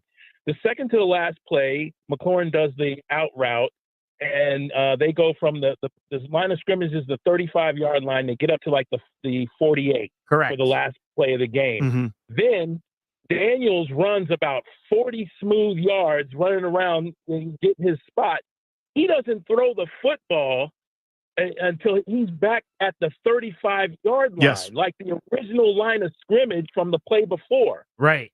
And I was like, man, he didn't even need that. I mean, he needed it, but I'm just saying if he had to, man, he could get that ball down there. So at the time, I'm going, move up. You got nothing but space. Move up, move up, move up. Right. He was 10, 12, it felt like 15 yards before he started his wind-up to throw it behind the line of scrimmage, and there was nothing but daylight. I'm going, you got all the time in the world now. The guys that were chasing you are exhausted and knocked on their butts. He barely Move got up. the throw. I'm not knocking the throw, but he barely got it to the goal line. It was actually probably maybe a yard short. Right. But I think what he was probably concerned with, Caleb Williams earlier, and it was not a Hail Mary, but threw the ball to the back of the end zone on a chance at a touchdown. Mhm. I think DJ Moore didn't give him a chance. And a couple times he did that, where he would throw the ball out of bounds or too far. I think Jaden Daniels, because he talked about it after the game, his coaching point is do not throw the ball to the back of the end zone. Give them a chance. And I think he was hedging on basically the goal line. Yeah, airing the other rather way, than right. back toward the goalposts, knowing that they're looking for the bounce and the ricochet and the rebound and what they're looking for. So maybe by design, he threw it a little further back. The other thing is, I think if you go further back, it allows, when you've got the arm he does, which is plus, to have that extra trajectory. Like if you ask Aaron Rodgers, and I've seen him talk about this, what he likes to do on those Hail Marys, him and Russell Wilson are the best at this. It's that moon ball where you throw it really, really high and looping. I think having more room may have allowed him to do that, actually. So there might have actually been some method to his madness there. Let's go to Joe in Brooklyn Park on Grant and Danny. Joe, when is the last time you reacted like that watching this football team? Good afternoon, fellas. Thank y'all so much for taking my call. First time caller. Thank you, finally buddy. Getting through. Appreciate you. So he knows he's expecting. Shout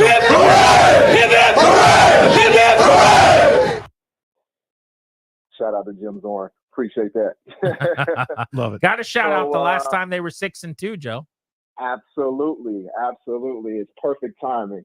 So I originally said basically the scoop and score in the 2005 wild card playoff game against the Bucks by Sean Taylor, but I actually have to say the Thanksgiving game 2012 against the Cowboys when RG3 lit up those Bammers in Dallas. When I say the entire game, I was just like, if there was a Cowboys fan within like any vicinity of me, they would have been so annoyed with me that day. Yeah. You're just Because, trolling. Like I couldn't believe it because we had never beaten the Cowboys at Thanksgiving. And that was the first time we had beaten them. I was so elated that day. But even that could not match last night. Like when I say, imagine one of the wet bandits from Home Alone. Oh, this is my screaming language. when Kevin placing the tarantula on his face. Yep. That was me for probably about 5 minutes straight. That was Marv. Marv has the spider right on his face. That high-pitched, squealing scream, that deathly, blood-curdling scream, basically. Daniel Stern for the win, man. What a great reference. You know Perfect. your boys. You know who you're calling into. 800-636-1067. So I think the topic at hand I want to it's similar to what everyone's doing, but not the game where you've been happy. I don't know that there was a moment in that Cowboys Thanksgiving game as an example, Danny, where the pop was that loud. I'm saying when Howie Kendrick hit the foul pole, you jump out of your seat and you scream. I remember exactly where I was. In fact, I was about to run out onto the field in Houston, which was one of the greatest experiences of my life. When I'm thinking of a good one here. How about when Yevgeny Kuznetsov beat the Penguins in Game 6 with the overtime goal that he scored in Pittsburgh? You remember sending him on to the second round. Oh, indeed. The jumping up and down, hugging, screaming, making weird noises, like that level of excitement that a lot of people had yesterday. The last time you had that moment, not a game you felt great Not about, a game. but like the jumping out of your seat, oh my God, this just happened. How long's it been for you? For me, it's been years and years and years. It's been almost 20 years. I I got didn't even mine. know I could feel like that anymore. I didn't know if post-Redskins, new name, new Mhm. thing, if I even had the depths of those emotions and feelings, that energy. And I was in the box, so I was not screaming and yelling. But the entire night, my phone's blowing up. I'm calling and texting people I haven't talked to in a long time, checking in on my mom to see what she thought. I mean, it's been so long since you had that cloud nine feeling of, hey, what'd you think? Everybody's watching it. Everybody's feeling the same thing. No one knows what to do. So the texts start flying, the memes start going, the calls, the FaceTimes, the whole 9 yards, man. Speaking of everybody's watching it, do we know, you guys were at home, so you have a better feel for this. Were all the other games over at the moment of that Hail Mary? It felt like that was the only It was almost game. 8 o'clock, yeah. Like, so everything else was done, and the whole country's tuned in. Yeah, Standalone. Jim welcomed everybody that was watching Kansas City and the Raiders. Got it. Yeah. So I was hoping for that, and I assumed that. The reason I ask is, Jaden Daniels' two best moments, the Bengals masterpiece and that Hail Mary, have both come with everybody in the country watching. That's how you win a Rookie of the Year award. Yeah. That's how you win an MVP award. That's how everyone falls in love with you and tells us how good you are, because you're having your best moments when everybody's watching, which is a nice thing. Which is nice. 800-636-1067 is the number. We're giving away Caps tickets in about 40 minutes, and Jay Gruden's on the show today to walk us through that Hail Mary at 5 right here on The Fan.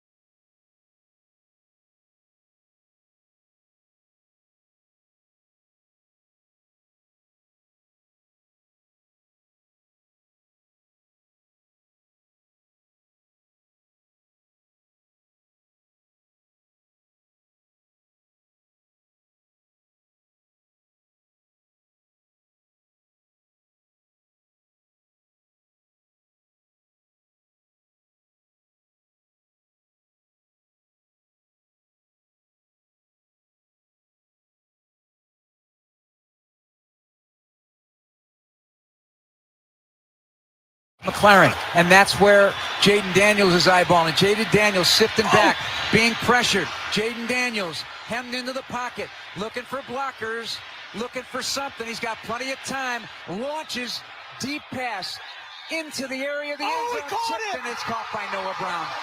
He was the tip man, and this place is now gone into bedlam mode. Washington with the miracle finish. The breakup pass into the waiting arms of Noah Brown. Nobody back there. Crushing loss. 18-15 Washington. Hail Mary, 2 seconds left. That was a really upset Bears broadcast booth. Oh, you hate to see it. That is their home broadcast. That one's going to sting for a little while. The only solace you could take if you're a Bears fan is you shouldn't have been up 15-12 anyway, probably. But I cannot stop thinking about the fact that they were coming off of a bye week and that they were prepared to the extent that they were. Also, having now watched them in person with that defense and their talent on offense, including, I will say, Caleb Williams, who I did not think was sharp at all and was just flat out inaccurate for the first 2.5 or so quarters of the game.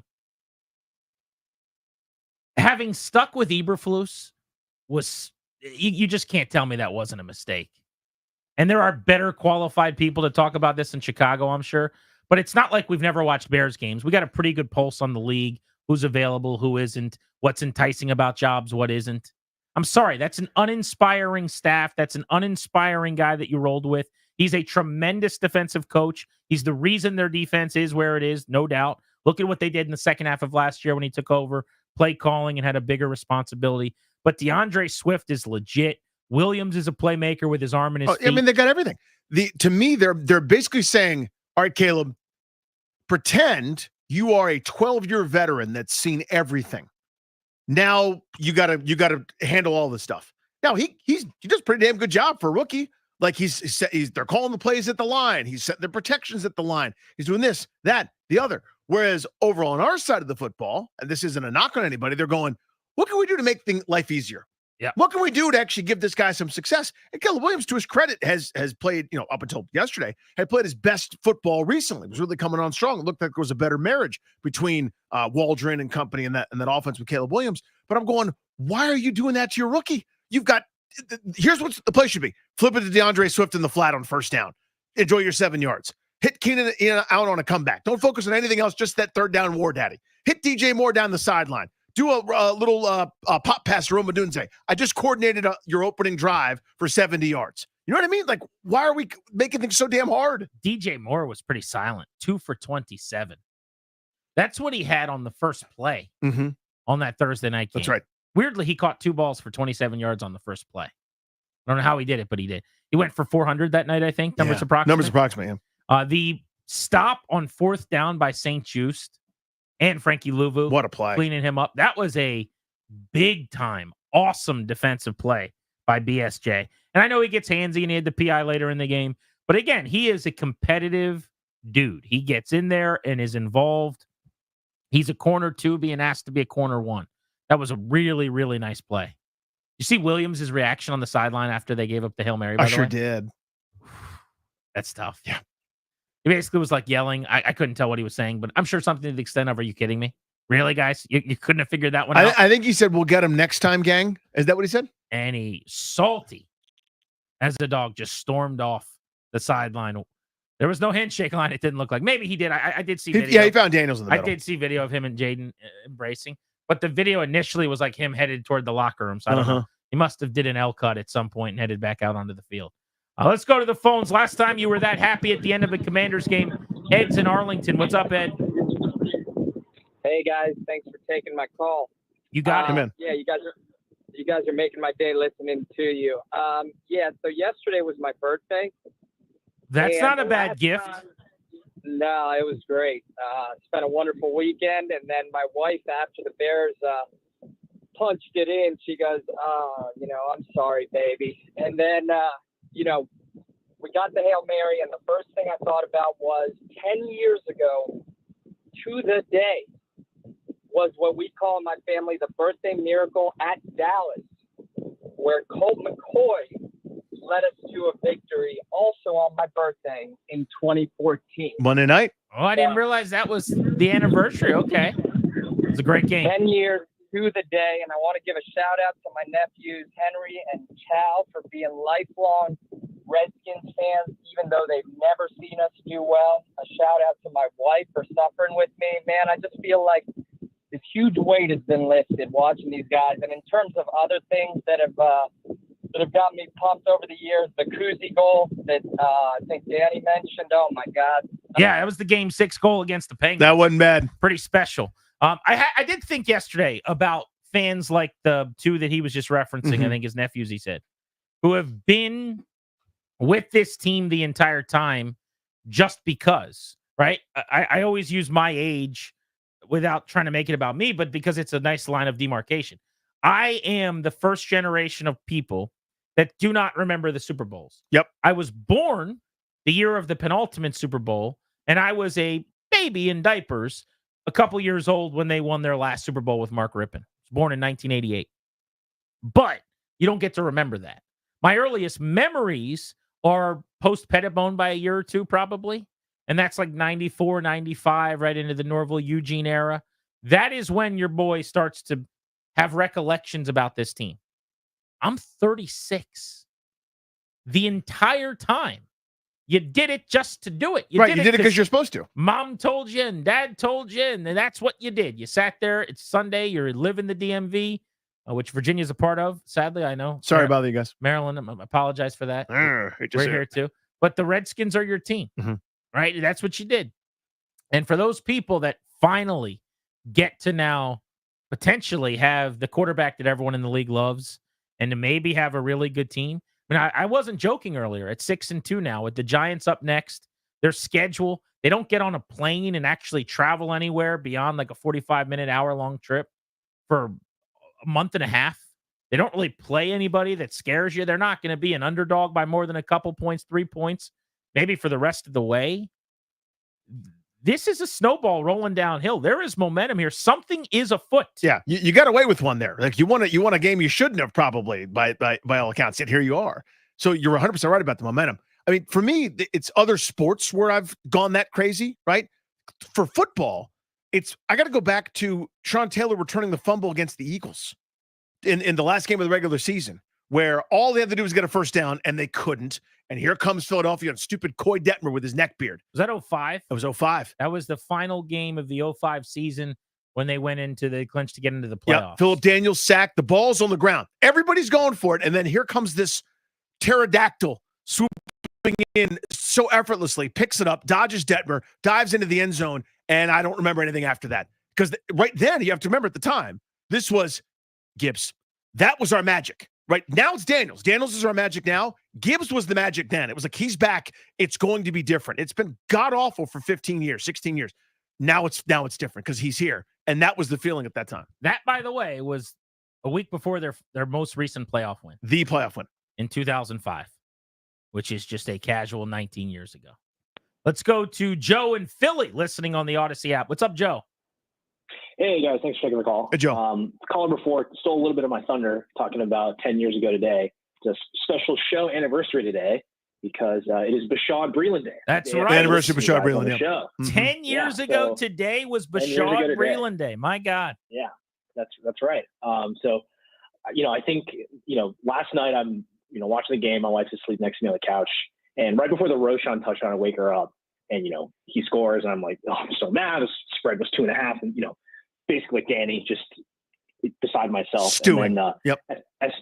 Stewing, exactly. And as soon as Noah Brown catches that ball, I'm running laps around the living room, yelling, screaming, like, we're going to New Orleans, Super Bowl's back on, MVP, chosen one, let's go. Yeah. That's she's like, but that is, neighbors, be quiet. It's so perfect though, Joe, because that, like, immediately you go, you're 6-2. Next week, obviously, they'll be 7-2. Nothing could possibly stop them. And oh, by the way, no one can beat them. Yeah, they're unbeatable. Even when they should lose, they just do that. Nobody will beat this team. We're going to New Orleans as a show, by the way, in December because our buddy Christian's the best. And the good folks at Brennan's, one of the great restaurants in America, are bringing us to New Orleans and showing us a good time. They called it the bullpen, and we got loose. Here's the issue. We're going to have to go back. We're going to have to make 2 trips. Like 2 months after that. And I don't know if there's any hotels left or what the deal is, or if we're sleeping on Christian's floor, or maybe I'm going to sleep right between him and his wife. That's okay, too. If you guys want to just head in each direction of the corner of the bed and I'll plop down in the middle. Yeah, you could do the Willy Wonka style, like feet to head. You know what I mean? Just to maximize well, space. No, I figure you're going to be down at our feet. So, like, we're laying, like, kind of like hot dogs in a wrapper. Yeah. But then you go against the grain. Oh, I like, smell what you're cooking. You're going head to toe at our feet, basically. Well, I forget what they're called, but fancy people have them in their bedrooms. It's like that really nice, not a stool, but like that kind of bench. Yeah. It's a settee. Yeah, you're looking for the settee. I'll sleep right on that. Well, Clary's on the settee. Oh. And where's Darius? I thought Darius was doing sleeping bags. Did we say sleeping bags? Sleeping bags right at the foot of the bed? Yeah. So, like, they have that nice chair. Yeah. Like Ryan sleeps sitting up. This is a serious question. Let's, for the double play, go get CK. Let's start planning our Super Bowl travel. Can we do that or no? I want to know, what airline are we flying? Yeah. What day does he want us there? How long can we be on Radio Row? Someone's got to start thinking about these types of things. You have to plan ahead. And also, what are we going to do for the parade? Have we thought about that at all? Are we involved?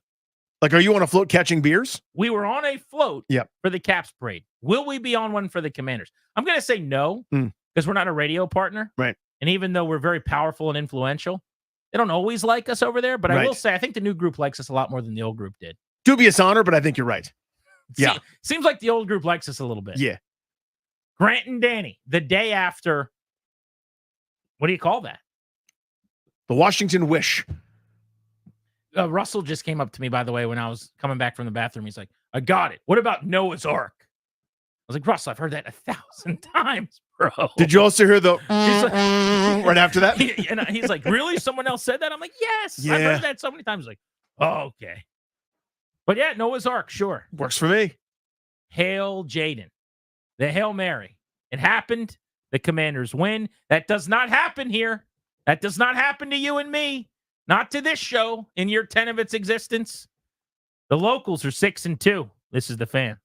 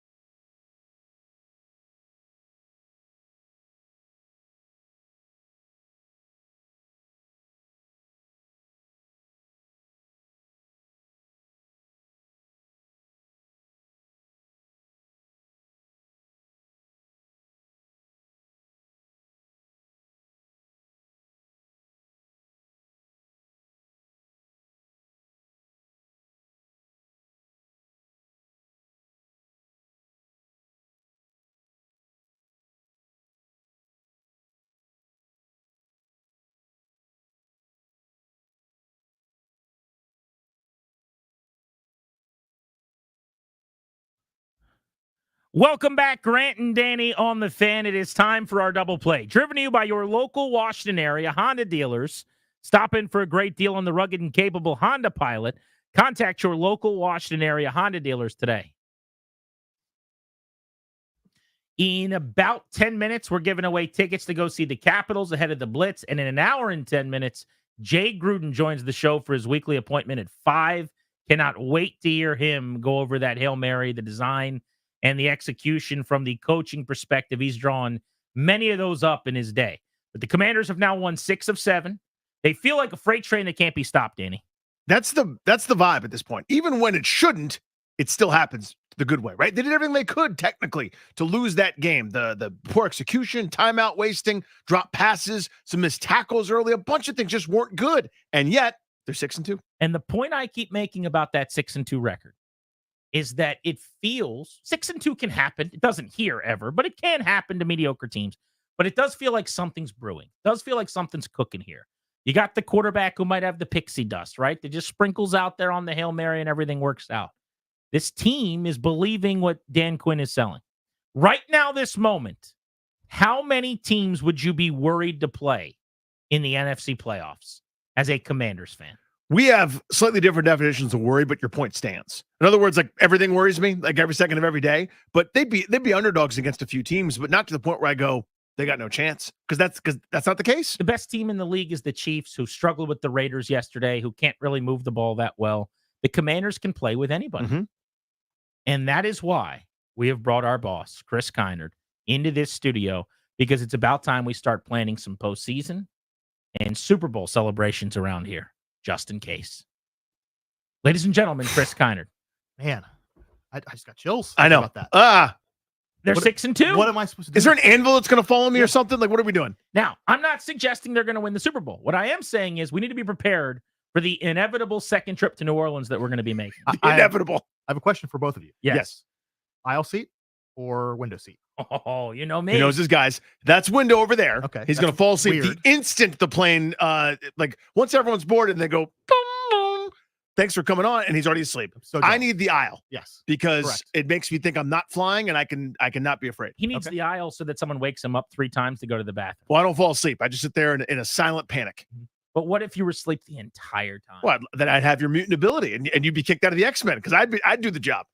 Well, Grant's so exhausted from talking to random people the entire time. That's a great point. Before he gets onto the plane. And Well, sits in it his does seat. get in the way of you talking to random strangers and finding out their life story. If there's someone compelling that is a worthy, and I don't mean like There never is. They're worth talking to, Never but has like been ever. that's a good sparring partner where they want to talk to me, I might lose out on some sleep for that. But most of the time, they give off the Danny Rouillet vibes of, okay, we've talked enough. I'm going to go. Yeah, ahead and that's about enough put here. my headphones on. We've all done it. But I went out to the Cincinnati trip next to a guy, and all he wanted to do was talk. So we talked the entire time. Was a listener every minute, and to the point where someone came up to us at baggage claim and was like, "That was the longest conversation I've ever seen on an airplane." That's right. I actually remember that. 'Cause we That were did happen. going over the row. He was across the aisle from me. Believe it or not, we were going terrible. Yeah, it was too Can't much. imagine. But shtick aside, we got to plan this trip. at It's what happening. point would you start having to say, like, get outside your norm of playoff thoughts? It started this morning. It's did. already started. It's happening. Actual planning. They're 6-2, guy. They're so good. They're 6-2. Even the bad defense is good. What's happening here? The terrible defense hasn't allowed a first half point in 3 games. You got to go back 3 games ago.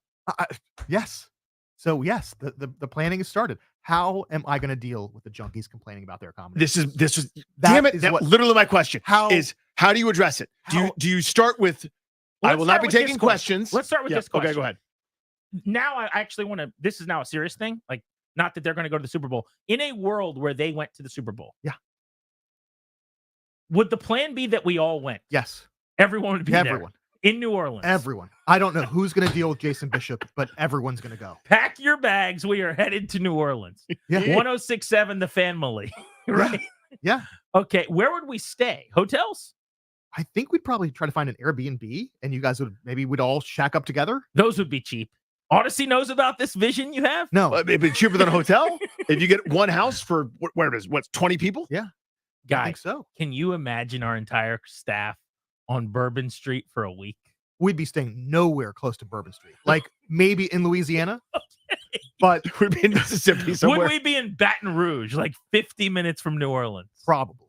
That is a really good chance. Yeah, Gulf Coast houseboat. But then you've got to think about rental cars, Ubers. I mean, that ups the expenses. I got to ask B. Mitch if he's got any family still in the area. We might have to shack up with It them. is a lock. B. Mitch Yeah. knows somebody, right? Yeah. So you really did start planning some things just in case today. Yeah. Yeah, that's the thing that's happening. How today. amazing is this? I don't know what to do. It's incredible. They're 6-2. Right. You understand that? 2009 was year one of this radio station? Yes. July. It's never happened in the existence of this radio station. It's been 15 years. Yeah. 15 years. Because second year of Zorn, they were terrible and he got blown out. Oh, my God. That was 09. Horrible. And almost every year since then. We had the 7-game winning streak of 12, which you could say was comparable to these 8 weeks, but that was the end of a bad year. They made the playoffs. Yeah, closest was fluky Alex Smith year, right? Where they're winning 17-14, 17-15, 16-12. You know, everyone knew there was a low ceiling to that. Usually what happens is they get off to a god-awful start, half the fan base checks out, and sometimes they rally, sometimes they don't, but you get that 4-game, 5-game, 7-game win streak, as cases are. Not this. Whatever this is, we don't do. We haven't done it since Chris and I were kids. We had a quarterback we all really liked who knelt on the ball instead of spiking it one time. Remember that? Yeah. Oh, like in a game that they had to win right before halftime. Like we've never had anything that goes like this. That I've never had a situation where my team had a Hail Mary that was successful ever in my entire life. No one in this city has. No one it has. hasn't happened. No one has. We need to go, or else our boss is going to be upset at us. No, I won't. But I do want to gets ask so you. pissed. He gets so angry. He gets so mad. You know that voice It's that the that boss you can hear it uses? in the email. Yeah, it's very stern. Yeah. One quick question: where were you and what were you doing? I was sitting on the couch. The moment that the world changed. I was sitting on the couch watching with my son. Neither one of us will ever forget it. Is he Siced right now? We were screaming. He was jumping up and down, screaming his head off. Core memory. He'll never forget it. I'll never forget it. I was shaking. I got weepy last night rewatching it. I rewatched the entire game last night. Incredible. You got to get him a Jaden. I watched the game over last night while re-listening to our post-game show, listening to grown men cry on this radio station, and I got teary-eyed. What a night. Come on. By the way, that's what sports and radio does. Yeah, incredible. That Sorry ain't about happening everywhere else. You got to get your boy a 5. Oh, yeah. Oh, it's happening. I mean, after that. You think he didn't wear his Commander's PJs last night? 100% chance he did. It's never changing. Yeah, by the way, get used to it. The nail in the coffin. It's over. The Commanders now have their moment. Yes. We're going to talk about that later, too. That was the beginning of that was the flag in the ground for when they became the Commanders forever. Yep. Flag in the ground, left hand up. Oh, Jesus. I just threw up a little bit. What a walk-off. He's walking off on that. G&D on the Fan. We'll give you those Caps tickets right at the start of next segment. You got to be the 10th caller when we return on Grant and Danny.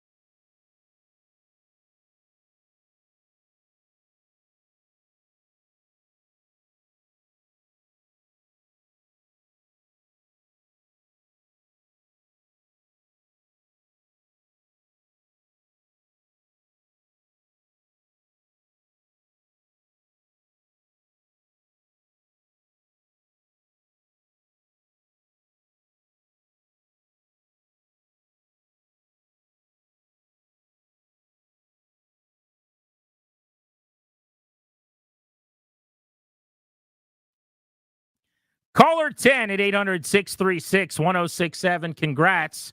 You're going to win a pair of tickets to see the Capitals Friday, November 8th at Capital One Arena.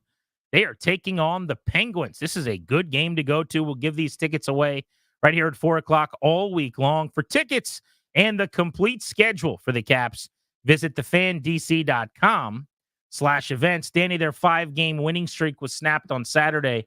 They were playing in Tampa against the Lightning. That's a good hockey team. That is a good club. They're impressive from top to bottom.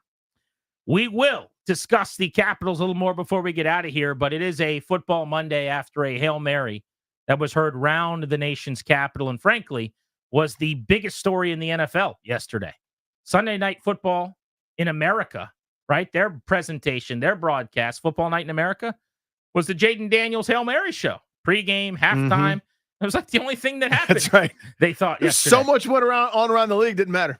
I am okay with the coverage. It feels nice for people to say nice things about us. It's been a long time. Yep. With that in mind, let's get to the Beltway Blitz. We'll be covering the Commanders, football, and the Commanders.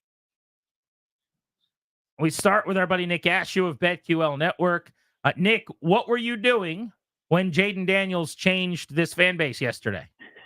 Well, I certainly ripped my pants off in celebration instantly and haven't worn pants since. So that's been the last. You're not allowed to come on this show and dangle pantsless Nick Ashew in front of us and expect us to concentrate for the remainder You throw of the some segment. chum in the water like that.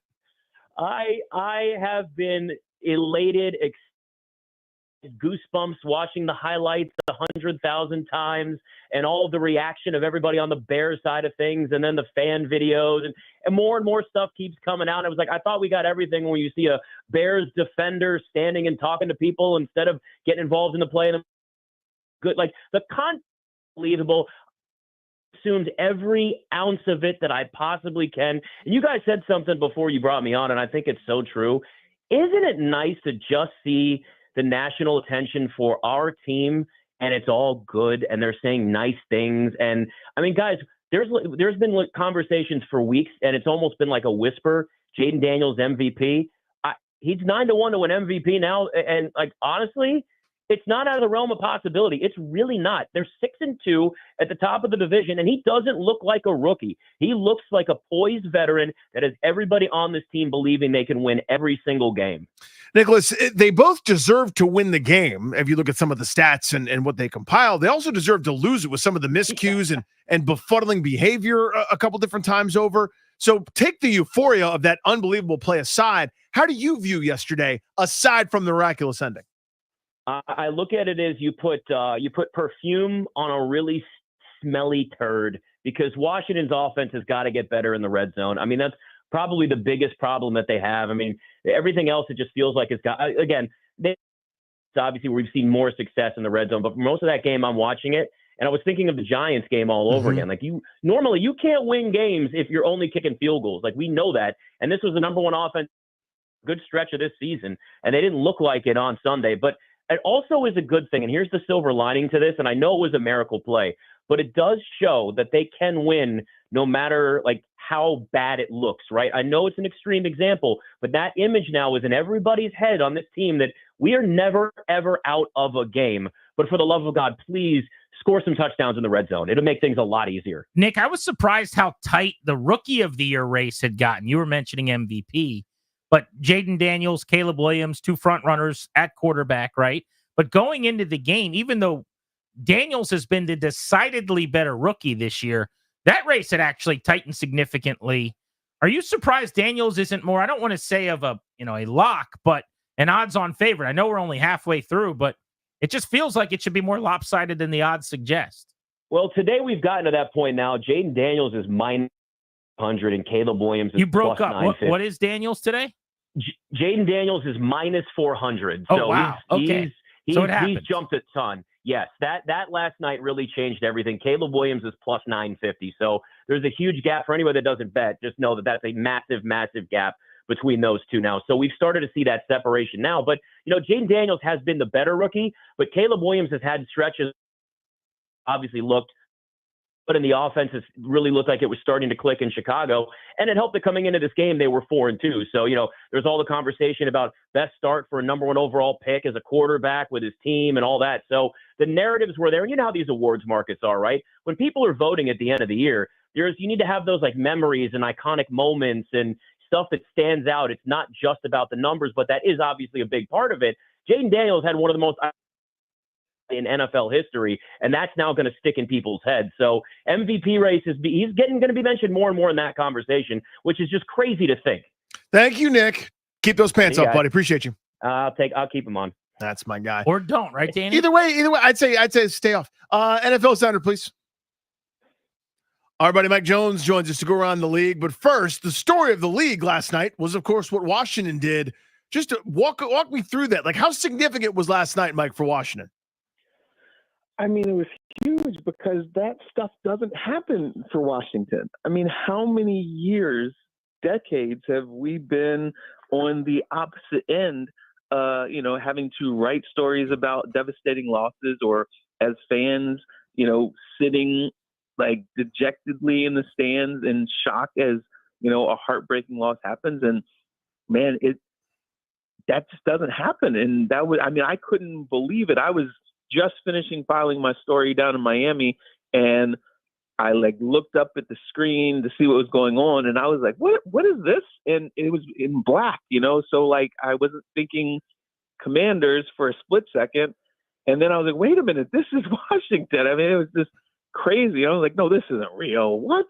So it's huge for Washington, for the fan base. It's huge for the team because, to pull off a victory like that is just, I think that it is bigger than just 1 week.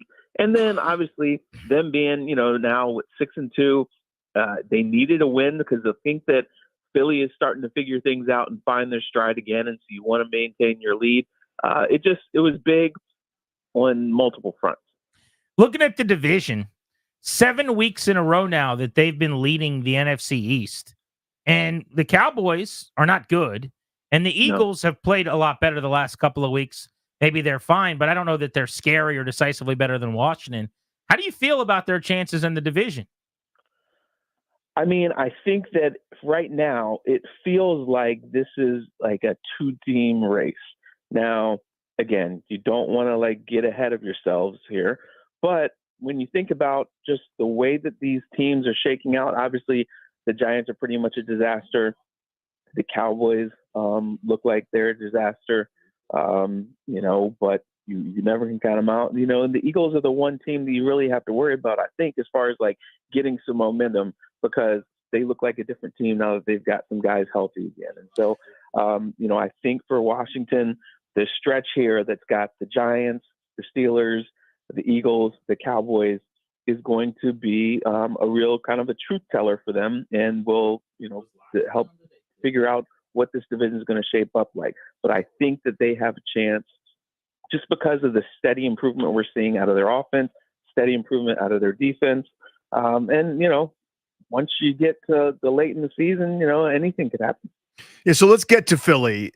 I was monitoring that game from my son's soccer game, so I'm watching some of the telecasts at 17-17. Then by the time we got home, it was 37-17. They really hit the ground running there, I guess, towards the end of that game.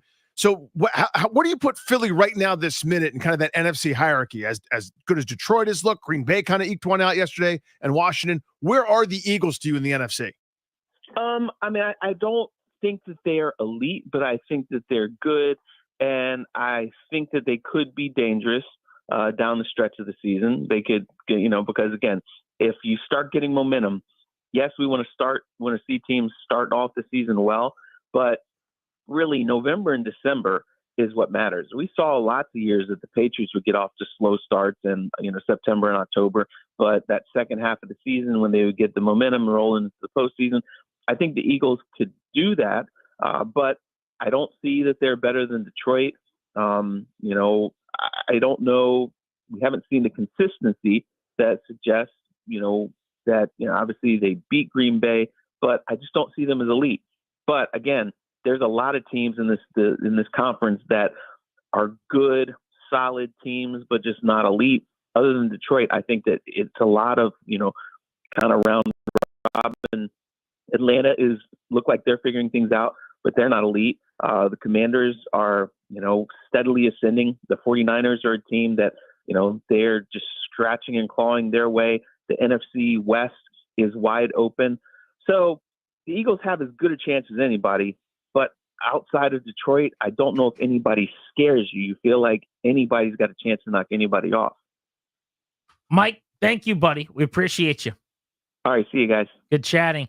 Let's keep it moving and talk more about those Commanders the Monday after. One of the most improbable and unfathomable wins in team history. Kevin Sheehan is with us. Of course, you know him from his work over on the Kevin Sheehan Show, aptly named. Kevin, where were you yesterday as you're watching the game? And walk us through those final 17 or so seconds. I was at home. I was watching it with a few people, including one of my boys. And I don't know about you guys, but I just felt like when they scored Chicago to take the lead, made the 2-point conversion, it just felt like an awful loss. Yep. Like it was a strange loss because they had dominated so much. You had seen Chicago literally come to life in a matter of minutes after, 2.5 hours of doing nothing. It reminded me of that Monday Night Miracle game from the other side, from the winning side. Well, I mean, Washington did win, but when, Brunell hit Santana Moss twice in the final few minutes after being down 13-0 and showing no sign of life all night long. It's just one of those weird games, and it ends up being kind of shocking. And I just thought, God, this is a strange loss, but it's also a really bad loss because I think they just lost to a team that isn't as good as they are. And then, you kind of switch to, well, there's still 25 seconds left. You only need 3. You get one big one down the middle. You call a timeout. You get another one to the sideline. Maybe we can get a field goal and force overtime. But just a wild, crazy final few minutes. And I can't remember being that excited on a play or that shocked on a play in a long time. Hey, Kevin, to your point, it reminded me of one of those Capitals postseason losses to the Penguins, where I've read that article 20 times. They outshot, out-hit, out-chanced, out-blah, blah, blah, blah, blah, blah, blah, blah, blah, and then they didn't win the series, and they lost again, It felt like one of those where it really slipped away. So take away the euphoria of the last moment, which I'm going to savor and we should enjoy until we get sick of it, which is not close to now. But the mistakes and some of the sloppiness, go into that for a game that Washington probably should have run away with. Yeah, I mean, they had multiple drop passes. They had penalties. They had, a couple of touchdowns called back. It wasn't, they had 481 yards of offense. I mean, and even if you take out that final play, it's still 429, and they had 12 points to show for it. So there are always a lot of reasons for it, but it's just odd because you don't think that that's, going to happen a lot. You just don't want to lose a game in which you don't, take the good things that you've done and turn it into the 27 points that they probably should have scored. So yeah, they've got to clean some of that stuff up. And look, they gave up 196 yards on the ground. I mean, it wasn't all in one play. I mean, the 56 yards, kind of injected, life into the Bears in that moment. I think one of the things that's going to be interesting is how much was it that the defense really stepped up and played well, which I think it was a lot of it, and how much of it was really a terrible performance by Chicago's offense through 50 minutes of the game, basically. I mean, Caleb Williams had 4 completions for 36 yards with still 10 minutes left. With 10 minutes left of the game, I don't think I've ever seen anything like that. So there's a lot to take out of it, but it's just always nice to do it with, a 6th win on the board. I mean, here we are, 6-2. Nobody had that one. I don't even think Anthony Richardson's had one of those. It was a pretty ugly performance for 3 or so quarters. And then Williams did make some big-time plays down the stretch. Yeah. Back to Daniels. What do you make of just the 12.7 seconds of moving around? Now, I mentioned this earlier, but everyone talks about the Hail Mary as a luck play.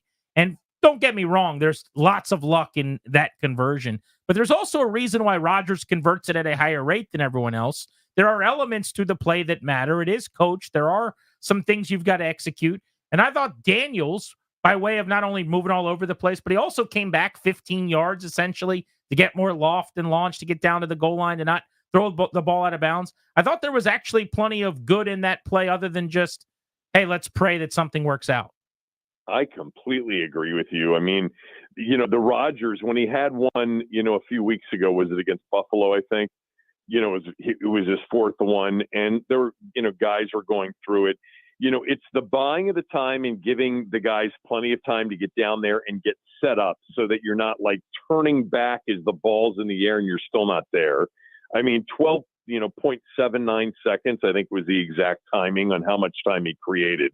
How many guys can really do that? Maybe 3 or 4. I guess against a 3-man rush, maybe more than 3 or 4, but he's special in that ability. And then to be able to throw the ball 65 yards, but throw it up in the air where it creates kind of that jump ball situation is, a skill. And I think it increases the probability of something good happening. It's still a long shot, but, you did get the benefit of Chicago not playing it well. But I would bet you on a lot of those converted Hail Marys, there is a lot of, skill from the offensive team included, and then a little bit of messing up on the other end, and then certainly a level of luck. But I agree with you. There is certainly more to that play than just throw it up, close your eyes, and pray. Kevin, thank you as always, dude. Enjoy the week. All right, guys. That's our guy, Kevin Sheehan. We're Grant and Danny. That is your Beltway Blitz on the Fan. Do you agree with the idea that I have suggested? I want to ask Danny directly to confirm or deny here that 6-2 is an incredible accomplishment. No doubt about that. But that this does feel like something is brewing, that there is something special happening here, or are you not willing to go there just yet? Is that a bridge too far for you? Let's just continue to go week to week with this thing. Grant and Danny on the Fan.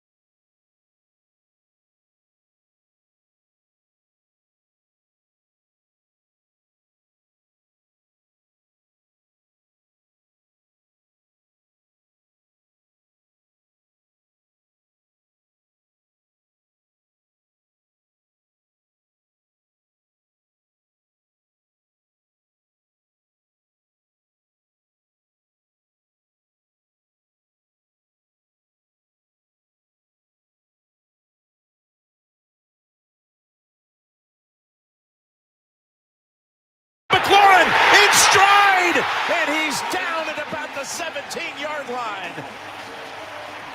I told you he has no issues throwing it accurately. G&D, welcoming you back on the Fan. Jay Gruden's on the show in a half hour. We're with you until 6:30 tonight. Thank you for making the program part of your day. The show's going to be on the road again on Friday. We should let everybody know we made the announcement on Friday afternoon where we'll be this week, but in case you missed it, Fairfax, we are coming for you. Stop number 3 of the Friday field trip series. Craft House, Fairfax, on November 1st, coming up this Friday. We had a massive turnout in Leesburg. We did. It was tremendous.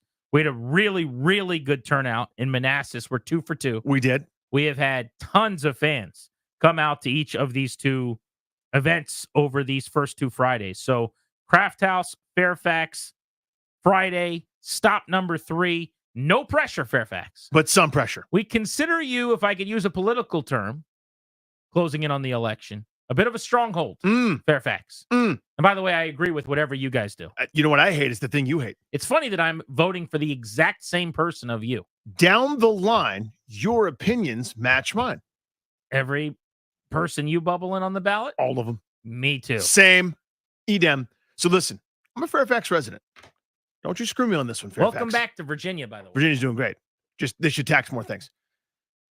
But welcome back to Virginia. I'm happy to be here, but we got speed cameras now. Listen, Fairfax, don't screw me on this one. You hear me? This is Fairfax resident Fannie Mouye, a.k.a. Ranald Douye. All right? Don't screw me on this one. Palace Way, Fairfax for Craft House. That's where we're going. Cannot wait for Friday. These have turned into mini pep rallies. Seriously, that's what. Sorry. It's kind of what happens. Yeah. The team keeps winning. Everybody thinks they're going to win again. Everyone has an adult soda. And it's like, they're going to win 77-2. Good. They do. Bring it on. Yep. I don't want to pretend like 6-2 is easy because nobody knows better than us here in D.C. 6-2 is not an easy thing. That's an accomplishment. It should be treated as such. Washington has not been 6-2 since 2008. On top of that, they're on their way, it looks like, to double-digit wins and a playoff berth. It would now be very surprising if Washington didn't make the playoffs.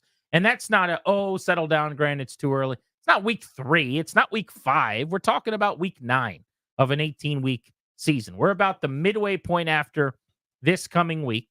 And on top of that, the 77% likeliness to make the playoffs in some of the algorithms that the analytics site do say it's perfectly reasonable to say the expectation should now be the playoffs. Because, Danny, respectfully, for all the people that decided this was going to be a 4, 5, 6 win year, whatever they thought, and let's just monitor the quarterback. Let's see at the end of the year what we think of Jaden Daniels. Maybe we can decide once and for all if he's the guy or whatever that is. Cool. Time to reassess. You figured the first part out. Yeah, sorry. We're here. He looks like the guy, and they've already got their 6 wins that a lot of people projected them for. I had them at 7-2. That would mean they go 1 for the rest of their season. You now have to change the sight line. You do. Yeah. And they've earned that, right? And you give them credit for it. So just looking at talent, I mean, who knew everything would fit so perfectly? Who knew that the rhetoric about culture and brotherhood, the type of things, quite frankly, around here, we roll our eyes at. Every coach has come in and given that pep rally speech. Every coach has cut that promo. Right? Eric Bieniemy's opening presser, where he's like shaking Terry McLaurin's hand after the fact, and there's camera footage of him talking about how they're going to do these great things together, and everyone watching it gets chills, I'm sure, right? I mean, everybody said the same thing. Joe Witt wants to arrive violently. The guy before wants to announce his presence with authority. The guy before that wanted to attack downhill. The guy before that said, we're going to dictate to our opponent. We're going to be tough. We're going to play physical and fast. Everybody said the same crap. So forgive us if it rolls out one ear and through the other, whatever the expression is. Forgive us if we're not trusting at this point. And so looking at the talent, looking at some things where you go, okay, maybe they're really pushing all in for future years. Anybody who knew that it would go this well should be buying lottery tickets and retiring on an island tomorrow, right? The fact is, you're here. You don't apologize for it. You go kick ass. You go straight what Dan Quinn says. And you put the word ASS in front of nearly everything, and it works somehow. You know, it's awesome. It's going so well. And that's kind of the point here. Being at that stadium yesterday, everything feels different. Mm-hmm. And by the way, everything is different. I don't think that's figurative. I think that's literal. What I mean by that is I'm watching a team at Northwest Stadium, not FedEx Field. Right. That's named the Commanders, right? Not the Redskins. That's wearing black and yellow. I guess gold. Should I say gold? Looks kind of yellow. It's yellow. But wearing black and gold, we'll call it. Not burgundy and gold. Owned by Josh Harris and Mitch Rails and that group of hogs. Not Dan Snyder. Run by Adam Peters at general manager. Not Goose Allen and all the other him and Egger 9-to-5 jobbers that came before him. Coached by Dan Quinn, not Ron Rivera. Quarterbacked by Jaden Daniels, not the litany of jabronis that have tried out the position and tried it on for size over the last several years. I mean, it is actually different, truly. There was a moment at the stadium yesterday. If you guys were at the game, you felt this, you saw this, you lived this like I did. I don't know if you guys saw this because it was in a stoppage on the broadcast at all. The lights completely went out in the stadium. And it felt for a moment like, oh no, the power just went out. That's literally what I thought. Uh-huh. All the lights went dark in the stadium like they do at so many other indoor facilities now. And even here at Nats Park this year, they got their brand new LED lights, so they're able to do this for the first time. The Nats and the A's were the last two teams in Major League Baseball without those lights. And they do the big, cool red light show when someone hits a home run now, and it goes dark and flashes. It's awesome. It really adds to the experience. They have never at that stadium done that, to the point where I just texted someone to try to figure out, was there a new tech that they got in season? Was there a new addition to the LED lights this year? And this is the first time at night that it's either been dark enough or close enough in a game or both where the Venn diagram worked and that center was, let's do it right now. Mm-hmm. Or maybe it was honestly correlated to the blackout and them wearing black. I'm not really sure. But they've never done what they did. They basically turn the lights off and then they do like a light show and the ribbon board. It was awesome. Like fans were kind of looking around. And the first thought, Danny, was, of course, oh no, they lost power. Somebody plugged something in and there was one too many things in sockets. FedEx done happened again. And we just got FedExed. And then right away, the light show starts and the music starts blaring and everyone's like, wait, they're doing this on purpose. Wait, this is a light show. Wait, this is like what they do at college games that are fun to go to. The whole thing's different. And it's starting to feel like, I don't know what's changed. It certainly couldn't be that Dan Snyder doesn't own the team anymore, and that's lifted. But something's changed, and the football gods are smiling down on the boys a little more often. There's no other way to describe that. That elusive thing that the previous mouthpiece, old Larry Michael, used to talk about, skins tangibles, that stupid made-up term. But what we're really looking for is the thing you can't explain. Right? Which is an easy thing to dismiss because it is not tangible or real. Right. So it's one of those, you know it when you feel it. 100%. As somebody that I love information so much, we should never hide from information, even if it doesn't help your case. Information is lovely. It is so wonderful. We should always be welcoming more of it. This can't be put onto a spreadsheet. It can't be put into the food that you consume or the analytics of football that Ron Rivera tried to read to study up. You can't figure it out. There's that magical needle, right, as it's moving on the scale. And it's hard to keep it in that zone because if you get too overconfident, then you get out of the zone. If you sort of don't do all the work that it takes to stay right there, or you have a key injury, then you get out of the zone. But when you're in that special spot where the needle isn't really moving, it's in that magical little green space, and you get this, the catchphrase, the rhetoric, it's real this time. It's working. It's not just something they say, it's real. And when I don't know if it starts real and then you win, or it's not real until you win. However you got here, you're here. You're in this place where all the cheesy lines and things that would make you roll your eyes on the way to 5-12 is now happening for a 6-2 team, where there's this belief, there's this us against everybody else, there's this bumpy roads lead to beautiful places. But it's the perfect storm of, we're not sitting here puffing our chests out because, I mean, remember several regimes ago when I guess they were 9-8, 7-1, and everyone was mad because Scott McCloughan was getting credit. You're mad that someone else getting credit for your mediocre record? Yeah, it's a toxic culture. But you know It what I was mean? Awful. And that's what they did. People hired folks that were non-threatening. They didn't want to give up spotlight. They didn't want someone else to overshadow them. And they wanted to get the credit when it was good, and they'd pass off the blame when it was bad. But the reason I said beautiful places, bumpy roads, or whatever that Dave Martinez line was, that's so cheesy and awful. Yeah. But it just became the mantra It became the of mantra. a World Series Yeah, team. stay in the fight or whatever. Like, does that mean a swing at the 2-0 pitch or not? But that kind of thing is happening here right now, where you kind of know it when you see it, Danny, with teams that are super tight knit, that love each other, that play for one another. See it in baseball or whatever. This is happening. I posted a video today at Grant H. Paulson of Bobby Wagner and Frankie Louvu waiting patiently as Tracy Wolfson finishes her interview, because they're pros. And in Wagner's case, the guy's been around and is just a leader of men, right? And they're waiting there, and Daniels finishes interview, and they start dapping him up, and they're yelling, I don't remember what it was, but like, you the champ, you're the best, whatever. Great job, Jaden. These guys love each other. They love Dan Quinn. They have built, you're right about the brotherhood thing that whatever that is kind of cringy to me. Like, it's so real when it's real, and it's happening in front of our eyes. And there's also a thing. I always joke about the Tom Brady horseshoe. There are winners that just have a thing where this will sound silly, but it's like this special quality where good things happen for them, to them, with them. It sounds like it's dismissive. It's not. Yeah. I mean, you have to be great to be in the position. You have to do a lot of things well, but like, that Hail Mary has never happened before. And respectfully to Jaden Daniels, we've talked about it all day, who did a lot of amazing things. You just get those 52 yards, that touchdown, and the big win, and you're the mayor of the town. If it falls to the ground, you just lose a game you should have won.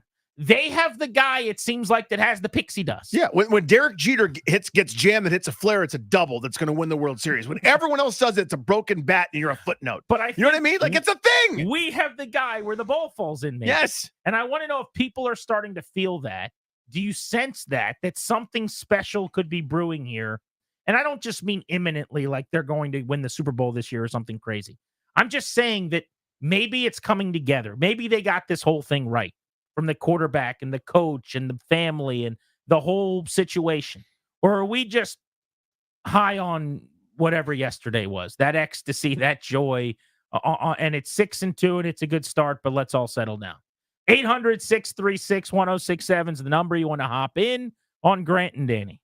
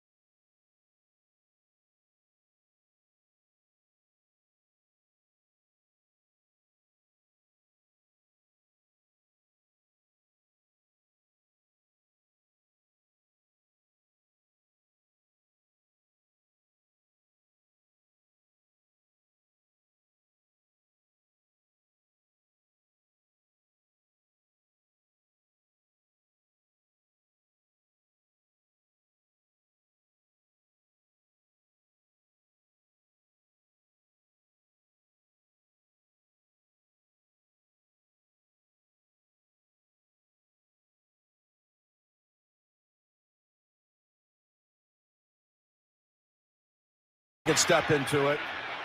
Here comes the Hail Mary with the game on the line. And the ball is caught! Caught! It's a miracle! It's Noah Brown! Oh my goodness!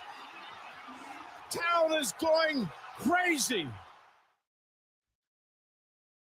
Dad's been working on a montage of the Hail Mary play that we'll unveil after Jay Gruden joins us to start next hour. Jay, top of the hour, right at 5, coming up in about 10 minutes. We're Grant and Danny on the Fan. What a win for Washington. They are 6-2. They are in first place. They're one of the top clubs in the conference. And even when they're down and not yet across midfield, with just 2 seconds to go, you can't beat them. That's, when they've mismanaged timeouts, have a first down incompletion, and are 70 yards away. They got it.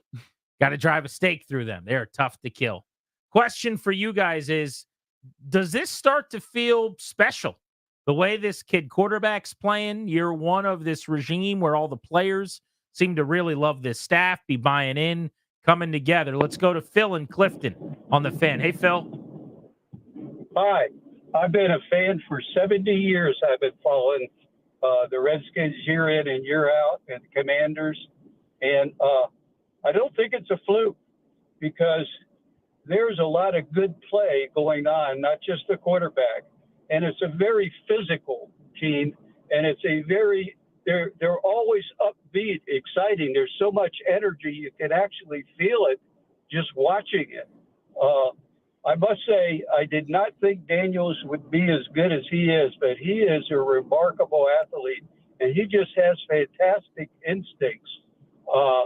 And for a guy his age, he reminds me.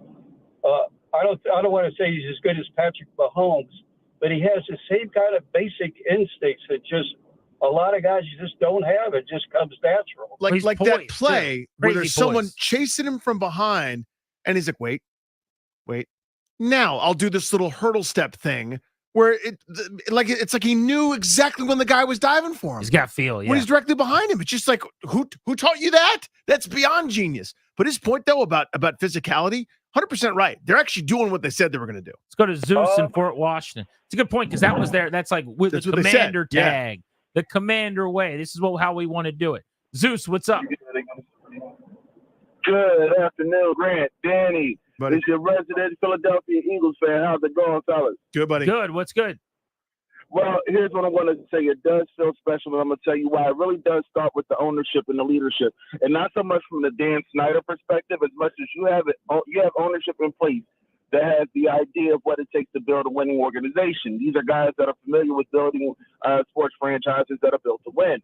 They've customized this organization in such a way where the team now feels like a team instead of just a bunch of guys that you're just plucking up off the street. So when you have the players in the locker room saying that as long as we have this guy under center, we know we can win, and they gel around that, yeah, it's going to feel different. And I've always said the NFL is always as good as the NFL, and NFC East is good, and I feel like we're on our way there. So congratulations on the win. I expect to see big things out of Washington, and Philadelphia's going to see y'all in a few weeks. Yeah, can't wait. It's going to be fun. And thank you for the call. Yeah, I like that game will have meaning. There have been a couple of times over the last even handful of years where I felt like the team was super tight-knit and coming together and really becoming close. But even in those instances, when the quarterback situation is not squared away, it doesn't mean anything. Yeah, it's like in Major League, when the worst team in baseball is purposefully assembled, has to go on a great streak at the end. These are 3-6 teams that have to do something special. You're 4-5 or whatever. You're in that spot where you have to win, and you do. Nothing sustainable about it. When your owner's situation is incompetent and incapable and toxic and a detriment, then it doesn't matter. When you don't have a GM and you don't have a front office and you're not building anything sustainable with player eval, then it doesn't matter. They've cleaned all those things up. The four, I always talk about them as pillars holding up a house that is a football organization, a sports team. It's ownership, it's the GM, the head coach, and the quarterback. It's all brand new. And they might have really done well in all four areas. It's certainly looking that way. Let's go to Ken in Fairfax. What's up, Ken? Hey, guys, great show. I just wanted to say I'm a lifelong Pats fan, And I grew up in the dark years for 30 years until Brady showed up. And when he showed up, he obviously a talented guy, but you started to see little things happen that didn't happen for other players. And I see the same thing with Jaden, man. He's little things happening. It looks like luck, but it's not. I'm telling you, some guys have this mystique or something, aura surrounds them, and some guys don't. And I see it with him, and it's an exciting future here. I hope it continues just like it did for Brady. You said it in a different way than I did, but that's kind of what I'm getting at, right? I always refer to Brady as the luckiest. I think he was one of the greatest ever. But you create your own luck in so many ways. You're in good spots. There's a chance for good things to happen. Exactly. And some guys do have that. I always jokingly tell the story of this family friend who, was just this guy that things always worked out for. And one time he was following an ambulance and like through traffic, and he was like getting somewhere behind this ambulance, and a cop pulls him over. It's like, you cannot do that. What the heck were you doing? And he's like, I was following the ambulance. The cop's like, oh, I'm sorry, sir. Like, go ahead. Now, he never said that he was supposed to be following the ambulance. As if to say, there's a loved one in there. He didn't get a ticket. If it's me, I get a ticket and probably in some big trouble. Andre Manassas, want to squeeze you in real quick ahead of Jay Gruden. Be quick. What do you got, buddy? Hey, very quickly. I love the team. I love what happened. I'm so excited. I think the team is a great team. Are they special? I'm not yet. Listen, one of the greatest things I like to do is I think the Germans have a word. Is it Schadenfreude? Because of the Odyssey, I go to listen to other sports towns when they lose. Too bad I'm a Commanders fan because I don't have a chance to do too much. But you listen to Chicago Sports Talk Radio and you understand the number of errors that the Chicago team did in those 26 seconds. You realize that our boy Sweat was not even in the game for the last play, your best pass rusher, and not just one of the egregious mistakes that they did. So, I'm happy we won. I made noises like everybody else. I think, luck is that people define luck when opportunity meets preparedness. We were prepared, but when you realize how unprepared the Bears were for that particular moment in time. No doubt. Oh, sure. That's the other side of the coin. The coaching discrepancy 100%. at the end of the game was very, very stark. 100%. Pretty obvious, I'd say. It's a good point, though. When I say something special feels like it's brewing, I don't mean they feel elite or unbeatable, although right now I'd be pretty confident in them playing anybody the way things have been trending. What I mean by that is it just feels like they've got something going for them that they normally don't, where things are just working out at a higher clip. Part of that is because you're good, but part of that is, are you getting some of those bounces? Let's talk to Jay Gruden. He was the head coach here in D.C. the last time Washington had a chance to string any kind of success together. They almost made the playoffs back-to-back years when he was the head coach. Is he feeling that same thing? We're Grant and Danny on the Fan.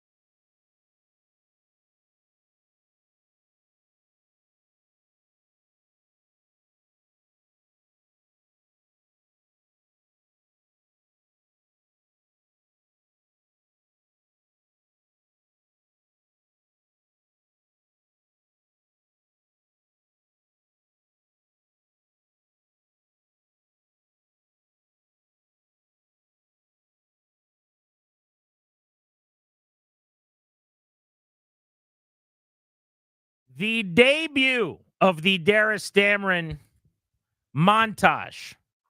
Has Dad hit another homer? I love you, Dad. We're going to find out in about 25 minutes. Putting together some audio with the Hail Mary highlight.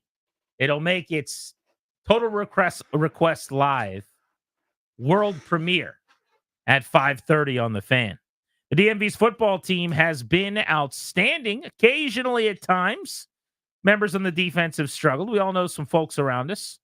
Maybe struggling every now and then, right? You lose a friend, a family member recently. The exclusive sponsor of our show is the law firm Condori and Murad. They'll guide you through the difficult probate administration process. They will help bring clarity and closure to a loved one's estate.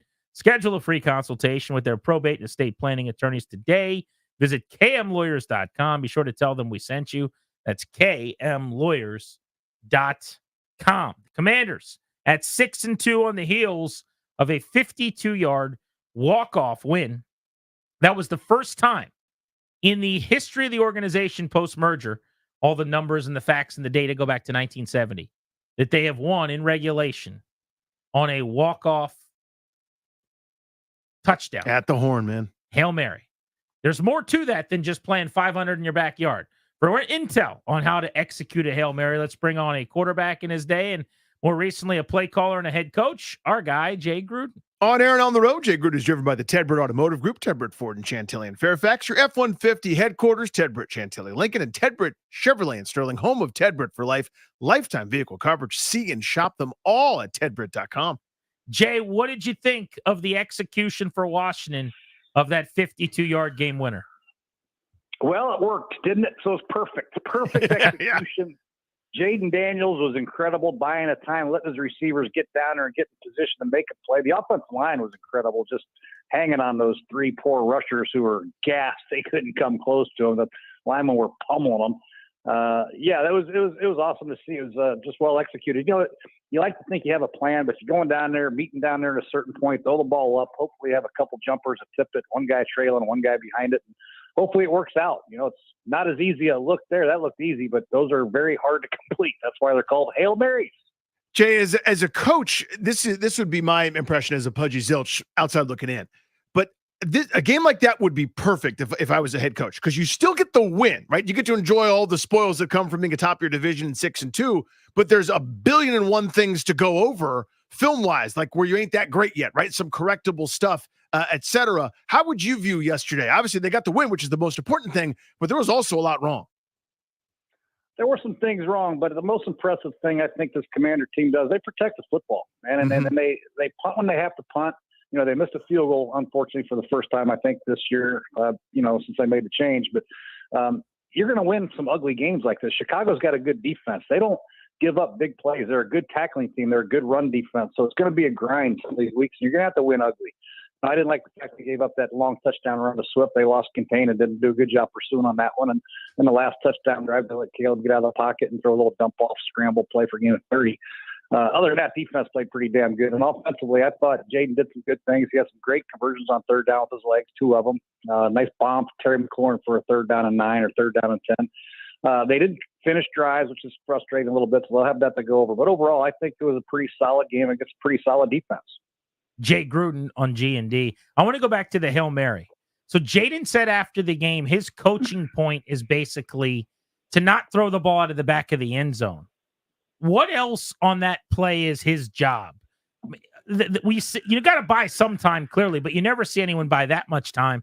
I mean, is it just buy as much as possible because the more the merrier, like the more the better? How do you coach him? Yeah, for sure. For sure, especially since they had such a long way to go. The 14-yard or 12-yard completion before the Hail Mary was critical for them to have a chance to get the ball close to the end zone. I mean, that was a huge play. And then you're just trying to just buy enough time to let your guys get down there, throw it up there as high as you can with some velocity, and let those guys make a play. But you're right. The cardinal sin is thrown out of the back of the end zone. Most quarterbacks do that at the end of a half when they don't want to throw a pick for their stats. Drives me crazy, but at the end of a game, you got to keep it in play to give your guys a chance, and they did that. The diamond formation that they supposedly were running with a tip man in the back, a front guy, and then 2 on the sides. Is that the only way to do a Hail Mary? And what are the roles there? Typically, we just did a bunch set, and we all ran down there. We always used to try to meet at the numbers, so we always everybody had a landmark. So if we did 3x1, the guy by himself, he'd be the trailer coming across the formation. The three guys would go up there, and two would be jumpers, and one would try to play the ricochet from behind everybody, and the other guy would come and get the ricochet in front of everybody. So you have two jumpers and one guy behind, one guy in front, and you just throw it up there. I mean, it's literally no art to it, just pure luck, and hopefully you get a good tip and a good bounce and then make a play. Sometimes the jumper can go up and catch the ball. That happened with Lazard a couple times with Aaron Rodgers. So if you can catch it, catch it. If you can't catch it, then you got to try to hit it with your fist or try to tip it up or back or front. Jay Gruden with us here on G&D. Jay, as a head coach, what would you do with Tyreek Stevenson, really good football player, who at the start of that play was jawing with fans and literally not looking at the line of scrimmage? Then he's the guy that touched it to allow it to go to Noah Brown. What would the conversation go? Well, first I'd have a conversation with my staff and say, who the hell is anybody watching our guys? We need to take a timeout, get these guys, get some poise about them, get their ass back in position where they need to be. They had 3 timeouts. You can't take them with you. They should have called timeout before the Hail Mary or before the play, before the Hail Mary, one of them, and just calmed everybody down and got everybody right. So that's number one. Number two, the kid's got to learn from it. It's an emotional game out there. He thought he had the win. He's talking a little trash. I'm sure he's been getting trash talked by a lot of fans, so he's giving it back. And but obviously you can't have that. The kid's very sorry about it. I know the coaches are pissed off about it, but you got to address it and move on. Jay Gruden, Grant, and Danny here on the Fan. The play before the Hail Mary, I thought was even, I don't want to say worse malpractice for the Bears staff, but I don't understand what they were thinking there. Like, to me, they played everybody a mile off the line of scrimmage to take away the Hail Mary with 8 seconds to go. And Washington correctly, smartly said, okay, well, we'll get into Hail Mary range.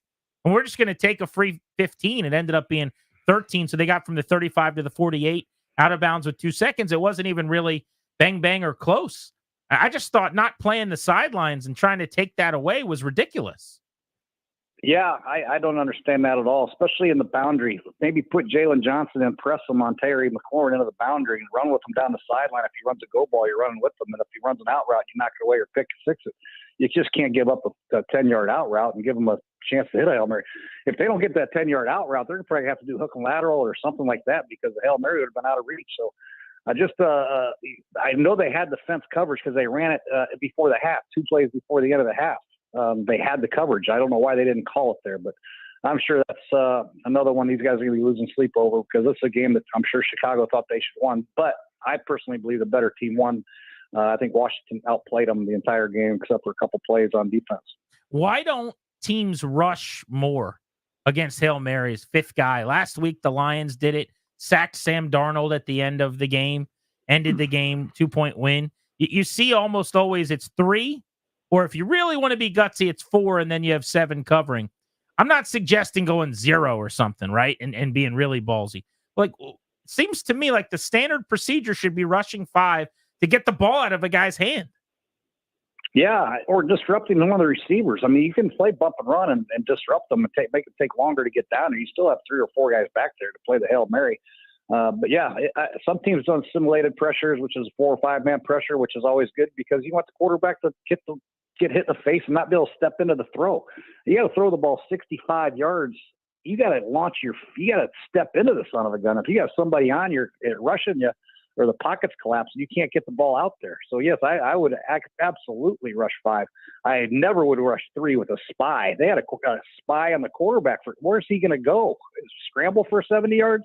That was the most mind-blowing thing I've ever seen. But, yeah, I'm sure they're kicking themselves with the way they handled the last 2 plays. But I definitely would rush 5 at least, just make sure the quarterback couldn't step into the throw. Jay, what did you make of Washington in the red zone? Listen, it's easy to say I didn't like a play call because they didn't score touchdowns. But there were a couple I'm kind of going, that's it? Like kind of a slow developing interior power run to Brian Robinson without a ton of space. Not much misdirection going on there. I remember on one of the goal line calls, for example. What'd you make of what they did in the red zone? I think they were probably just trying to be physical with them and try to get the ball, and they try to eliminate some of the quarterback design runs for Jaden because of his injury. I think they probably have been a little more creative had it not been for his rib injury, although he did, have 8 carries for 50 yards or whatever it was. Yep. And maybe they thought they'd get some movement based on film work. So I don't know. it's pick your poison down. You'll throw the ball and playing a lot of coverage. You're saying, damn, I should have run it. And you run the ball, you get stopped for gain of one. You say, damn, I should have thrown it. It's all about execution for your team, but you got to try to do what you think is best suited for your team going against that opponent. And they obviously thought it was running it. What do you make of the mechanics now sometimes where they're going no huddle, but they substitute, and then it seems like we're just waiting for a big lineman to kind of jog off the field, right? I mean, that seems to be you're now at the mercy of some 330-pound guy that's out of breath when you're trying to go fast. Like, what do you think about that? Yeah, I'm not a big fan of that. I just assume huddle. If you're going to sub, you might as well huddle because you got to wait for the defense to sub with you. So you're going to be standing at the line like a bunch of, that's standing there looking at each other. But that's their process. That's their way of, spicing things up, going fast, playing fast, making teams react fast. That's the way they do it. I don't like the substitution part of the no huddle. I think it defeats the purpose, but they have their rhyme and reason for it. Speaking of red zone and play calling, the 1 yard line play where they gave the ball to the lineman as an up back, that one was tough for me, Coach.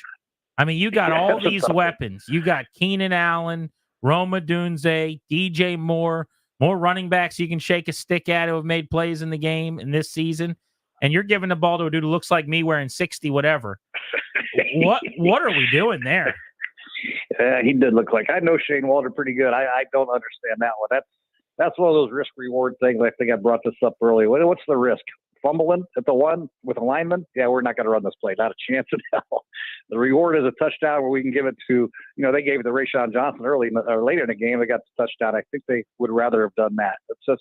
I can see throwing a pass to a big fat guy, but not handing the ball off. I know Fridge did it back in Chicago back in 1972 or whatever it was, but not many other guys have done it. Now, there's a reason why, because there's ball handling involved, and these linemen aren't used to running between tackles. They're not doing ball security drills before practice like they're running backs and receivers. So that's a tough call for me. I don't think I could pull that one off. I don't know if you guys saw this, Danny. I don't know if you saw this either, but Dan Orlovsky today on ESPN was blaming Williams on that play. He said the handoff was too high. It was up near the chest. And I'm going, he's like, look at this pocket. And he's like breaking down the film. And he's like, the lineman's doing the right thing, giving him the pocket. You see the ball's a little too high. I'm going, no, you're giving it to number 60 something. Yeah, there's an issue there. My guess is that guy's probably not that good at getting the handoff. He was so low. I don't think he could have got the handoff way down there. He was way down there. That lineman, he was crouched down there. He's ready to just go pull duck in the pile. I don't know what the hell. That was a weird deal. That's something that I'm sure regret bad. Jay, is Washington's defense good now? They're playing great. I mean, a couple of the plays, I don't know how they're doing it. I think their linebacking play is pretty solid. They're mixing up the fronts, which is good. They're getting pressure from different people. It's nice to see Deron Payne get a sack. Secondary is doing a good job disguising their intent. They're playing 3. They're playing 2. They're playing different coverages. And they're playing hard. I think they're a lot like Chicago's defense. They don't give up very many big plays. They play hard and they tackle well. And that's usually when you have 2 defenses playing like that, it's going to be a lower scoring game and kicking field goals, and that's going to be the issue. But, I'm impressed with the way they're playing. I thought Johnny Newton was great. When you went back and watched the tape, did he jump out at you at D-tackle at all? He had some good plays. Yeah. I just like the way, Bobby Wagner, I like the way Wagner plays. And I think he's a great leader back there. He runs the show. You can tell the communication process is solid. They're not out of gaps like they were early in the season against Tampa Bay. They didn't look very good in some other games. They're sound in what they're doing, and they're tackling extremely well. And I think it's all led by Bobby, and Frankie's doing a good job playing off the edge, playing linebacker, and Chin's doing a good job. All these guys, Martin had, I think, 10 tackles. I mean, he was all over the place. So I've been impressed with their defense. Jay, I wanted to ask you this sooner. How would you have approached Jaden Daniels playing in the game kind of throughout the week, right? Knowing that the long-term import of the player can't be overstated for an individual week. And if he's limited and if he's got to get a wrap around his body, whenever he comes out of the game, doesn't seem like he's at 100%. Like how would you have handled that thing all week? One, I would make sure we have close communication with the doctors. I would never make a decision on whether a quarterback should or should not play based on what I feel like he can and can't do. Now, if he's very limited in the way he can throw the ball, then I wouldn't have played him. But obviously he wasn't. Mm-hmm. He threw the Hail Mary 66 yards in the air. So obviously he could get enough torque on his body so the ribs didn't affect the way he threw the ball. If he just had to deal with a little bit of pain and the doctor said, hey, we're going to pad it up and it's going to be protected and it won't be any long-term damage, you got to play him. I mean, hell, he's a hell of a player. You're right in the thick of things in this NFC East. Philadelphia is starting to pick it up a little bit, and every game matters. So if he can go and the doctors say it's okay and Jaden says it's okay, I'm playing the guy. That's just me. Did you ever, as a quarterback or as a coach, were you on the right side of any Hail Marys at the end of games? Yeah, Bengals 2013. We threw one against the Ravens at the end of regulation to AJ. It was almost exactly like the one that just happened. It was tipped up and AJ Green was the back and it bounced right to him for an easy completion. It's funny how easy they look when they're executed like I know, right? that. Like, I mean, it was just before Noah Brown caught it, you saw it all playing out. When the ball gets bounced up in the air, it's just like standing there and you're the only one there for a rebound. Yeah, it was bizarre. But yeah, it was just these guys just have problems jumping up in these DBs and just knocking it down. You know, they just try to catch it, or I don't know what the hell they're trying to do. But yeah, I mean, it's easier said than done. Because the ball's coming a long way. It's 65 yards in the air and it's traveling. It's harder than you think to get a good hand on it and just bat it down. You know, guys are leaping all over. They're holding your arms down. It's hard to get both hands on the ball. So it's a unique play, and it's it works once every probably 20 times. But when it does work, it's awesome. How did you feel about Chicago's defense and their plan against Washington? Even though Washington accumulated a bunch of yards, I know we add on 50-something at the end with that Hail Mary. In regulation, you're still talking about 425, 430 yards of offense, but it didn't feel like they were as connected and smooth kind of moving throughout. What do you think of Chicago's plan and how they kind of disrupted? Yeah, I agree. I think Washington did pretty much move the ball at will up and down the field, and they just did a really good job in the red zone, or maybe it's Washington's lack of execution in the red zone or Chicago's execution, one or the other. But I think, I was impressed with the way Washington handled that defense. The defense was pretty good coming in, and the plan was the way they always play. Eberflus is a coverage first guy, and he'll bring safeties down if he gets hurt in the run, but he's not too concerned about the run because usually he stops it with the lighter box, plays more coverage, doesn't want to give up a big play, and they tackle good. And that's kind of been their MO, and that allowed Washington to run the ball a little bit. Robinson had about 60 yards. Jaden had a couple good hits. Eckler had one good hit at the end of the half that didn't really count.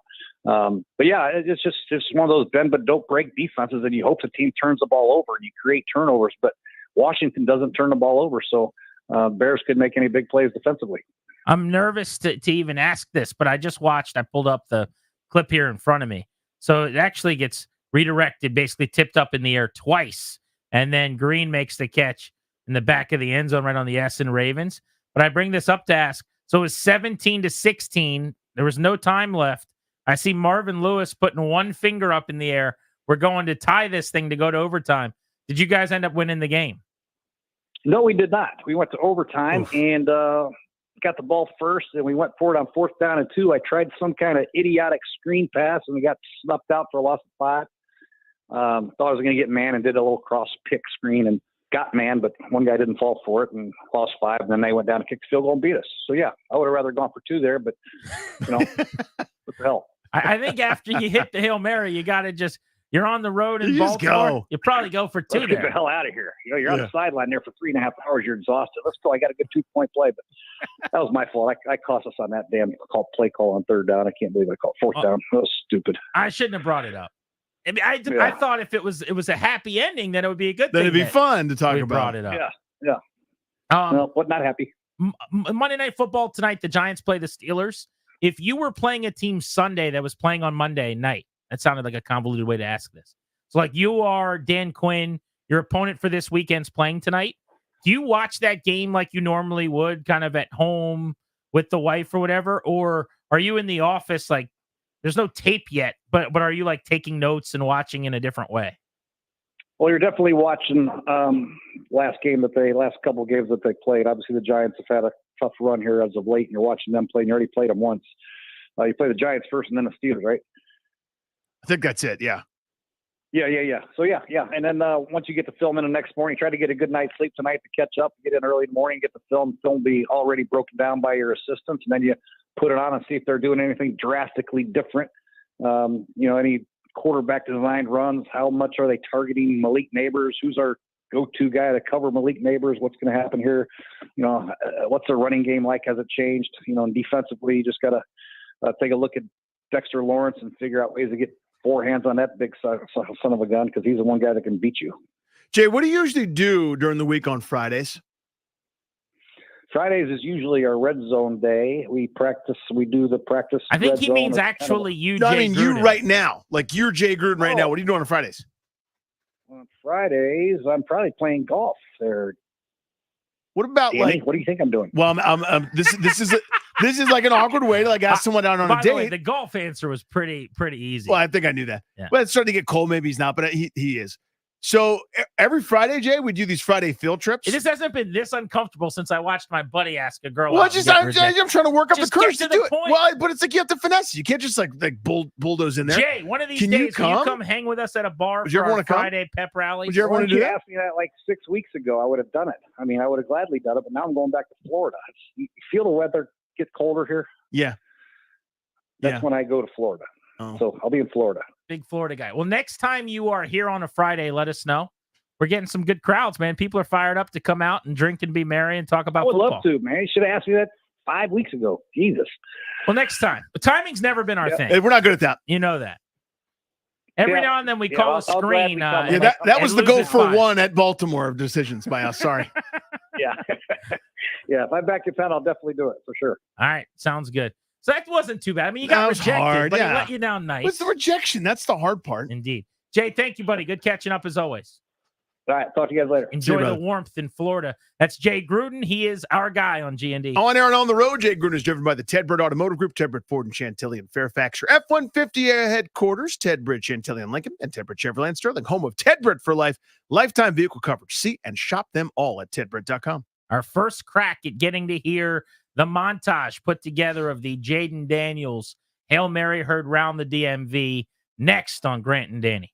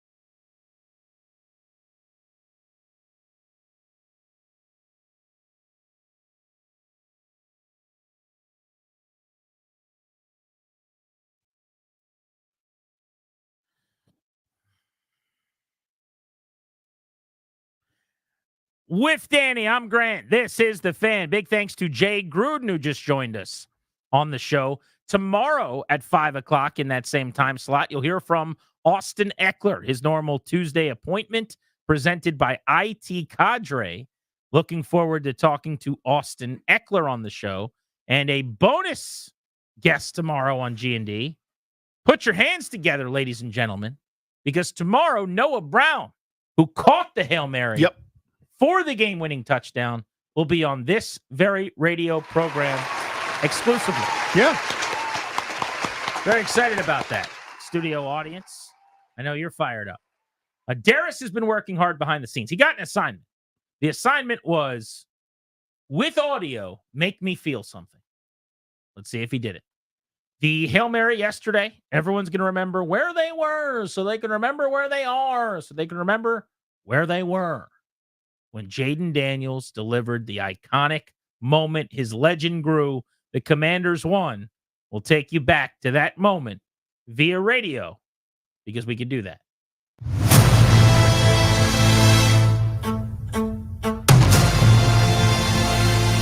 Comes down to one last play. The plays also leading up to it were a really big deal because when you're in that spot, you don't have timeouts, and we used one early, obviously, to get out of bounds, to give yourself a chance at the next play. And it's going to be getting longer by the second. You're all the way back at the 30-yard line. I thought Jaden did a fantastic job of, buying time over to the right side. I don't know how long the play was. Maybe you guys might, but it took a long ass time. 13 seconds. Yeah, I felt every bit of them. Now you can step into it. Here comes the Hail Mary with the game on the line. Just throw the ball up, give my guys a shot. I didn't see anything. We got Jaden Daniels and we got 30 seconds on the clock, so anything can happen. And the ball is caught! Caught! It's a miracle! Oh, I mean, I was juiced up for sure. I'm excited because, that's kind of like a once-in-a-lifetime experience. Like, not too many people get to experience stuff like that. That was my first time. So, obviously, I was juiced up the whole stadium, team, sideline, everybody. It's Noah Brown! Oh, my goodness! Man, we're blessed to have Fod leading this team. The things he can do is special. Just even that last play, keeping his composure, fighting like hell to get the ball off and threw a hell of a ball. I wouldn't want to play with any other quarterback. I'm glad to have him. Town is going crazy. I just heard people screaming and our sideline rushing the field. So that's how I knew. It's a madhouse in Landover, Maryland. He did it. Crazy, man. It's kind of just you feel the energy throughout the whole stadium, from everybody on the field to everybody in the stands, man. I love the fan base here, man. I love the DMV. I love this organization, man. I couldn't be happier for them. Attaboy. There we go. That's what we wanted. Yeah, there it is. A trip down memory lane all the way back to about 22 hours ago when Jaden Daniels changed the trajectory of this organization with that Hail Mary. God, I still can't get over it, man. Like, it's so stupid. Do you know what I mean? Like, the whole thing is so stupid, but in the best way. While he was running around, did you yell, throw the ball?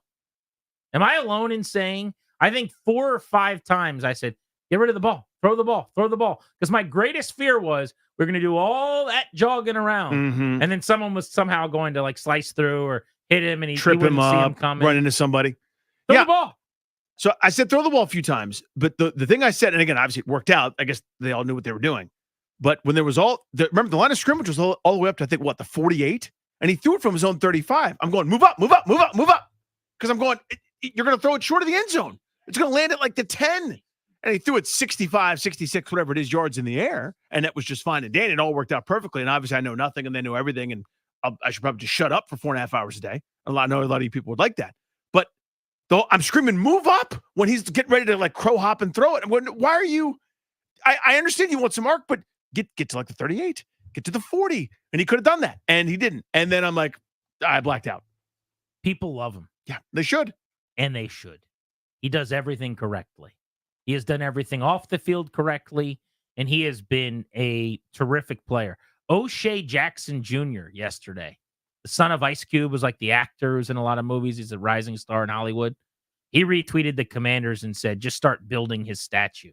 Now, Jeffrey Wright, who is a local guy who went to St. Albans High School, I believe, but another terrific actor, was in the stadium yesterday and was tweeting after the game. Kevin Durant came out, not only to talk about the play, but again, Jaden Daniels himself. Dale Earnhardt Jr. was there, was talking about it. Like, the stars were out, but there is something about Daniels. I always talk about at quarterback, you're in the cool kids club or you're not. You're just one of the guys that people decide is awesome. And even when you play bad, if you make one or two nice plays, they'll say you played well. And I'm not saying Jaden Daniels has ever played bad, because he hasn't really. But my point is, you're either cool and just your interception is better than the other guys, right? Right. We have one of the cool kids. We got the cool kid. Now, it happens that this cool kid is only doing good things, which is awesome. But my point is, even if he were to stop doing the good things for a game or two, it would be okay. Because he's in the cool kids club. He's in the club. He has the jacket. They have not had a quarterback in the cool kids club since Robert Griffin in 2012 for a several-week stretch. He didn't even have the jacket all season long, I don't think. Maybe he did, I guess. Maybe everybody loved him from day he did. one. But he's the last one, and it's because he was a Heisman Trophy winner and he was a dual threat. You really don't get to be in the cool kids club unless you like run for 700 yards or something like that, or you know, you're a playmaking quarterback. Josh Allen's in the cool kids club. Joe Burrow might be the only pocket passer that's really in the cool kids club. It's very, very rare. You've got to be a dual threat, I would say, mostly in today's NFL. But we've got a guy that everybody loves, and it just feels surreal.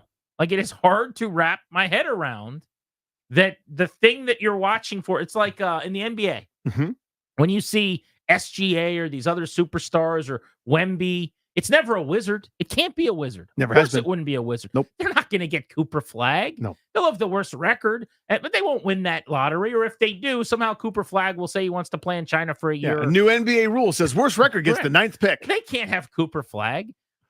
Post Alex Ovechkin, this just doesn't happen for us in this town. But maybe it did. What if it did? And it's pretty clear that it has, to some degree, right? Well, I just mean sustainably, like for 15 years. Oh, I know. So, I mean, and this is the part that I'm so nervous about. It's like, I don't have a great analogy, but remember, what's the name of the movie with Jay Baruchel, who's like always whining like that, and TJ Miller, like, not She's All That, but where he goes out with the really hot girl and he can't believe it. She's Not That Into You? Maybe. I can't remember. But you guys know what I'm talking about. He works at the airport. Yeah, She's Not That Into You. It's a great underrated comedy. And the whole time, he's just so nervous that he ruins it. He sabotages the relationship because he can't handle the idea that this dime is interested in him. She loves him. Yeah. And he's like, no way. You don't.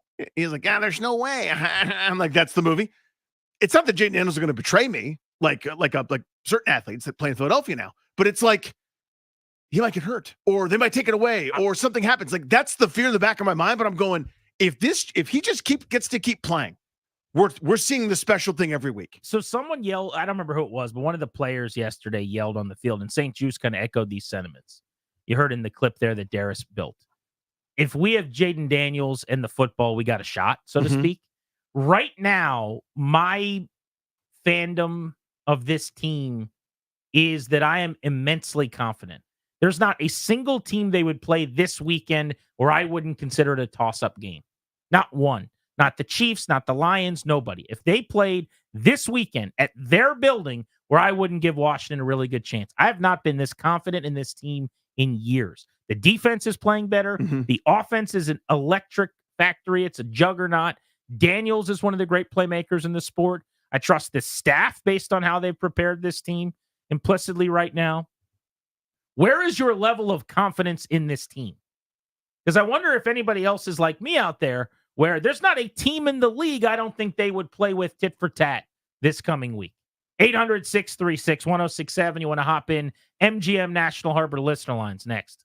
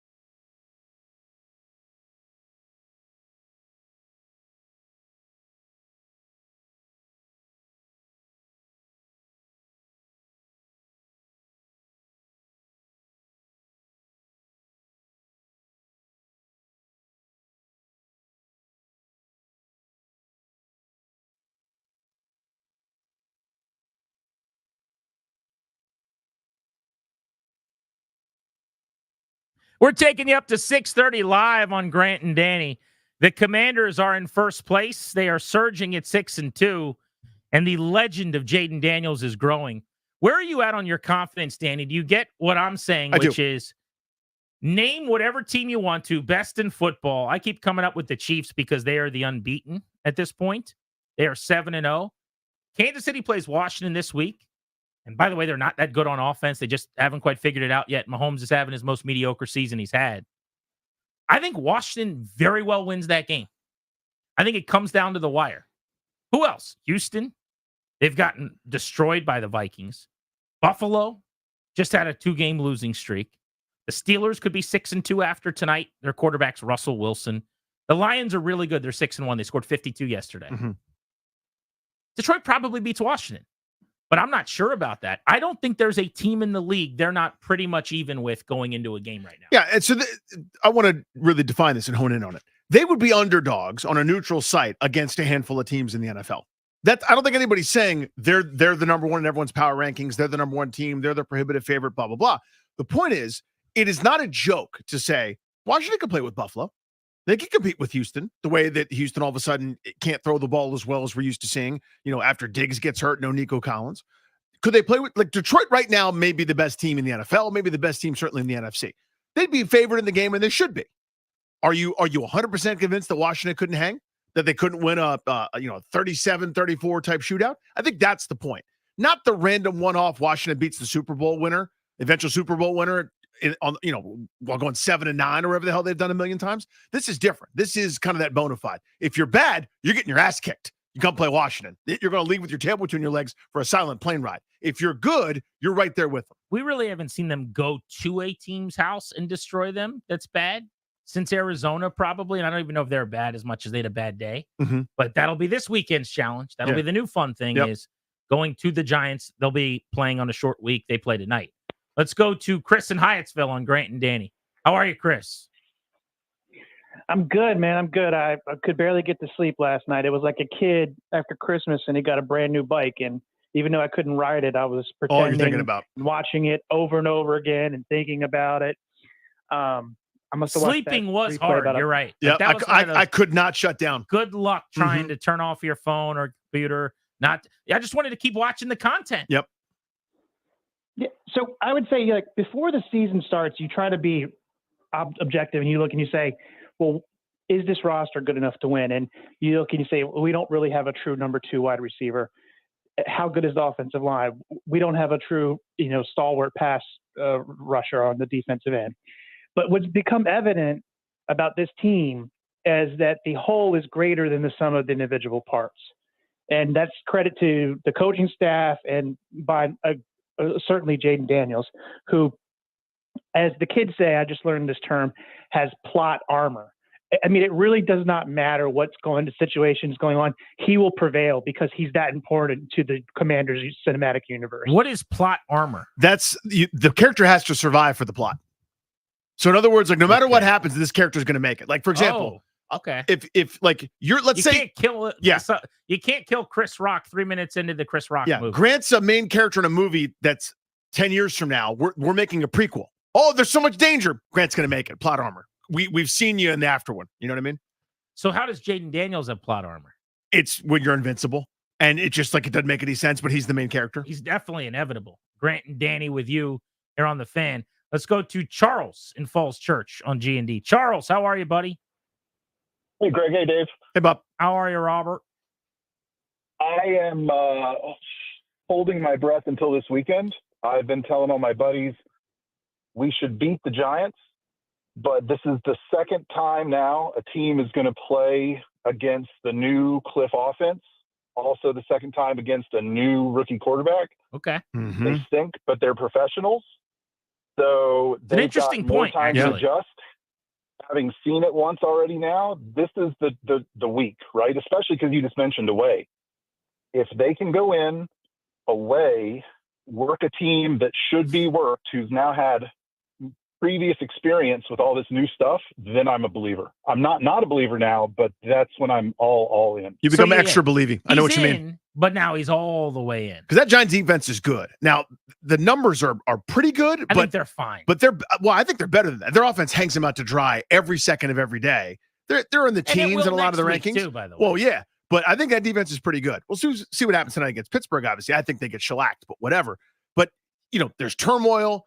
You step on some throats up there. But it's a good point. I mean, what's happened previously with Kingsbury is for 8 games, 9 games, 10 games, whatever, it's a juggernaut. It's a buzzsaw. Slowly but surely it erodes. And the next thing you know, all of a sudden they're not the same group. You're hoping they've avoided those pitfalls and is like year abroad finding himself in the, in the other reaches of the world, and then being an intern for USC or whatever he was. He's kind of rediscovered it and he's improved, self-scouted a bit.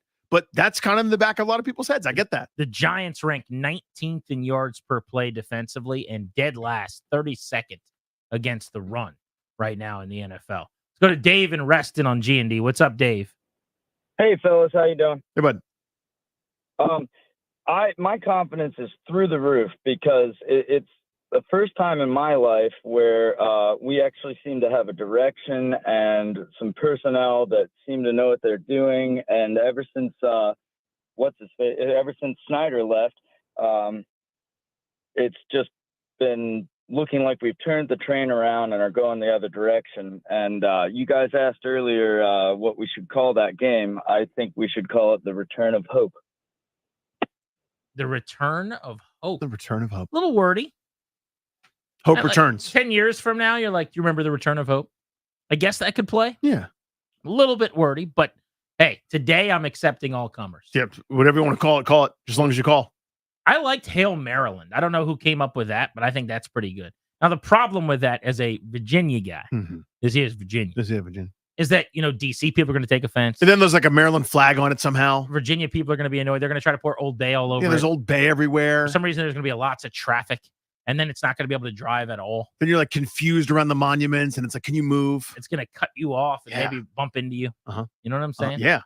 But otherwise, I kind of like Hail Maryland. Not bad. Let it simmer.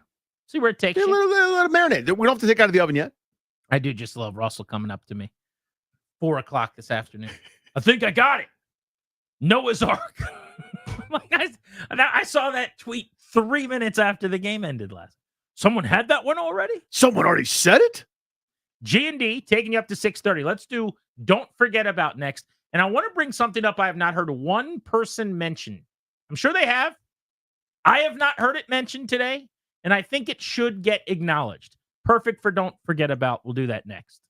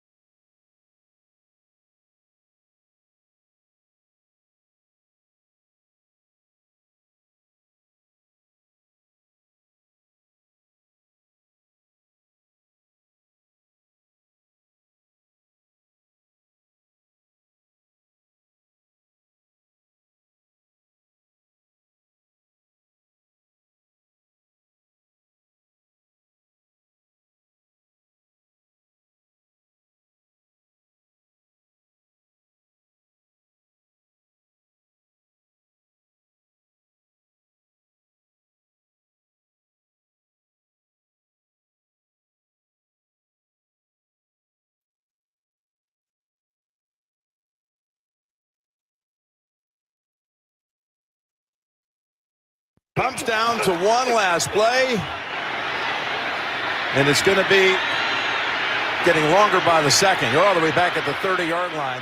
Now you can step into it. Here comes the Hail Mary with the game on the line. And the ball is caught! Caught! It's a miracle!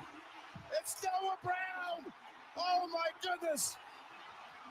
Town is going crazy. It's a madhouse in Landover, Maryland. He did it! The CBS call of yesterday's Hail Mary walk-off final second win for the Commanders. A 52-yard touchdown pass from Jaden Daniels to Noah Brown. Noah Brown will be on our show tomorrow. Fired up about that. We'll also have Austin Eckler in his normal 5 o'clock spot on a Tuesday G&D. We're excited for the start of the football season, but we know some folks around us have lost a family member or a friend recently. The exclusive sponsor of this show is the law firm Kandorian Murad. They'll guide you through a difficult probate administrative process if that's what you need. They'll help bring clarity and closure to a loved one's estate. Schedule a free consultation with their probate and estate planning attorneys today. Visit kmlawyers.com. Be sure to tell them that we sent you. That's kmlawyers.com. You'll get a discount. Before we get to Don't Forget About, Danny, one thing I haven't heard anybody talk about, which I thought was actually pretty cool. I've actually seen people take issue with this, and I find that odd too. Emmanuel Forbes yesterday, picking up a couple of the Bears players after the Hail Mary was completed, the touchdown, won Washington the game, and Forbes was helping a couple of the DBs up who were sitting there like kids that had just lost the NCAA tournament, with a game-winning shot or something. And Forbes started picking them up, which is the epitome of sportsmanship, and I thought class and dignity. I don't know if that's one of those things where people don't like Forbes because he hasn't played well as a player, so they decide to make his show of class like weakness or something. I didn't really get that, but I thought what he does in that moment is a show of character, and I really liked it. I thought it was wonderful. The game was over. Yeah, that was strange to me that there was negative reaction there. I mean, maybe if like if Mother Teresa does it, then it's positive, but because he hasn't played well and only played 6 snaps and wasn't a factor, people got mad. But that to me is regardless of what's going on. Like, as bad as things have gone for you, you could still be a decent person, right? Exactly. Everyone's like, you order your food wrong, like you make your eggs wrong. Everything about what you're doing is wrong. And the fans are irritated because of the expectations you had, but you're not doing that for the cameras. You're doing that because you get it. You get what struggles like. You get the defeat snatched away from victory feels like. You've been on the business end. Those things everybody has. So you're bigger than yourself in those moments. I actually thought that was great. He single-handedly kind of gets 2 of the Bears off the ground, lifting them up right after the Hail Mary and the loss for them at their lowest moment. And I just think as an organization, in year 1 as an ownership group with your control of this team, I know they came on right before the start of camp last year, but a new front office, a new coaching staff. What do you want to be? What kind of image are you trying to portray? What does it mean to be a Commander? We're going to fight you tooth and nail. We're going to go at you for 60 minutes. We're going to have a knockdown, drag-out fight. But when that thing's over, we're decent human beings, and we're going to act as such. And I just thought that was the type of class that you want your organization to be known for. It's like seeing one of your employees out in the wild doing a good thing, and they get credit for it. Look at this guy who was an employee at Chick-fil-A, and in the parking lot, he helped this person start their car. Like, that's what it was to me. And I just thought it was a really good moment for Forbes. And I think anybody crushing him is either a tough guy who's completely out of touch on what football really is, or someone who just doesn't like him because he hasn't played well. And to that, I would say, as I did a few weeks ago when we talked about the fans screaming at the Giants and Daniel Jones as they walk to the parking lot, grow up a little bit. The game is over. This is not like he's picking a guy up in the middle of the play, Tyreek Stevenson style, where he wasn't able to help defend a pass for Washington because he was busy picking someone up. The game had ended. He walked out on the field, and rather than going and jumping around with his teammates, he saw someone who was down and said, "Hey, man, good game." Yeah, one of my best friends in the entire world, we became really close in 7th grade. The end of school there's this big track and field day. It's like a big deal in the lower school. And you realize now in retrospect, it probably wasn't that big a deal, but at the time it's your whole world. And my team lost the 4x100 relay to his team. I had a big lead. I was running the anchor leg, and he chased me down, and he ended up winning by a couple of steps. I was devastated. It was like the end of my life at that point. Like nothing will ever go right. It's just devastating. I let everyone down. It was terrible. And he left celebrating to come talk to me, put his arm around me. And I remember going home that afternoon. My mom drove me home, and I thought, I'm going to be friends with that guy for the rest of my life. And I was the best man at his wedding. So like that kind of stuff goes a much longer way. People remember humanity a lot more than the 6 snaps you did or didn't play. So I actually thought that was great. Just a quick editorial there, if I may. Quick, don't forget about, if I may. Well, let's get to don't please forget about then right now on Grant and Danny.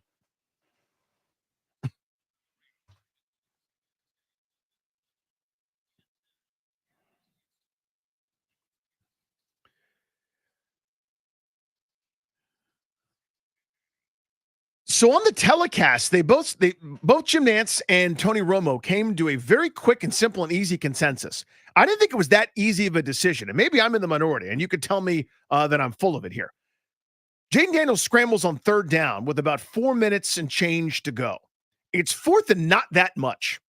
I know that would have been the gutsiest decision in the history of gutsy decisions. Go for it. I'm sitting there at home going, are we sure that they, because Romo goes, oh, you gotta punt it here, Jim. Do you? No, you don't. I kind of went, I understand the repercussions. And at the podium, if it doesn't go well, Chicago scores, you lose the game, everybody's going to have the questions for you, and it's unorthodox, and everyone's going to make fun. But I'm going, I don't know that you have to punt here. Again, it's a big risk, but my point is, where was the momentum? What was happening in the game? That, to me, was a hidden decision that ends up working out because they get the Hail Mary, but I'm going, I don't want to give them the ball because they're now moving it against my defense. They've now scored. They look a lot better than they did for the first 3 quarters. A touchdown beats me. I don't want to give them the ball back. I want 2 first downs and I want to win the game. So here's the sequence you're talking about for people that haven't remembered the exact spot. It's 4th and 1 from the 12, but it's not really It's one. a soft one. It's 3 inches, 5 inches. Now, you're at your own 12. So somebody's listening to this going, you're an idiot. What are you talking about? You can't go for a 4th down with a 1 possession lead at the 12-yard line, 12 yards from your own end zone. And to that, I say I disagree with you because for a couple of reasons here, okay? Number one, at that moment in the game, they were ahead 12-7, right? Let me think. No. It would have been 12-7. Because they got a 2-point conversion. Correct. 12-7, 4th and inches. Here's why I go for that. Number one, I think I get it. I'm pretty sure I do. I have not been stopped on 4th down all year. I've got a cheat code in Jaden Daniels who's really impossible to defend in that spot. I'm going read option. And so if you play it perfectly with penetration and you blow up the run, I pull it and I've got the corner. It's almost impossible for you to cover everything. In other words, you're not going to be able to take Robinson away and also take Daniels away on the edge. And if you do both, then you're definitely not able to take away an RPO where I throw the ball to somebody on the outside. So I think if you have a read option with an RPO look there or something like that, we've seen it for years with the Ravens. If they only need a foot or two, they're going to get it. You can't be stopped.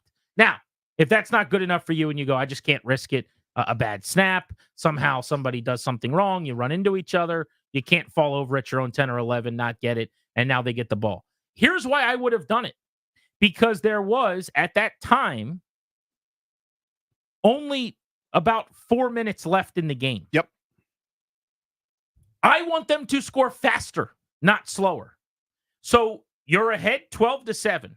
If they go ahead to win the football game, I need time to go down the field and still win. Now, this gets relegated by the fact and just dismissed outright because there was a Hail Mary that never happens. And you still had enough time with 25 seconds. Mm-hmm. But, the chances of the actual chances of them winning were under 2% when they got the football back with 25 seconds left.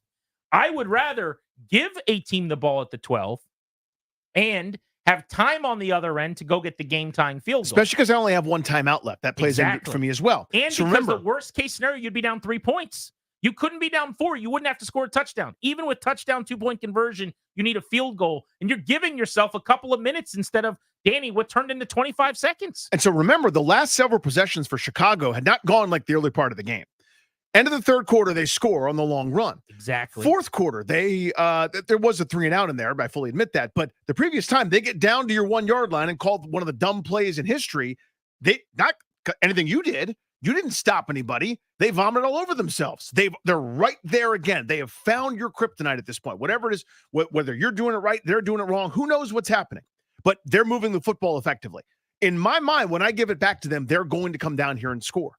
Now, that may be defeatist. That may be the wrong way to do it. I know stuff happens in between, and there are variables. I agree but with you. I want the football with as much time left as possible for a chance to win. The feel of the game there just said you're not stopping them another time. Plus, That's how it felt. They're in 4 down at that point because they have to score a touchdown on that drive. So you have to add that to the algorithm as well, that they're going to get 4 chances instead of 3 and a punt or a kick. They're not kicking. So a offense that has been moving the ball for the last quarter on you with an extra down to operate, they're probably getting the ball back as it is close to midfield. The likeliness there of pinning them deep is very, very small because you're punting from your own goal line. Frankly, in the end zone, right? I mean, you're punting close to it, yeah, way back, in your own end zone. So I don't know. To me, I understand why he didn't do it. Of course. And I totally get that it's so much easier on the outside. But that's one of those where I'll bet you in 5 or 6 years, you'll see teams doing that regularly. Because it's like basketball. You want to have the ball last. You want to have possession. And someone could say, well, you can't just give them the ball 12 yards from the goal line instead of making them go 55. I just think in the feel of the game there, it was to me about having more time left. It all worked out. Didn't matter at all. Of course. They win the game via the Hail Mary. And if you just work back from the result, then a lot of things don't matter. Don't forget I thought Terry McLaurin had an incredible game. The 13-yard catch, getting out of bounds, 2 seconds left, is the last play he made. The 61-yard catch and run down the sideline was awesome. 5 for 125 for him and 8 targets. Don't forget that Terry McLaurin's on pace for a career year. Not surprisingly, his first year with a terrific quarterback.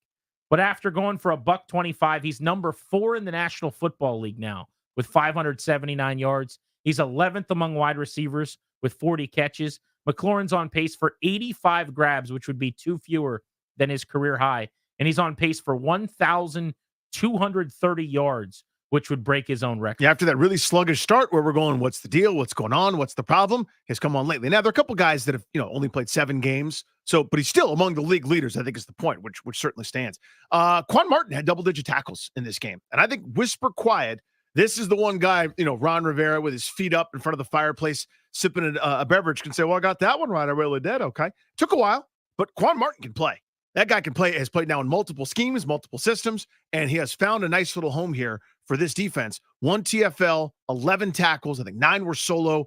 You don't stop a team like that without members of the secondary having to tackle. The way Swift moves and getting to the outside, having receivers that are running some end arounds, had a Dunze and a bunch of guys, always kind of get different bits of action. If you don't tackle well in the secondary, you don't beat a team like Chicago, and I thought they did yesterday. All right, let's touch the people. They've been waiting patiently. Josh in Alexandria, you're on Grant and Danny. What's up, buddy?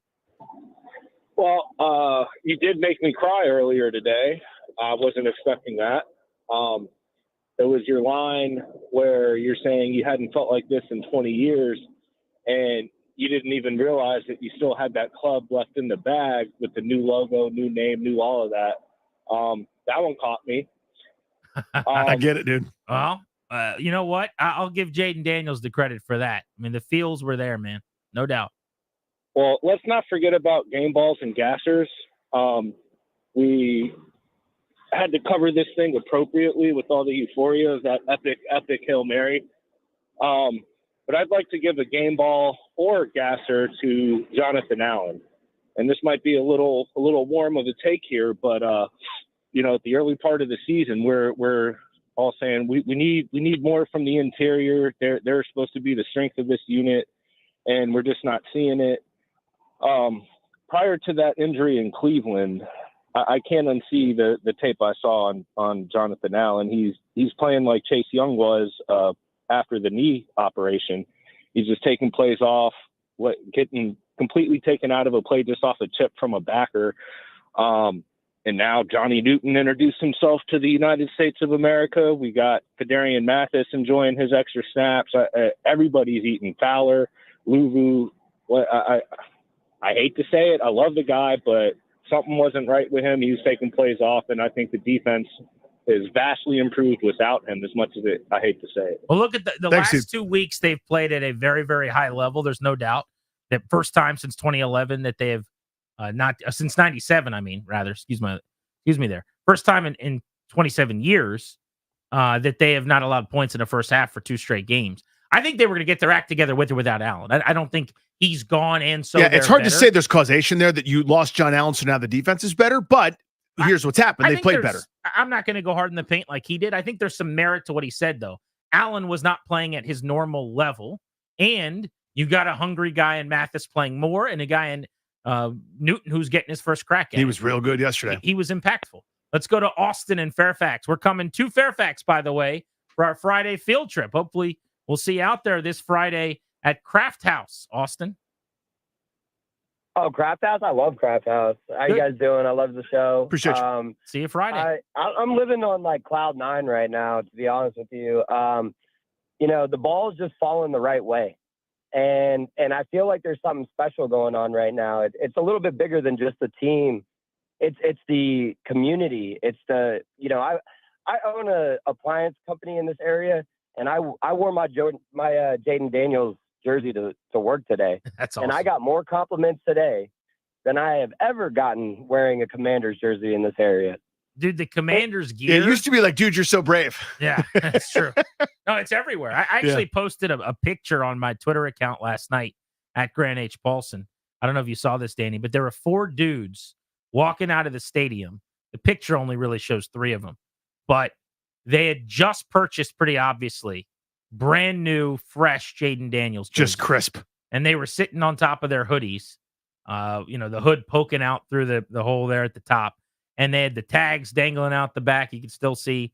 And they got the bags, their Fanatics bags coming out of the team store. And they just got these jerseys.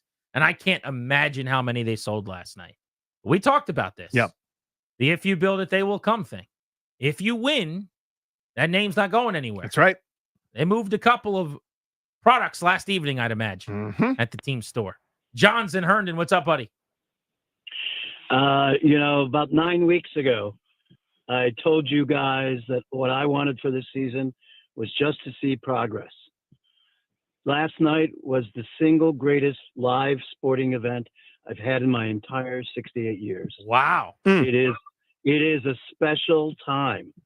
I think this is a special team. I think I said to JP, that it felt like Seattle when they won their first Super Bowl. That was a special team. I'm not saying we're going to Super Bowl, but we got 10 wins. We're going to do at least 10 wins. This is real forward progress. And I just love you guys. Your analysis, your fandom. Keep it up, guys. Stay healthy. I want you around for a long time for 3 more Super Bowls. Thank you, buddy. Wow, appreciate you, take brother. One, but we can get greedy later. Let's get that first one. We'll talk about more. By the way, not pictured, even though we're talking about the improvement of the defense, is the job that Quinn and Witt have done with that group. They were dead last at the midway point of last season in yards and points. And they rank 10th and 14th in those categories now. I'm not telling you they're really good. I'm not saying they're great. We don't know. But they are a middle-of-the-pack defense now. And where they were last year and even at the beginning of this year to right now, it's night and day. Night and day. I mean, remember, the first 3 weeks, their opponent quarterback rating allowed, aka what you're doing against them, was 128, which is world-class record-setting MVP. Yeah. Right? If you do that for a season, you're having Dan Marino throwing 50 touchdowns. And they've cleaned it up. This is what good coaching does for you. Jim's in Springfield. What's up, Jim? Hey, boys. How's it going, man? Good, buddy. Hey, so you're thinking about the name. What about the last-minute miracle? I don't know. I was just thinking about that. We'll take it.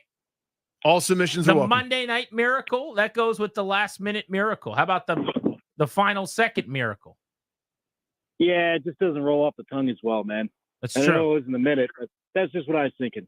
I like it. I hope you guys do good, man. I'm not a Commanders fan. I live down here. You guys picked me up. I'm a Ravens fan, so I was hurting yesterday. So it was good to see you guys win, though, man. That was all right. Appreciate you. Yeah, they got the business end of the dead cat bouncer in Cleveland. We're free of Deshaun Watson. Let's play our asses off. Jameis Winston's pregame speech was a 10.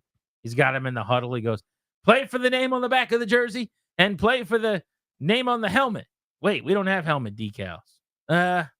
Just play for the name on the back of the jersey. I mean, isn't that yourself? That guy is so funny. He's a lot. I don't know if he means to be. If he should be a comedian, I don't know. Well, he did, like, every once you'll look at some of the highlight moments for him just as a quick side, and you go, that's an unbelievable throw. Oh, yeah. Like, it's stupid. He was the number one pick in the draft, Yeah, and he was the like, Heisman you Trophy forget winner. that guy can sling it sometimes. He won the national championship. He was a closer at Florida State, throwing 95 off the mound. Mm-hmm. He could be a closer in the big leagues if he went and played baseball. He's also just really, really funny. All right, let's play you out with Darris's production on the Hail Mary yesterday. You can relive it one final time. Tomorrow, we've got Austin Eckler at 5. We'll have Noah Brown, who caught the Hail Mary on the show as well. Big thanks to Ryan and Dad for their production. For Danny, I'm Grant saying so long. Enjoy your Monday evening.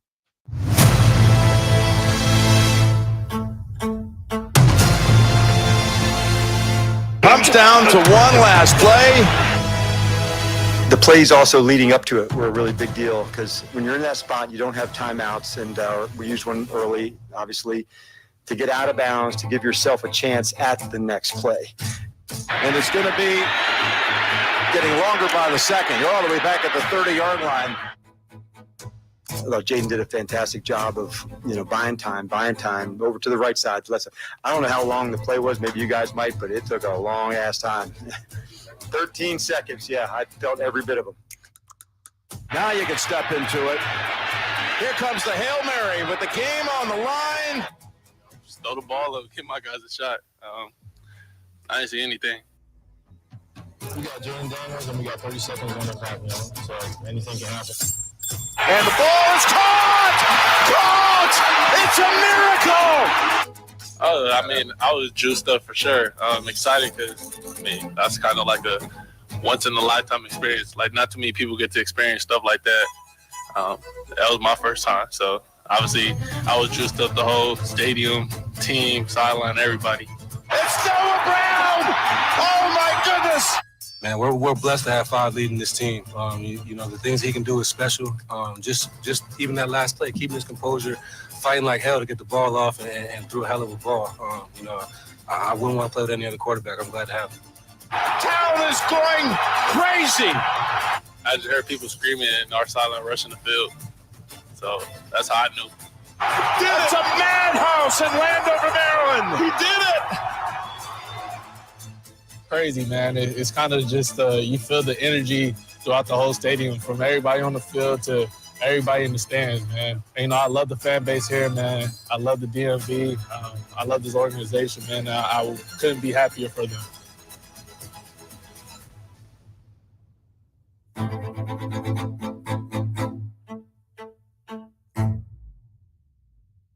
Thank you for coming.